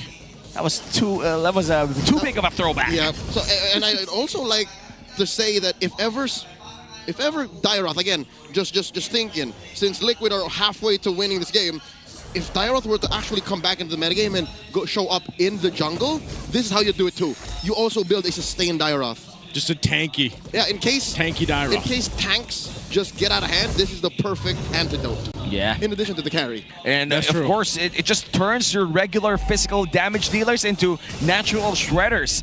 He basically transformed this lineup to tank melters just by including this Dairoth in the lineup. And now APBR, they have to defend against this Lord. I feel like it's not yet time for them to fight for this Lord unless X-Nova finds more than one target, including Carl TC on that tech charge. Might be able to. X-Nova given the information alongside Lord JM. The rest of the members will go ahead and rotate for this, but it's even TLPH not fully committing to this. A little bit of a reset. There's the traction pulse. Not going to be able to find anybody. Shizu could be in trouble though. Drops the Zaman Force. Has to purify out of it. So there's some resources that APBR needs are down. Look at Sanji playing up front here. James Panks. Sees James Panks. This might just be a clear sign for them to take. They're going to blitz the Lord. Okay, here comes the Lord take coming in from TLPH, and that's going to be a Lord secured by Carl TZ, and now APBR is on the run. Oh, that didn't land Mountain Shocker though, but it's Lord JM. He's tanky enough. They don't want to follow through. Zaman Force drop. Sanji will go ahead and beacon on out, but TLPH accomplished it. They got the Lord. Liquid pull the same trick. APBR struggled to put up a box, and that is exactly what APBR wants to be able to. Oh wait, Sanford. Sanford. All Okay. right, Flicker's on out. He's fine. That is what APBR wants and needs to fight back. Aqua, he's firing in a straight line. Box. Shizo drops the sword. That's his box. James Banks, puncture. That's their box. So Liquid are so good at breaking that with their kit that APBR just get a non-starter. Like, all of these inhibitors are going to fall after this Lord is taken care of. And then they have 3 big waves here for TLPH. Still Mega Minions, which means TLPH could potentially get 1 or 2 inhibitor turrets out here. But the battle spells are available here for APBR. They could go and defend aggressively, and they will. Okay, you know what? Fortunately, APBR have a great wave clear damage profile. Aqua can clear safely. James Banks can puncture, and then safely get out of there. If the coast is clear, Phantom Execution in. Shizo currently is sitting at, all right, well, 5 core items now? So he's on his way. Yeah, and honestly speaking, in terms of damage, you could barely feel the difference if it comes to burst damage between a Harith and a Moskov. But prolonged team fights, however, that's going to be a very different story. TLPH has insane prolonged team fights right now. And this is tough, because Shizo seems to be building a different Harith than we're used to seeing him build. He is prolific as one of the Enchanted Talisman Harith. But here, he went the old-fashioned route. He built it the same way most people do Harith. Starlium Scythe, Holy Crystal, Feather of Heaven. I wonder if that's something to check in on, because with the Enchanted Talisman, you get that earlier power spike. Here, AP Bren, I think they've just relegated themselves to actually fighting in the late game. Oh! Oh man, that's tough. James Banks has been behind by 2,000. He's buffless. And now he's buffless too. Double orange for Baby Cakes. Oh man, this is, well, if AP Bren just kind of like waits this out, you know, you're 30 seconds away from the Lord. I still think it's weird because, yeah, even this massive lead that TLPH has, it seems like there's something working here for AP Bren's lineup, at least if it comes to the defense.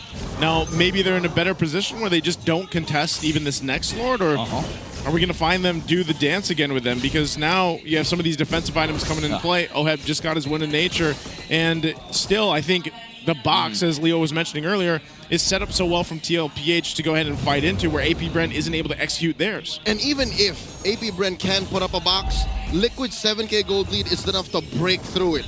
So it's up to AP Bren to find a way to recover mid-fight, to find a new target in case Liquid scrambles. Because if Liquid scrambles, AP Bren has to follow through, and that's what's so difficult. Besides the gold lead, AP Bren has to follow to TLPH's flow. And so far, in terms of flow, AP Bren, they do fix the issue that they have, buys themselves a bit of time by clearing out the top lane, but that's around a minute or so only. They'd have to send someone back there to clear out the minions once again, and that's an obvious advantage for Team Liquid Philippines here. And she's already caught between JP and that purple buff, and now it looks like they're going to reset this Lord once again. TLPH knows they have the long lane advantage. And that is one of the more unfortunate things, the long lane. Mind you, Oheb is keeping himself scarce, so AP Bren are scared of the fact that he might just be around the corner to threaten the backdoor finish. They are afraid of the potential, not even the real truth of where Oheb is. They don't know that he's in the Y brush. And he's patiently waiting there.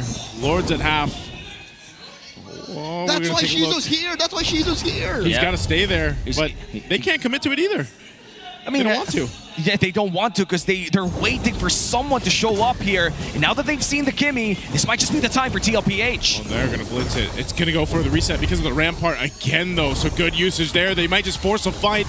Xnova takes some damage, still holding on. He's going to get thrown with a lantern. The base is going to be worked on by the minions, though. Even though it's just a few, but they're going to force a fight anyway. Xnova is gone. Oheb will go ahead and flicker on out. James Panks on the hunt.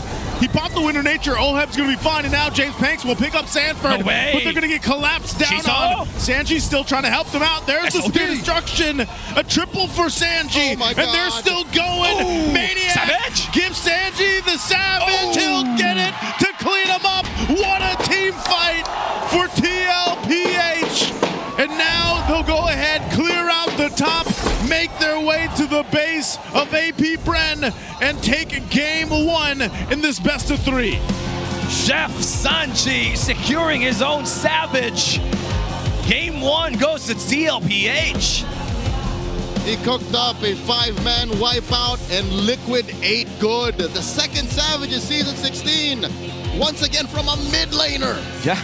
Yue got the first one, and now we see it in the hands of Sanji. Correct me if I'm wrong, that was a Kimmy from Yue that got that first Savage, and now he's Zhu Shin getting another Savage in Season 16 of MPL, both of which with a Sky Piercer. You know what's beautiful is the fact that Liquid's plans were so honest, and again, from our point of view, it was a catch-22. They were just waiting for someone to show up. If they did, they would blitz it. Yeah.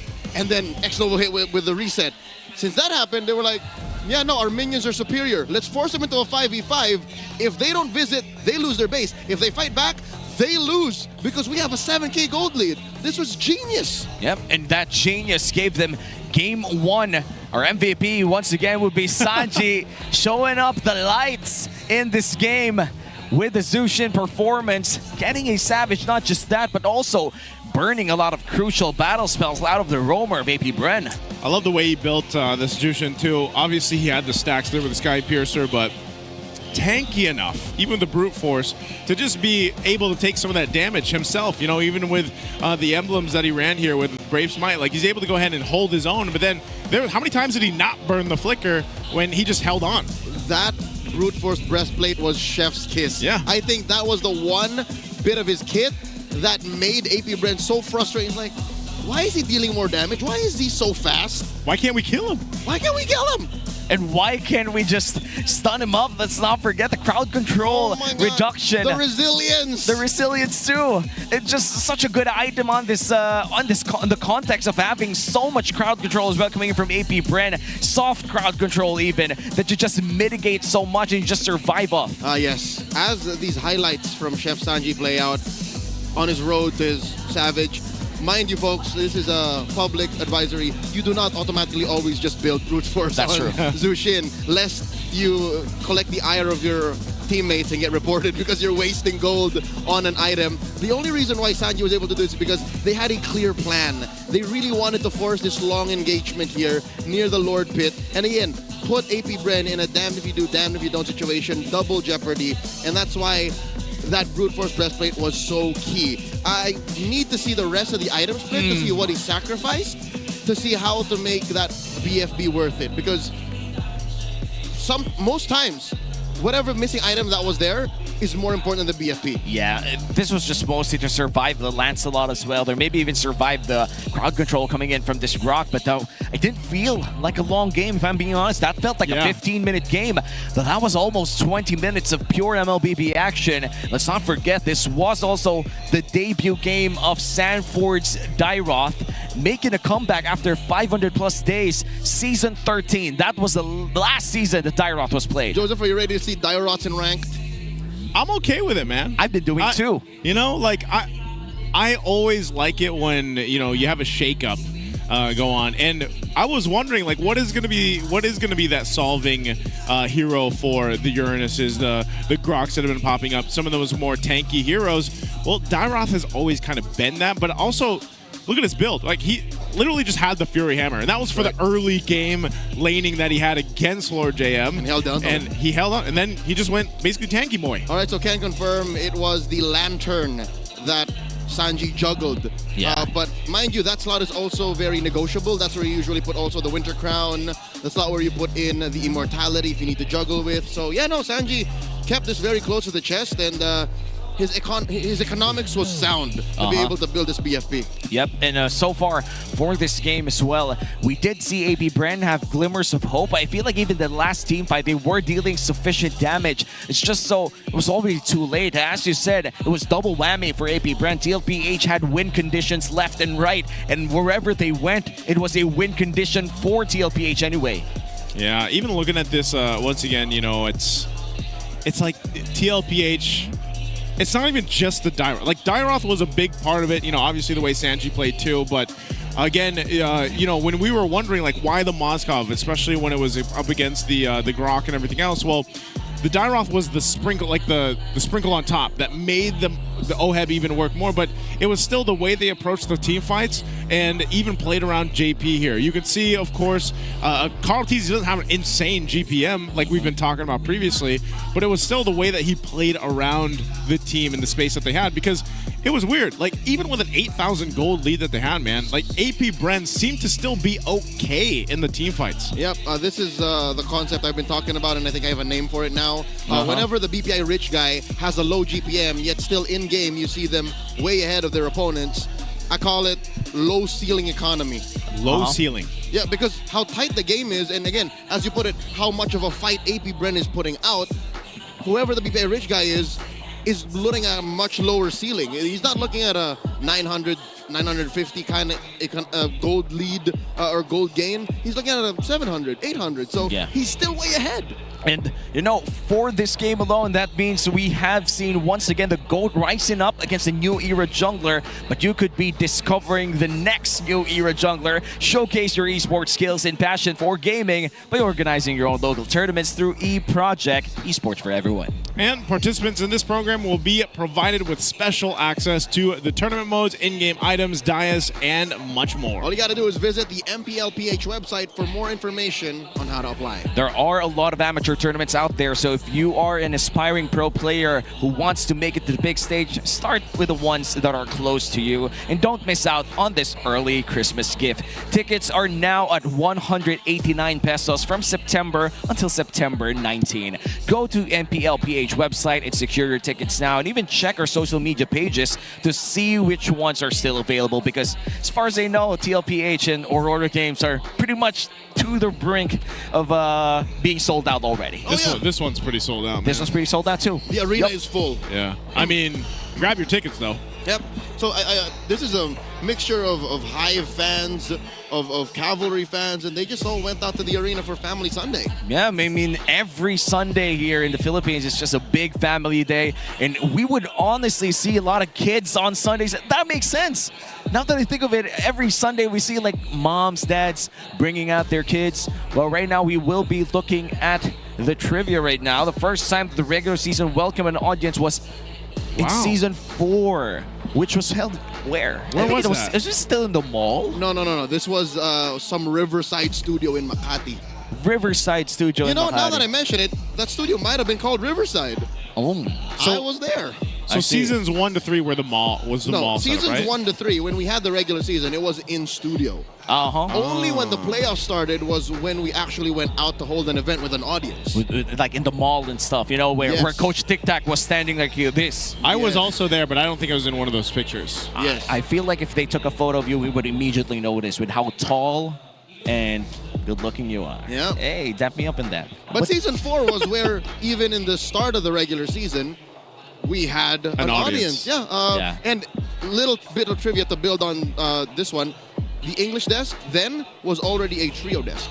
Oh, it was? Yep. Wait, so I'm curious, how was it? How was it having an audience for the first time? It was fun.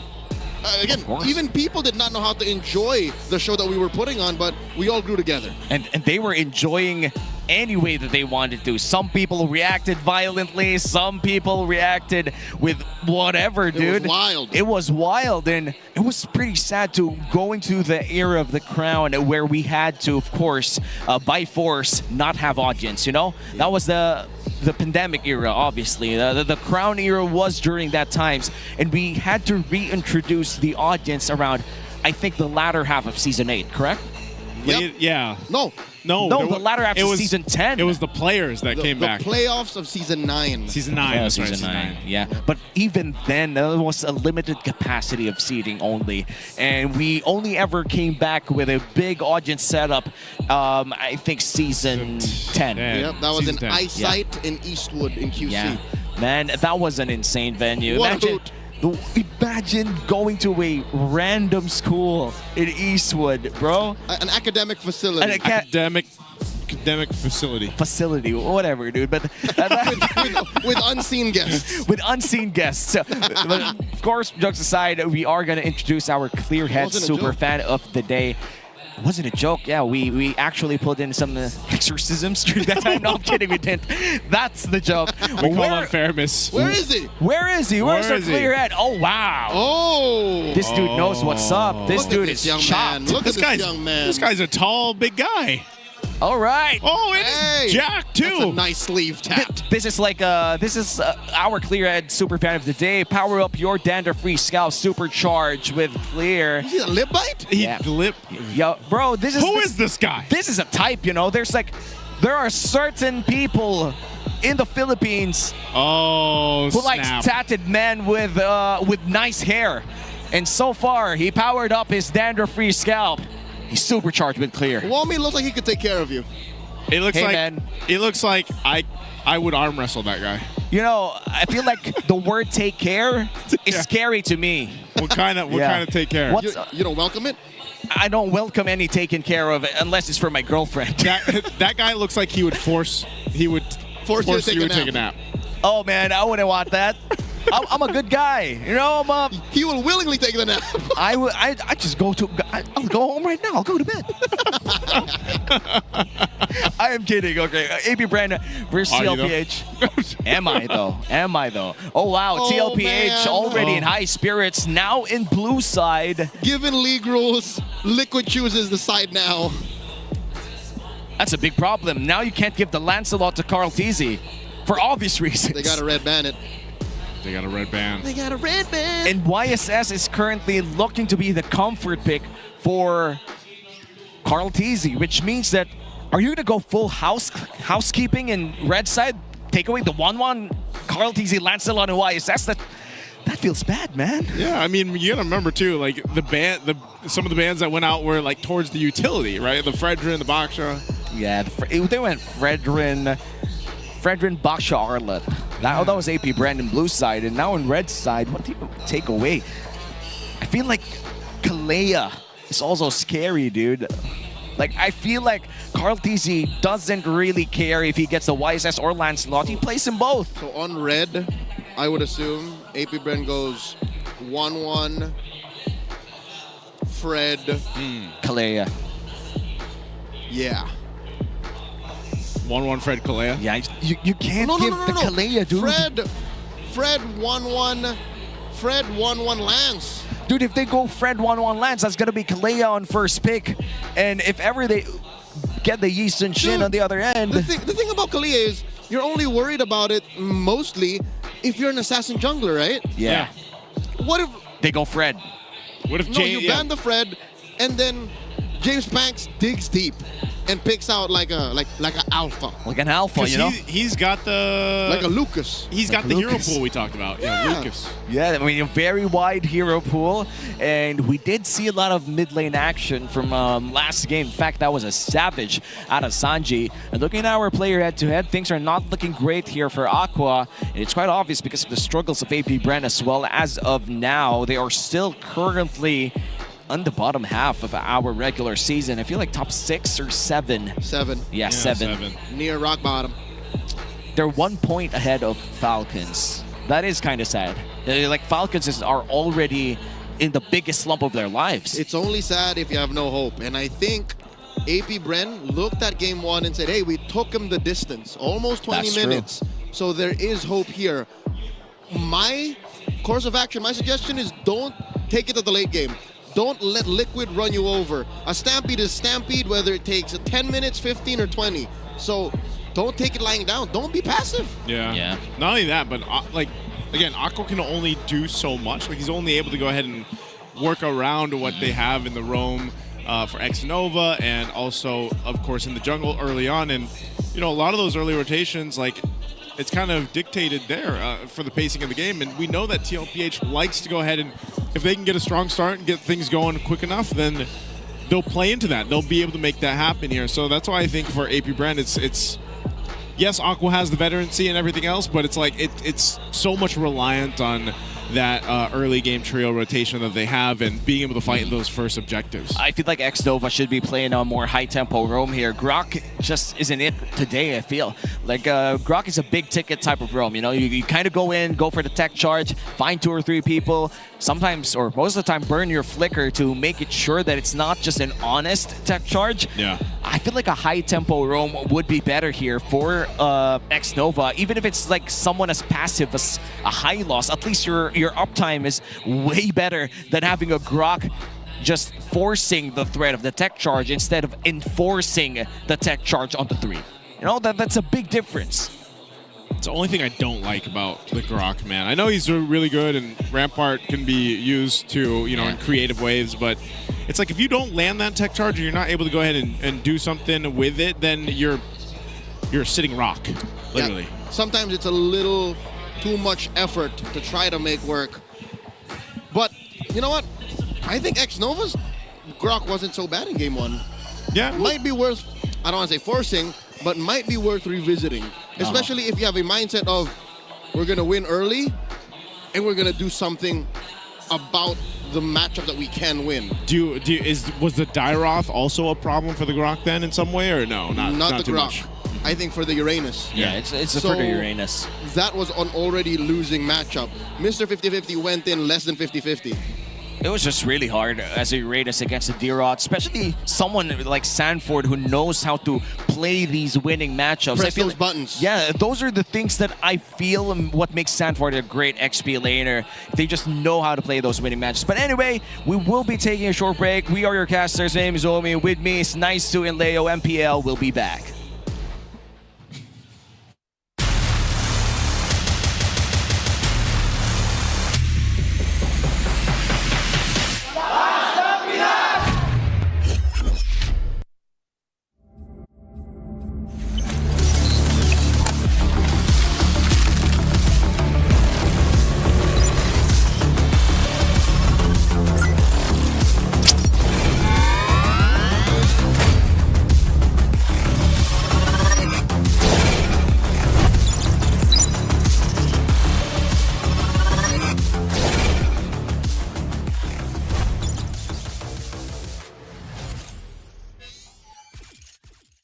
to dito! Defeat!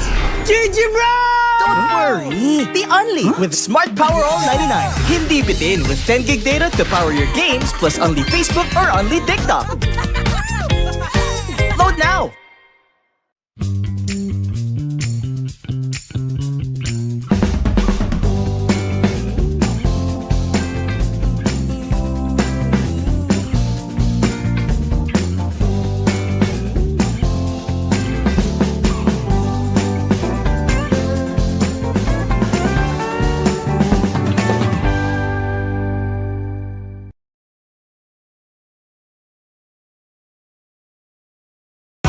Enemy alert. Your scalp gets 1.5 times greasier, causing dandruff. Get triple anti-dandruff power. Supercharged with Clear. Pang-marinade! Pang-gisa! Pampasarap! Ang daming ititimpla! Luto mo yan with Knorr Liquid Seasoning. Mula luto tong plato, sarap panalo! Luto tong plato, sarap panalo! Luto tong plato, sarap panalo! Luto tong plato, panalo ang luto mo!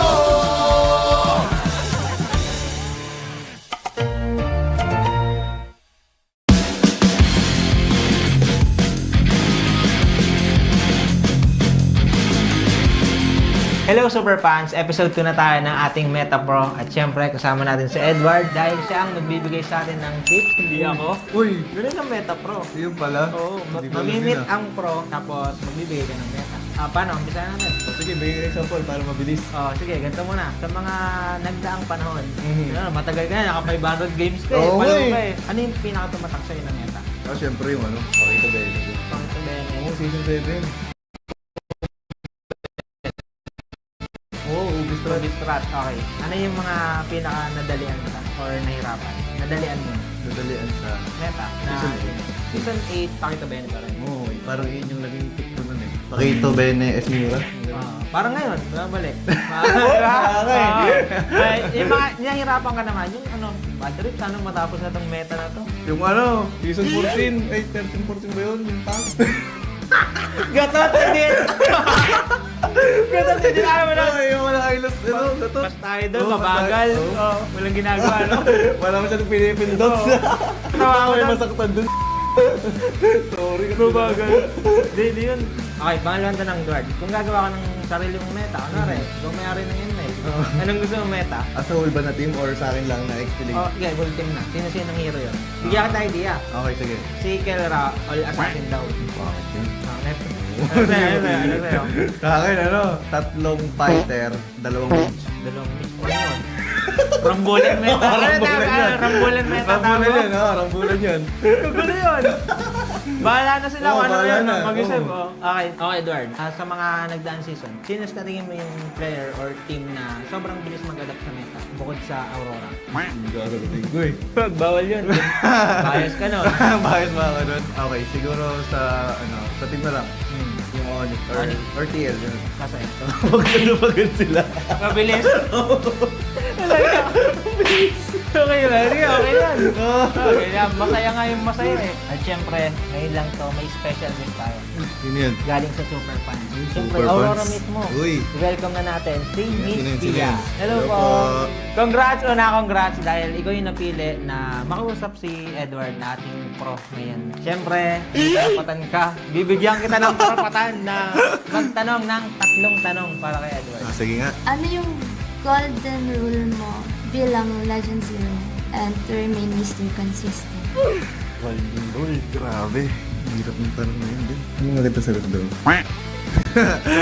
Yan. Para sa akin, disiplina lang talaga. Doon lumalabas na yung pagiging consistent doon kapag disiplinado ka sa ginagawa mo sa everyday life mo. And yan. Okay. Pangalawang tanong, Pia. Anong pangalawang tanong na gusto mo itanong kay Ed? Curious ako kung ano yung ginagawa niya kapag yung enemy team is parang lahat ng hero pool niya at that meta is binangkan nila. Ban Edward, ano daw nasa isip mo or ginagawa mo? Semi-proud Kasi, ayun, at some point, ako yung nakikita nilang threat or nire-respect nila yung hero ko. Siyempre, nakakaano yun. Kasi nakabrown lang din. Ano lang, mina-mindset ko lang na kaya kong gamitin lahat ng hero or kahit banan nila ako, kaya kong gamitin at anytime. Kahit wala akong practice. Ganun lang. Pangatlong tanong, Tia? How do you make yourself adapt and be adept sa bagong heroes? Adapt sa meta, yung parang magigets siya, tapos nagiging proficient kapag sa hero na yun. Gumagaling ka sa hero na yun. Next question daw. Next question, pwede bang skip? Okay na ba Tagalog? Tagalog yun lang. Yung sa meta, di ba? Like, mag-shift ganun.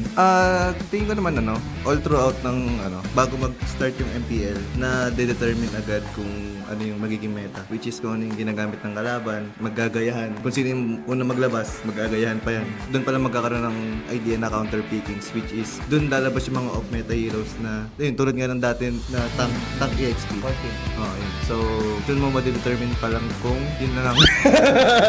Ano yung ginagawa mo para mabilis ka maka-adapt din sa game? Wala eh. Sa ano lang talaga eh. Experience ng screen kung ano yung nagiging meta, ganun. Kumbaga, wala, adapt lang. Minsan, kopya-kopya lang, ganun. Kailangan gamit din, no? Oo. Ginamit niyo sa amin, gagamitin ko sa inyo.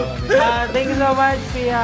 Maraming salamat sa pagsama. Okay, Ted? Thank you. And ayun lang, guys. Kung gusto niyo rin ma-experience yung kayo na mismo yung magtatanong sa ating mga mamimit na pro, huwag niyo kalimutan, bumili ng ticket. Dito lang sa link na to. And, Ed, maraming salamat sa pagsama. Hanggang sa muli sa ating Meta Pro. Amazing!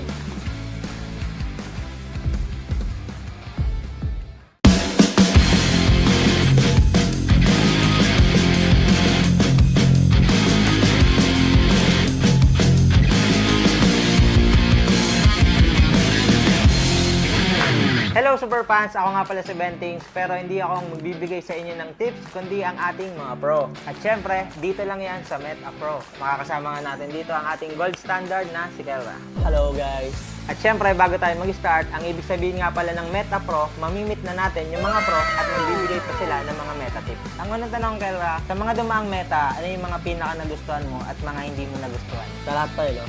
Pinakagusto ko yung mage. Yung mga Alice, Alice, Lunok, Sari, Parsa, Kagura. Kasi masaya gamitin yan, tapos mas may mechanics yan kesa sa mga marksman. Ang pinaka hindi ko naman nagustuhan is parang wala naman akong hindi nagustuhan. Parang lahat gusto ko. Gusto kong fighter. Nakapag-preya ka? Nakapag-preya, nag-ruby. Kung i-rate mo na lang from 1 to 3, ano doon? Mage, top 1. Marksman, tas fighter.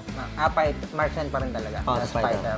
Kel, pangalawang tanong, kung gagawa ka ng sarili mong meta, ano yung gagawin mong meta? Tapos, ano yung itatawag mo? Ano siguro? Assassin. All assassin?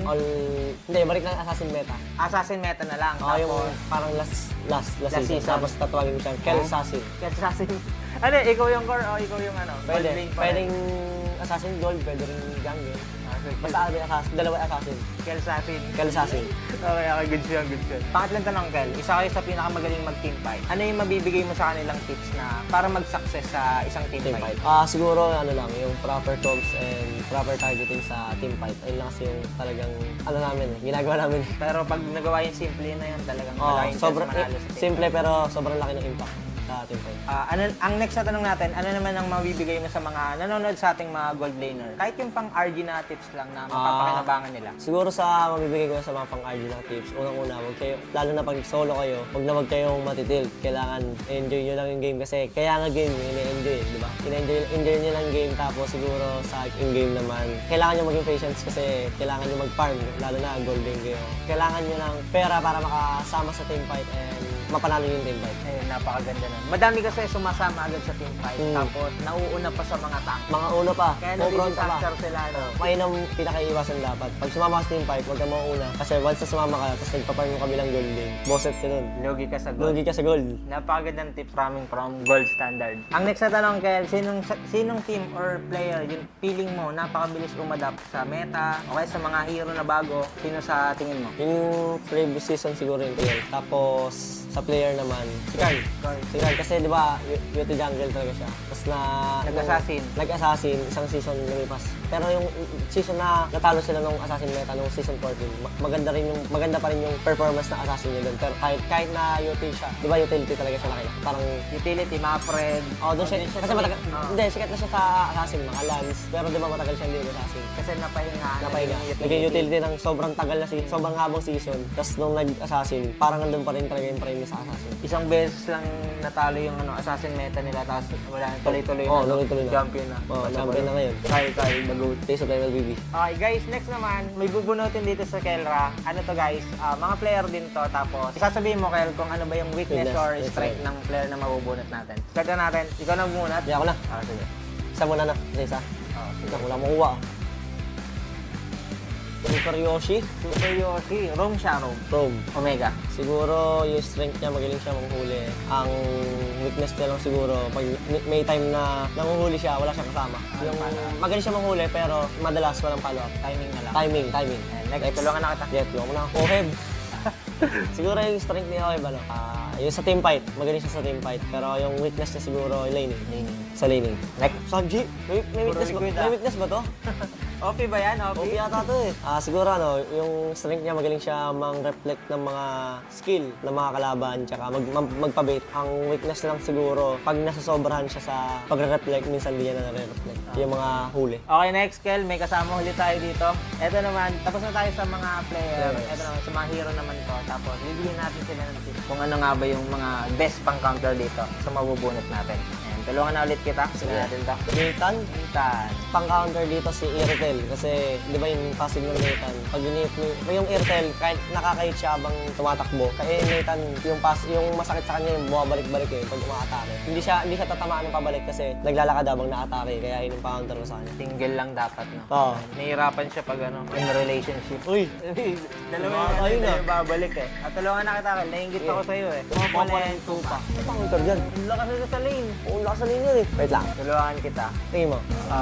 Irritel na lang din. Pwede. Kaya rin ni Irritel yan. Kasi Irritel malakas siya sa lane dahil sa first skill second niya. Yung minus armor. Kaya malakas sa lane yung Irritel eh. Kaya niyan lalo na pag-level. So, tingin mo sa 1-1 naka-install ka. 1-1 din pala. 1-1 din pala. Kasi yung panag-ulti yung Popol, may second skill yung 1-1 di ba? Madadodge yung ulti. Pero ang hirap counter rin ito eh. Pero mahirap yan. Katapat. Malakas na lane yan. May kasama eh. Popol guys. Gamitin niya. Try nyo yan. And syempre, huling bunot. Kel, ikaw na. Uy, parang danger to. 1-1. Speaking of, Irritel din. Madali lang eh, no? Oo, dali lang. Irritel. Weakness kasi ni 1-1 yung isa, laning. Laning. Tapos, ayaw niya nang hindi siya nakaka-stack. Something na nag-pure guys, or... Mabilis. Ayan, tulad ng Irritel, nakapaglakad, hindi niya may istakan. Mahirap. Mahirap siya istakan. Tsaka yung mga long range, like Ranger. Eto, Kel, dito na masusubok yung smiling face or serious face kasi kada may sasabihin akong player, pwede mong ngitian kung feeling mo mas malakas ka dun sa player na yun. Unahin natin, Kel, Aaron Shiki. Panis. Ang laki ngiti dun, parang no match yun Ang next natin, si Innocent. Ayan, sakto lang. Papalag. And next natin, Super Marco. No match. Eman. Papalag. Pwede. Toy. KO guys, KO. And huli Kel, mortal enemy natin dito. Dalawa sa pinakamalakas kayo mag-gold. Ohen. Gold standard. Okay, last natin si Domen Aurora. Hindi lang din. Ante lang. And next naman natin guys, magiging si Ben Abunda muna tayo kasi magpapastok tayo with Kelra. Kel, bibigyan ako sa'yo, pastok lang, tulungan na kita. Siyempre, TLPH or Aurora? TL. Bilis na Pastok yun Pastok eh. Sabi mo. RG. Sabi. Turtle or Lord? King Kong o Brusco? King Kong. Harit or Ranger? Meron agad. Gold or kill? Kill. Gold or jungle? Jungle. Banning or picking? Picking. Shoes to go or mom shoes? Shoes to go. MSC or M-Series? MSC, mas malaki pera. MSC guys, abangan nyo daw next week si Kelra. And nga pala guys, para nga pala sa mga susunod natin na Meta Pro Series, siyempre mamimili tayo ng super fan sa mga susunod natin na Meta Pro player. Kaya abangan nyo. Kita kits.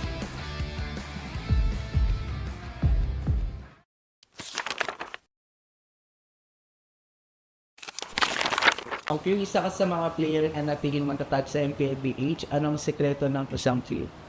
Para sa akin siguro yung passion ko sa gaming talaga. Kahit anong game kasi gusto ko maging magaling eh. Yung passion ko sa gaming is nakuha ko siya simula nung bata pa ako eh. Parang sobrang saya ko sa mga nilalaro ko and sobrang saya ko kapag nananalo ako. So, piling ko din ko nakuha yung passion ko. Nabanggit mo din na CPU yung vote mo.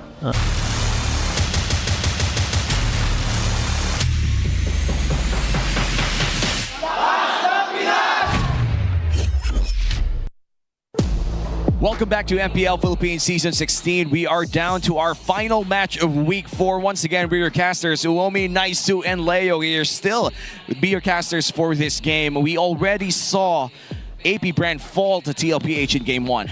We did. It took us a little bit of a time to get back here for Game 2, of course, but hopefully we got things smoothed out and we can get to Game 2 shortly. But I would say for sure, if you happen to miss Game 1 or, maybe you forgot, maybe you got short-term memory, it's going to be a tough one. That is me too, man. That's me too. All right, for those of y'all who do have short-term memory, let me help jog up the process. 19 minutes about is all it took for Liquid to win in Game 1. It was kind of close, but if the game ending with a 7K, 8K gold lead plus a Savage on Chef Sanji means anything to you, then maybe it's worth scrubbing back. So that is what you missed. Come back to us now, and then we can move on and talk about Game 2. Yeah, and hopefully for Game number 2, APBR had enough breathing time to recover from that. That was a tough game for certain roles out there, mainly for Lord JM and X-Nova. I feel like both of them really found it hard to make the plays that they had to do for APBR. And now we're going to talk about Yin, who is currently, I make a lot of tier lists every month, even so. I have never put Yin back in the middle. It's always been down bottom lane. Is he always the worst? Is he always the worst here? Not worst, but really bad. I would say in low elo, this guy's great. But when you enter a certain elo, he begins to be a non-factor. Like epic downward, he's still a threat. He is. Not just a threat. He is a valid meta pick. Epic downwards. So what changes? Why does he all of a sudden fall off? What he brings to the table, this is just my opinion, right? What he brings to the table is just so specific that both teams just don't benefit when you put a Yin in an atmosphere such as competitive professional MLBB. Yeah, I mean that isolation trick on his ultimate doesn't really work well for junglers because the Yin himself can't press that retribution, You can't look at your own objectives, too. If you put him on XP lane, everybody outtrades the dude. And if you put him on gold lane... You put him anywhere else, it's just worse. It's just worse, right? It's just weird because, when he does, use the ultimate in, an actual rank game, everyone's just, waiting around. Everybody's just waiting around. People know, especially when they nerfed him down to the ground. That's the worst part. I have 150 games on Yin. I'm not making this up. Before the nerf on Yin, Yin was viable. Yin had a 0 delay on his ulti kidnap, and now it has a 0.5 delay that allows for teams to just push him away before he even does something. But let's push that away for now. Let's go back to this game. It's going to be game number 2. APBR now on red side. Let's not forget that APBR did have the side selection for game 1, which meant TLPH chose to be on blue side in game 2. So what did I tell you, gentlemen? What do you tell us? Coach Jeff, Coach Bomb, ban the 1-1, ban the Fred, ban the Lance, and then we can go from there. Let's see if it's going to be the Lance ban, though. Harith taken away here by TLPH. It's gotta be. Oh, Kalea and the Lancelot. Maybe even the YSS. These are things that you have to look. Or maybe none of the above. You just get what's left. Okay, here's the thing. You trade Lance for Kalea. You like? I like. Wait, you know what? It's not worth it. It's not worth it. You like? Especially Scar PC, it's not worth it. I know, but you know what? I'd rather just throw away this ban. Take away the Badang or take away the D-Rock. So you get at least one or the other. Lance or Yisun Shin. If they get Yisun Shin or Lancelot, I get Yisun Shin Kalea. I'll take that. So that's like getting 2 things that you do like. Yeah. At least. One of them. At least you get one of them. Oh, this is such a tough decision for Coach Jeff. This has to be a throw ban. Oh, they take away the Zushin. This is even better. This is better. Okay, so that's it. Carl, just take it. There you go. There you go. The GOAT. Look at him, he's smiling. The GOAT's smiling. That's why. Is he actually going to go for the Bren skin? Is he going to play his M series skin? I think just last week he played it. He did? And that was the first time I've ever seen him play it. I thought he was. I thought he didn't want to play it. He used to not like it because he would always go for the Matador or the superhero. Is this growth? Is this personal growth? He's moved on. He's moved on. He doesn't believe in bad luck anymore. Yeah. In the juju. In the juju. Bad luck is afraid of this man. And it's afraid of the GOAT. It's afraid of the GOAT. Carly's in bad luck. Bad luck has Carly. And now they have the Kalea Yisun Shin. They don't have to take the Yisun Shin immediately, but I feel like the Kalea is a must by this point. Oh yeah, for sure. It's one of the ways that you actually answer to the Lancelot. Oh no! You give Lancelot Kalea to TLPH! Me no like! Because you like? No like. No, because I said the Grok on X Nova was good, but it's not great because, as mentioned by Joseph, there is a delay. You have to set it up. Yeah. Like there is a two-step process to pinning down elusive targets. All right. One of the most elusive being the Lancelot. What's going on? Oh no, it would be a big surprise for me if TLPH doesn't pick up the Kalea at this point. One of the more potent roamers right now. They could just redeem that Kalea, and the AP Bren will be in trouble for that too. Man, what if they just went Kalea and then Arlott?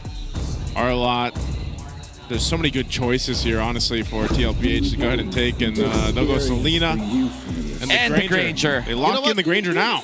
They can just snub the Kalea, actually. Uh-huh. Because it was more of a big-ticket pick for AP Bren, but now Liquid's just like, they gave us everything. Look at this. These are signature picks. 1 to 3 on blue. Yeah. Granger, definitely one of the heroes to watch out for if you're up against OHAB. Currently #1 on Granger.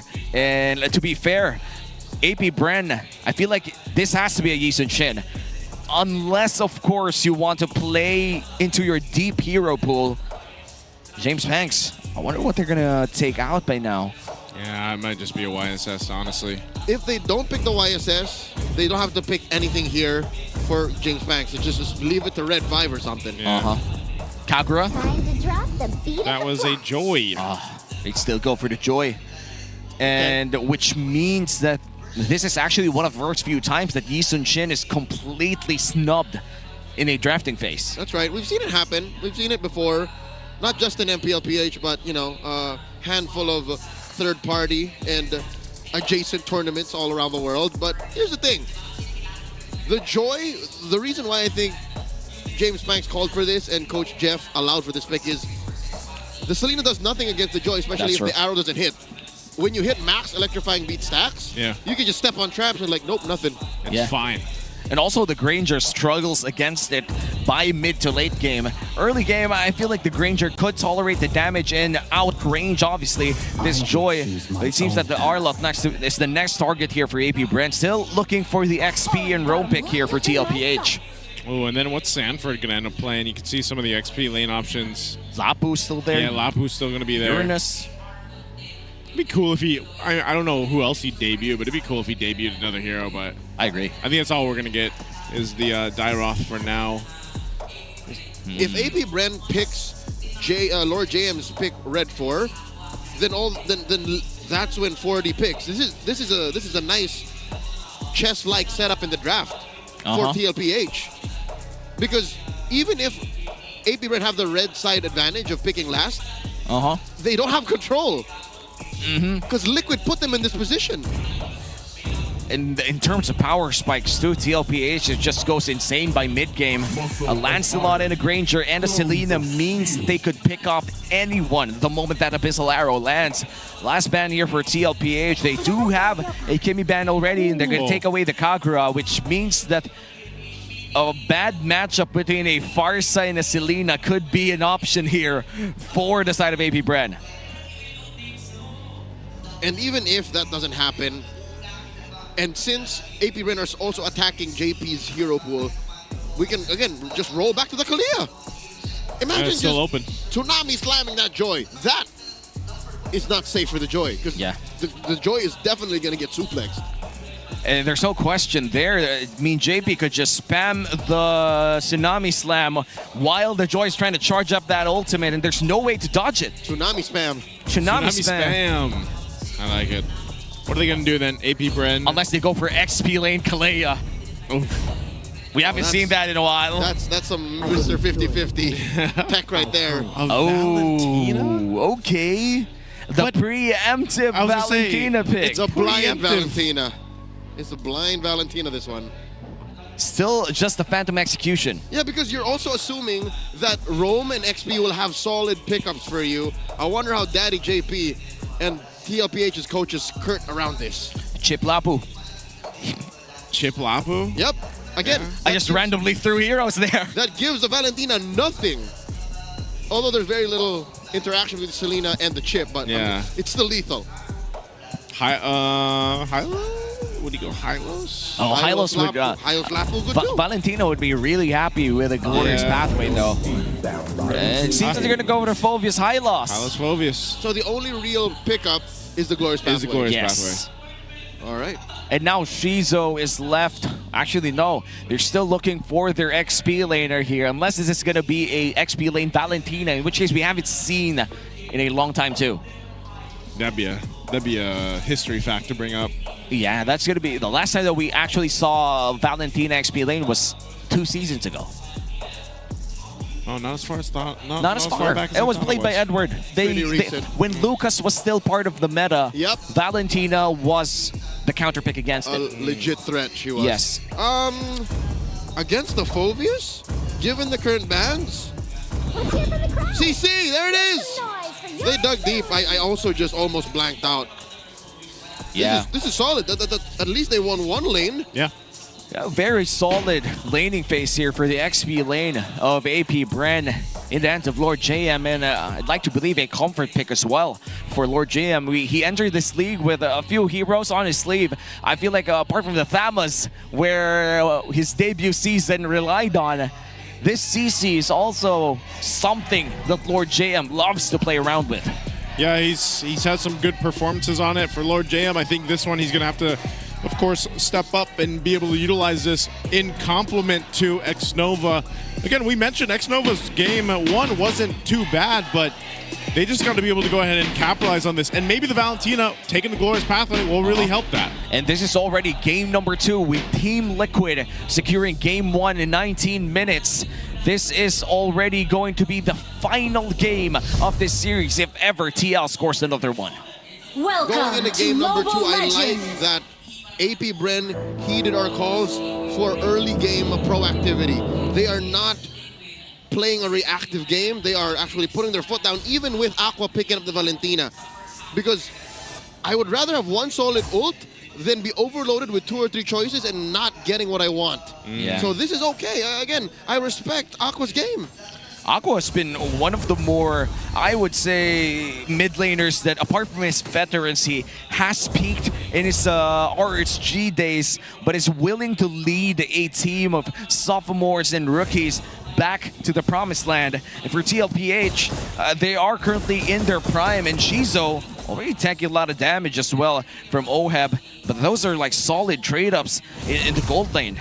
Yeah, I wonder too, you know, how this is going to be able to go ahead and play out for not just Aqua on the Valentina, but even so for James Panks, because yes, the Joy is great. It should be able to keep its pace against Carl Teasy here, but I feel like, again, if you're not able to go ahead and utilize Xnova, for example, in some of these objective fights, it's up to James Panks to pull out those million moves that we talked about before, even back in the rookie season. I mean, James Panks is still one of those junglers that is yet to prove himself in the MPL. He has already proved himself in the MPL, getting his moniker, the man with a million moves.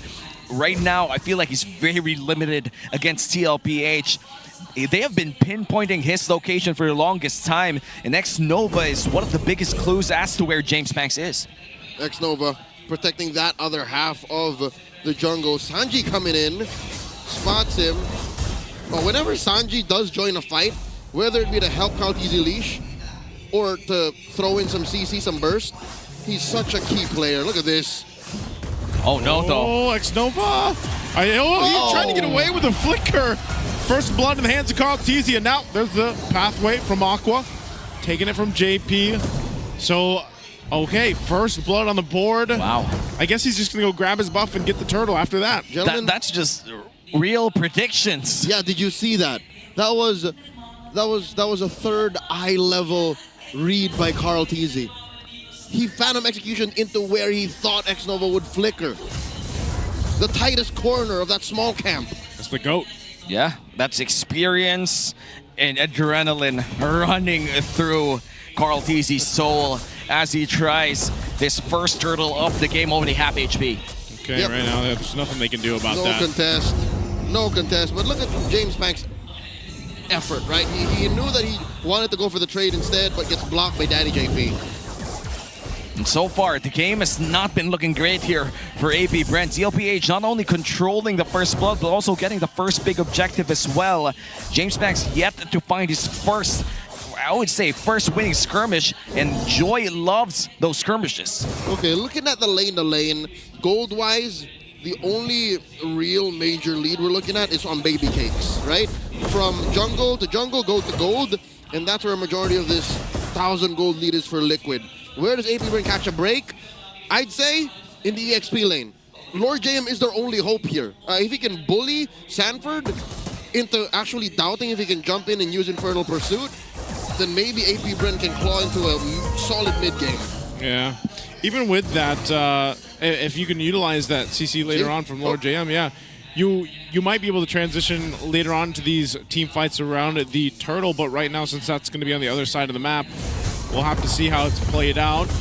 Galtizi was up there, but his buff's up, so they'll just go for a reset. Nothing too much happening. AP Brent just farming up. I feel like for AP Brent, it's extremely hard to find plays against TLPH, mainly because the uptime of TLPH is technically like all the time. Yep. All of their stuff is almost always online. You have the Granger with the bullets, the arrows from Selena, and the Hylos is just Hylos, man. Yep, their only real big thing that they're counting on is the Glorious Pathway. After that, you can't even count Phantom Execution. Carl Teasy has the potential to whip out 2 in a long fight. So Liquid now have to watch out for the EXP. That's the only thing I think that AP Brent have going for them. Besides X-Nova getting a flicker tech charge, which is, again, we've seen and learned that takes a lot to warm up.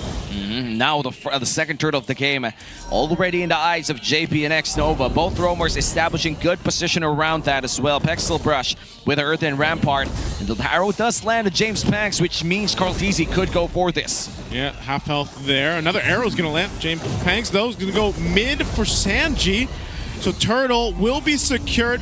The Phantom Execution for Carl Teasy and Aqua will be in trouble. They drop down the Glorious Pathway, but still, what more can they get? A good push, though, from Shizu up top of the Tier 1. That's good. At least they got something in return. And again, this is partly in exchange of how Lord JM called the shots, pushed in that wave, set it up for Shizu, so that Shizu, in the absence of Liquid's pressure, could push in. So I'd say that's a fair trade. A turtle for a turret. This will definitely slow down Liquid Stampede going up. Economy-wise, though, yeah, no, I think Lord JM did pay for that setup. He's now down about just 100 gold. Oh, JP in trouble. Glorious Pathway dropped down, stolen by Aqua.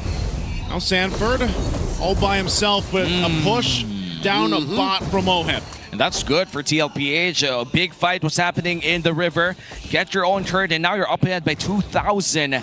I thought AP Brent already won that trade, but Shizu down to half HP with 1 Thorn Rose. Okay, so Lord JM, he's now doing the opposite of what I think, but just getting the same result. He's playing the sandbag, all the while leading up to, he's basically the step ladder for AP Brent. He is setting up so that Shizu can get wins, and so that other lanes can win for AP Brent. This is what's keeping Liquid here down to just 1,500, 2,000, because this could get out of hand. Oh, look at the damage from Lord JM. Wow. That's what I'm talking about. That's what we are looking for from this CC. You know, he did use the current call, but wasn't able to cap out. But he got a bounce well. He got the flicker out from Sanji, so that's at least a little something. AP Brent really holding on to this Tier 1 in the mid, though. That's what they want to. The third turtle's coming up shortly. But that's already 2 green camps stolen away by Carl Teasy. James Banks have nothing to farm apart from this mid lane as the last turtle spawns near the XP lane, and TLPH already in a very prime position to take this away for them. Potential 4v4 happening here in the last turtle fight, and X-Nova still looking for his first big play. Let's see how they do it. X-Nova giving the information. Lord JM now playing a part of the fight up front against Sanford. JP concealing a 4, going to drop the pathway to cut them off. Who's going to be able to get this in? Carl Teasy gets the turtle. Now X-Nova could be in trouble. He's all by himself. He'll fall here, so TLPH gets a turtle, 3 for 3 and a kill, and they're still under the turret. They're pushing James Banks off the orange. Shizu, though, he does get some damage on this Tier 1. Sanford can take this. Oh, Sanford. JP's here. Oh, there's the flicker. Shizu trying to get out. He's going to get stunned. And Sanford now joining through. Infernal Pursuit under the turret. Shizu's going to be fine. A good pushback. Here comes the rest of AP Bren going for JP now. JP in trouble as he falls. Sanford has the Infernal Pursuit, but he can't go 1 versus 3. He falls there. Great play to respond for Shizu. A lot of battle spells burnt though. But it was traded for in mid. I think Liquid understood that they are already too far gone, and the 2 most gym proficient members of TLPH sacrificed so that the rest of the map can go blue. Liquid, I think halfway regret it, but it's not exactly unrecoverable. This puts AP Bren in a better position though. Oh, they still got something out of it, but Lord JM able to escape with the leap here, and Carl Teasy. Ooh, bit of spice here between James Panks. Oh, he's going to go ahead and challenge James Panks. He'll get out. And execution. Not sure if Aqua and X-Nova want to go ahead and do much. No way. The Thorn Rose to stop from the Spear Destruction landing. Yes way. Carl Dizzy knows the ins and outs, the little intricacies of this hero. That's what I'm saying. You don't give Lancelot to Carl. Even with a Brent skin too, showing off in this game. 20 seconds before the first Lord of this game spawns, and TLPH holds a substantial 3,000 gold lead against AP Bren. But the good news here for AP Bren is they still have a hold around their orange buff, which means they could set something up for themselves before this Lord starts. And that's something definitely AP Bren can count on as a blessing. Looking at their items, this is, oh my lord, a full item between Shizo and Oheb. The concealed play from Liquid. Who are they going for? X-Nova. Nova. Tech slams on now, on the defense, even flickers. Now Lord JM all by himself is going to pop the Vengeance. Trying to do something. I'm not sure what the plan was there. An SOD is landed by Shizu, but he's just going to stay on that bottom side, and TLPH will go ahead and take this Lord now. And this is going to be a free Lord after that winning team fight from TLPH. Lord secured here by Carl Teasy, and no turret in exchange for AP Bren. So Shizo, what he's doing here is he's threatening the split lane, the long lane split push, but just the same, he's keeping himself safe. If at any time he overheats, best believe since 40 has his flicker off cooldown, Shizo could get punished. And unlike Liquid, wherein they could have traps set around or their rotational speed is just much faster than AP Bren, Shizo only relies on SOD. But if he does throw an SOD, mind you how that mechanic works is he can only teleport to where he hits another member of Liquid. So it's a catch-22 again. So that's why he did not force the push on that bottom lane, and he sent himself home. And look at that artillery damage coming in from TLPH. Not even this Lancelot is just poking out people with Thorn Rose. That's how brave Carl Teasy is right now. Yeah, that Thorn Rose, and then under the turret even, Oheb playing up front, getting the Death Sonatas off. So that Lord's going to eventually make its way up here. TLPH will sync things forward to get these tier 2 down in the mid and the top. They still have the Holy Shields here for AP Bren. Let's see how they go with the defense. The Lord will go ahead and charge into this bottom turret. Arrows being thrown at, but ultimately Rampart. Lord is cleared. Sanford gets caught in the Rampart, but he's still sitting at half health. He's going to be fine. Lord JM will jump on out. I'm not sure if TLPH is going to be able to get much more. They got the Holy Shields though. They got to take it slow. The fact that all the Holy Shields fell and the waves are still crashing through is good for Liquid because they have to slow it down. They're going to have to freeze so that they can set up for the next Lord coming in a minute and a half. So far, this is a power spike for even Sanji. He just picked up the Enchanted Talisman during the slow siege, and these arrows are going to come non-stop. Yeah, and that means that AP Bren needs to be careful in wherever they go. Carl Teasy still holding on to that Phantom Execution, waiting for the perfect opportunity as another siege happens down bot. Forest Pathway dropped down. They just want this turret. It finally goes down. And AP Bren losing the first base turret so far. TLPH will pull back. They got about a minute or less for this Lord to come up. I think I haven't seen a tectonic charge land at all. It has during the last turtle take. Oh, just, oh yeah, the last turtle take. But Carl Dizzy still got the retry in, and there wasn't enough of a follow-through. Oh, AP Bren still struggling to find that first big play then. They might force something here. X-Nova, he's going to go in with a tech charge to be able to find Oheb. Oheb is in trouble, but he still has enough space. Lord JM tries to jump forward with Lord JM and X-Nova gone, and Sanford will jump in and find Aqua. A double kill in an instant. TLPH finds 3. they'll go ahead and get ready to continue on to the base of Shizu. Keeping Sanford at base. Sanford could be in trouble here. Here comes Carl Teasy, though, to try to help out. He's a little bit too late, though. And now James Panks popping the electrifying beast. They're trying to hold on. It's him and Shizu. Oheb firing off with the Rhapsodies, and Shizu takes an arrow. And that's going to be it. TLPH will sweep AP Brand. And the moment frustration hits for AP Brand, TLPH seizes the victory. TLPH sweeps AP Brand. That's what you call a stampede. A singular stumble and fall leads to sure demise. Well, we were looking for a tech charge to hit. X-Nova heard you and they came in, but it was evident that they were lacking follow-through. The damage to make the most of that. Lord J was panicking. He was like, let me get in. But again, what was the lead? 5K, 6K? Yeah. Maybe even bigger. They couldn't. And at this point, AP Brand falls to TLPH, but still a great effort for the boys in yellow, looking for their stride in this regular season. Their last game in the first half ends with a loss. Maybe in the next half they find their way to victory. Right now for TLPH is currently on a hot streak, 1 yesterday and 1 today. We're gonna talk to Team Liquid Philippines with our hosts in the main stage. What a great way to end the first half of the regular season, and give it up for your winners, Team Liquid Philippines! Gentlemen, congratulations first of all, Carl. Congratulations sa inyo. Ang ganda ng performance, syempre 2-0 sweep para sa inyo. And kanina nakita natin na may iba't ibang age bracket na nanonood dito sa MPL Arena. As the young GOAT and the face of MLBB, meron ka bang maa-advise sa mga new players ng bagong generation, pati na rin sa ating mga rookies like James Panks and the other players that we have in the league? Advice ko lang sa mga bata pa, enjoy nyo muna yung pag-aaral, tsaka kung kaya nyo pagsabayin, mas okay. Wise words from the young GOAT. Hindi lang puro ML ang iniisip. Pero sa mga bagong players dito sa ating liga, syempre, kinakapapa nila kung anong meron tayo sa professional scene. Meron ka bang mai-a-advise sa kanila bilang mga pro players dito sa league? Advice ko lang, pagpatuloy lang nila ginagawa nila. Ayoko magsalita kasi baka matuto kayo eh. Tama naman. That's correct. Actually, there was a little fun fact that was shared with me. Coach RC, if you could please come over here and join me.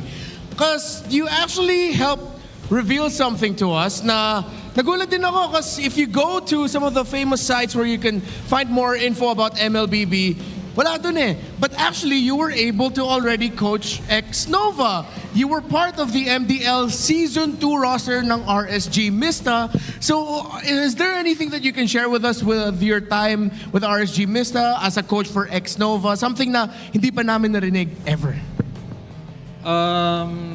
Siguro nung sa MDL Season 2 kasi, nung magkakasama kami sa bootcamp, hindi niya ako naging personal coach eh. Parang naging kuya niya ako, tapos pero naging coach din naman. Kumbaga mas nanaig yung pagiging kuya ko sa kanya. And kinokorek ko yung mga maling attitude para just in case na maging pro siya, kagaya ngayon, na sobrang proud ako sa kanya. Oh, so I'm sure nung na-reveals na si X-Nova will be joining here in MPL Philippines that you are very proud of him. So, of course, talo sila ngayon, but you see that AP Brand, they're still continuing their progress. If you could give a message for X-Nova so that he continues to improve dito sa MPL Philippines, ano po yan? Kagaya na lagi ko sinasabi sa'yo, lagi mo lang fokusan yung pangarap mo kahit anong mangyari. Lagi mo lang tatanggapin kahit manalo o matalo. Basta, pagbutihan mo lang, sobrang proud ako sa'yo. Aww. I love the wise words. Parang life coach ang datingan ni Coach RC. And going back to you, Carl, alam natin na ending na ng ating first half of the regular season. Moving forward sa ating second half, meron ba kayong specific team na gustong makatapat? Wala naman po eh. Lahat naman po sila gusto namin makalaban. Tsaka excited kami sa bagong patch. Kasi pili ko new beginning to sa lahat ng teams. And speaking of a new patch, maraming changes ang mangyayari. So, can you give us a hint kung ano ba yung pinaka-nilook forward mo na mangyayari sa Project Next? Yung nilook forward ko po yung yung nagbabago yung mapa. Yan! alam ko lahat tayo nilook forward. Yeah, and actually, since katabi ko na dito si Coach RC, without revealing too much, masakit ba sa ulo na magkakaroon tayo ng bagong patch dito? Kamusta yung buhay as a coach with the fact that the game might change in ways na hindi in-expect ng MLBB community natin? First of all, syempre, nakaka-overthink na eh. Pero as long as kasama ko yung team ko, wala akong in-overthink ngayon. Wow, sana all. So sweet. And with that, we're looking forward to seeing you guys in the next round. Again, please give it up for your winners, Team Liquid Philippines. You may now take your bow. What a great way na pinakita ng Team Liquid Philippines sa kanilang laban kontra APBR. Yeah, and again, very surprising the result. But now we even hear from Team Liquid itself saying that the game might change in ways we don't expect. And kahit na sa struggle onte, si Coach RC, hindi naman struggle but more of napapa-overthink na. And now, we're looking forward to seeing get it. Yeah, all right. So now it's time, of course, to learn more about what we missed out maybe in the game, and for our analysts and casters to break it down for us. So we'll pass it back to you. Thank you so much to our host and to Team Liquid Philippines. Amazing performance coming in from TLPH. And looking at that 2-0, I would say they're currently on a hot streak entering the next half. Did you say amazing? Yep. He put that in Amazing. there. He put that in there. I put that in there. I still get confused when he does his intro, though. Like, I'm not sure if it's Womi or Umi. I'm not quite sure, too. But, of course, our MVP, Carl Teasy, with a perfect game. 100% KP and 0 deaths. I told you so. Again, we know that Tell us again. You don't give Lancelot to Carl Teasy, sir. They clearly left it out to open. And I'm not so sure if APBR had a sound answer to what potentially could have been unleashed on them, and we saw it in its full potential. Maybe twice or thrice did the tech charge hit, and even when it did hit, Carl TC shrugged it off. Yeah, and with a Thorn Rose too, already in a very low cooldown at this point in this meta, dealt so much damage all across the map. I feel like that's one of the 3 tech charges that actually landed. Yeah, it was... Again, like X-Nova, that's so clean, by the way. Again, that Thorn Rose. But yeah, X-Nova, he tried to land a couple, but Leo mentioned it. It's just there wasn't enough follow-through. Yeah. And that's what we were kind of talking about from the draft. Okay, just to add a little bit of a wrinkle to Carl DZ's performance, some intricacies to the Lancelot game he played. Looking at APBR, I'd say maybe 2 or 3 of those targets you would not want to puncture through even if you gave the option, right? You don't want to necessarily always jump on the Joy, Lord J on a Vengeance when he pops it. Even Aqua, he keeps himself scarce, he backs off, but the way Carl DZ knows when he's able to press it or when he should press it makes it such a masterful performance. That is what makes this all the more worthy of an MVP game for this Lancelot, especially since it's Carl. Yeah, and this Carl TZ Lancelot has been through with MLBB esports history, has been with him since M2, and now on the way back to M7. We're looking at a meta that is defined by Lancelot. Which is going to be interesting because if that's still the case, I mean, they talked about it there in the interview a little bit, even with Coach RC. It's like everybody knows that we're going to be a potentially a very different, maybe meta in the next couple weeks. I think some teams might even be preparing to test things out already, but I don't know if the Lancelot is going to change too much. At least being one of the top picks for the jungle there. Knowing what we know about what's coming, it might actually benefit Lancelot. Yeah, that's what I'm thinking. Yeah, I feel like it's going to make the strong ones stronger and the weak ones even weaker, with select people thriving in certain changes. Yeah. But right now, it's a 13-minute game, still fairly quick. Yep, looking at the main damage sources from APBR, you have Aqua in the early, and then James Spanks as well, who hit some modicum of power spike. Liquid just had the better item response. Like Radiant Armors on those who matter, the frontliners.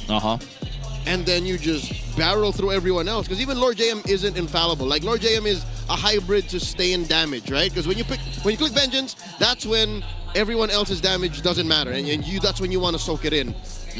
Liquid played that window so well that it looked like Lord J was made of paper.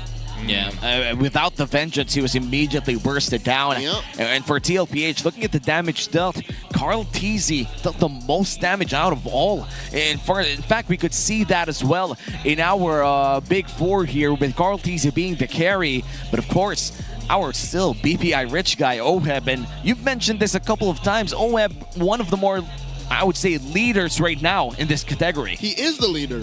Oh, wow. He's number one. If I'm not mistaken, he played a Granger and hit just a hair under 1,000. That's why he's number one. Yeah. We haven't had anyone in the thousands, right? Like last season Not we yet. did. Yes, didn't we did. In MSC we did too. MSC we did as well, yeah. Not here. Here it's Yeah. like 986, 989. Uh-huh. And that was Oheb.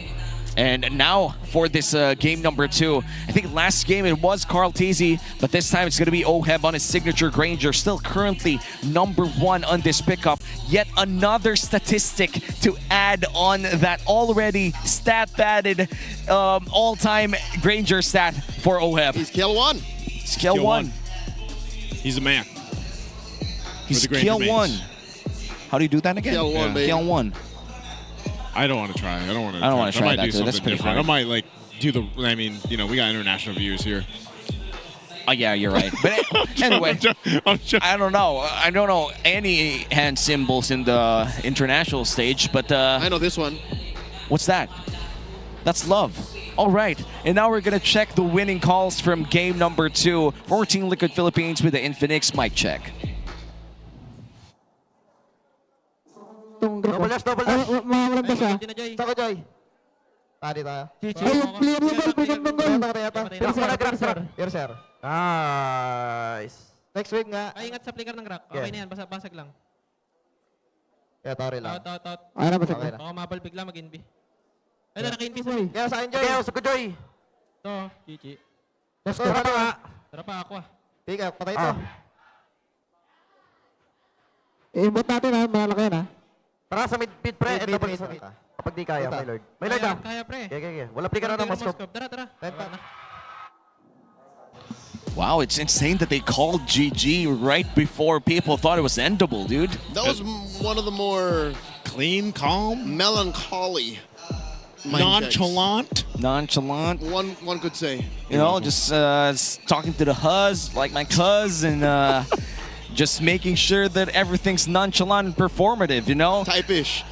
Give me a matcha. Give me a matcha drink right now and I'll stand all over and fight for everybody's rights. Looking at Infinix standings, we have Aurora still up on top and TLPH still number 3. In fact, I feel like nothing moved. Nothing moved. Liquid just encroached on ONIC space with almost a similar score.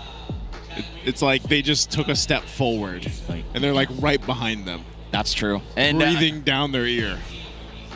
I wouldn't like that if that happened to me. But for the Infinix standings, it's still pretty much close up there. Yep. Very intimate in the bottom 4. I hope this is a wake-up call to the bottom 4 because round 2, this cannot stand. I agree. Something has to change, man. I mean, something's definitely changing, though. And looking at our Fancy Laban standings for Week 4, Day 3, the Mines and the Cavalry still up on top. The Cavalry, however, defending champions of the Fancy Laban Season 2, has a challenger with the Mines still undefeated, ending Week 4, Day 3. That's crazy, man. 7-0 right now for the Mines. Definitely, it's always fun to... What did our dear friend compete in? Did he compete in a specific... For TNC? Yes, Rayash played for TNC. He played for TNC. Yeah, but he told me he lost. Oh, they lost? Darn it. So that's still experience, and they were still able to play with the Infinix GT30 Pro. He still had plenty of fun. That's a lot of fun, and for community teams such as these teams that you see, they also compete on the days that their teams compete. Yeah. So it's quite the experience. Imagine playing for your team community and then watching MPL right after. It's a vibe. It is a vibe. It is a vibe. This week's been a vibe. Vibe by PPI. Download now. 50 raffles. 50 raffle entries and so many other diamonds to give away. But before we end the first half of MPL, favorite moment of the 4 weeks of MPL. Oh, that's hard. Casting with you. All right. I'm going to start with me. 2 savages from mid laners. Insane. Okay, that's true. That's true. I'm going to count my blessings and say Clash of Titans. It's always fun. No matter where they stand on the standings, must watch. this season. I'm skipping you right now. Anyways, I love it. we've been your casters. Omi with Naisu and Leo. We're gonna send you over to the main stage. It has been a great Sunday and family day here sa MPL Philippines. Sigurado ako nasulit to ng ating mga super fans. And that ends the first half of the regular season. And it was a great ending to the first 4 weeks of MPL Philippines. 3 series yesterday went the distance, 9 games. The very first series of the day went 3 games where we saw the reunion between Chakno, Kelra, Coach Itumax, Coach Wynot, of course, the old Omega boys together, serving even more memories with 3 games. Everything has been memorable, especially para sa Team Liquid Philippines na makuha nilang panalo against APBR. The Cavalry was showing a pure dominance with a 2-0 sweep. Renmar, overall sa ating first half of the regular season, what's your favorite moment? You know, my favorite moments so far from the regular season are the moments you never really get to see in camera. The quiet moments between members of the community, finally getting to meet their idols in person, getting to take photos with them, the interactions between the casters, the fans, everyone. So if you want to catch those in person, you better come here to the MPL Arena every time you can. I love that. Sobrang napapakita mo kung ano nga ba ang hindi natin nakikita sa camera. And with that, alam natin na mas marami pa tayong aabangan for the second half of the regular season. Week number 5. Next week begins our road to the MPL Philippines playoffs, getting even closer to the M7 World Championship. But the game we have grown with will change in ways you never expected because Project Next is coming out soon. Project Next nga ang ating aabangan at magbabago na ang takbo ng ating meta, takbo ng laro. Kaya magkita-kita tayo next week muli. This is your very own Odin. And this has been Renmar Santa Cruz. Hans Galeria will be back next week. See you next week dito lamang sa MPL Philippines Season 16.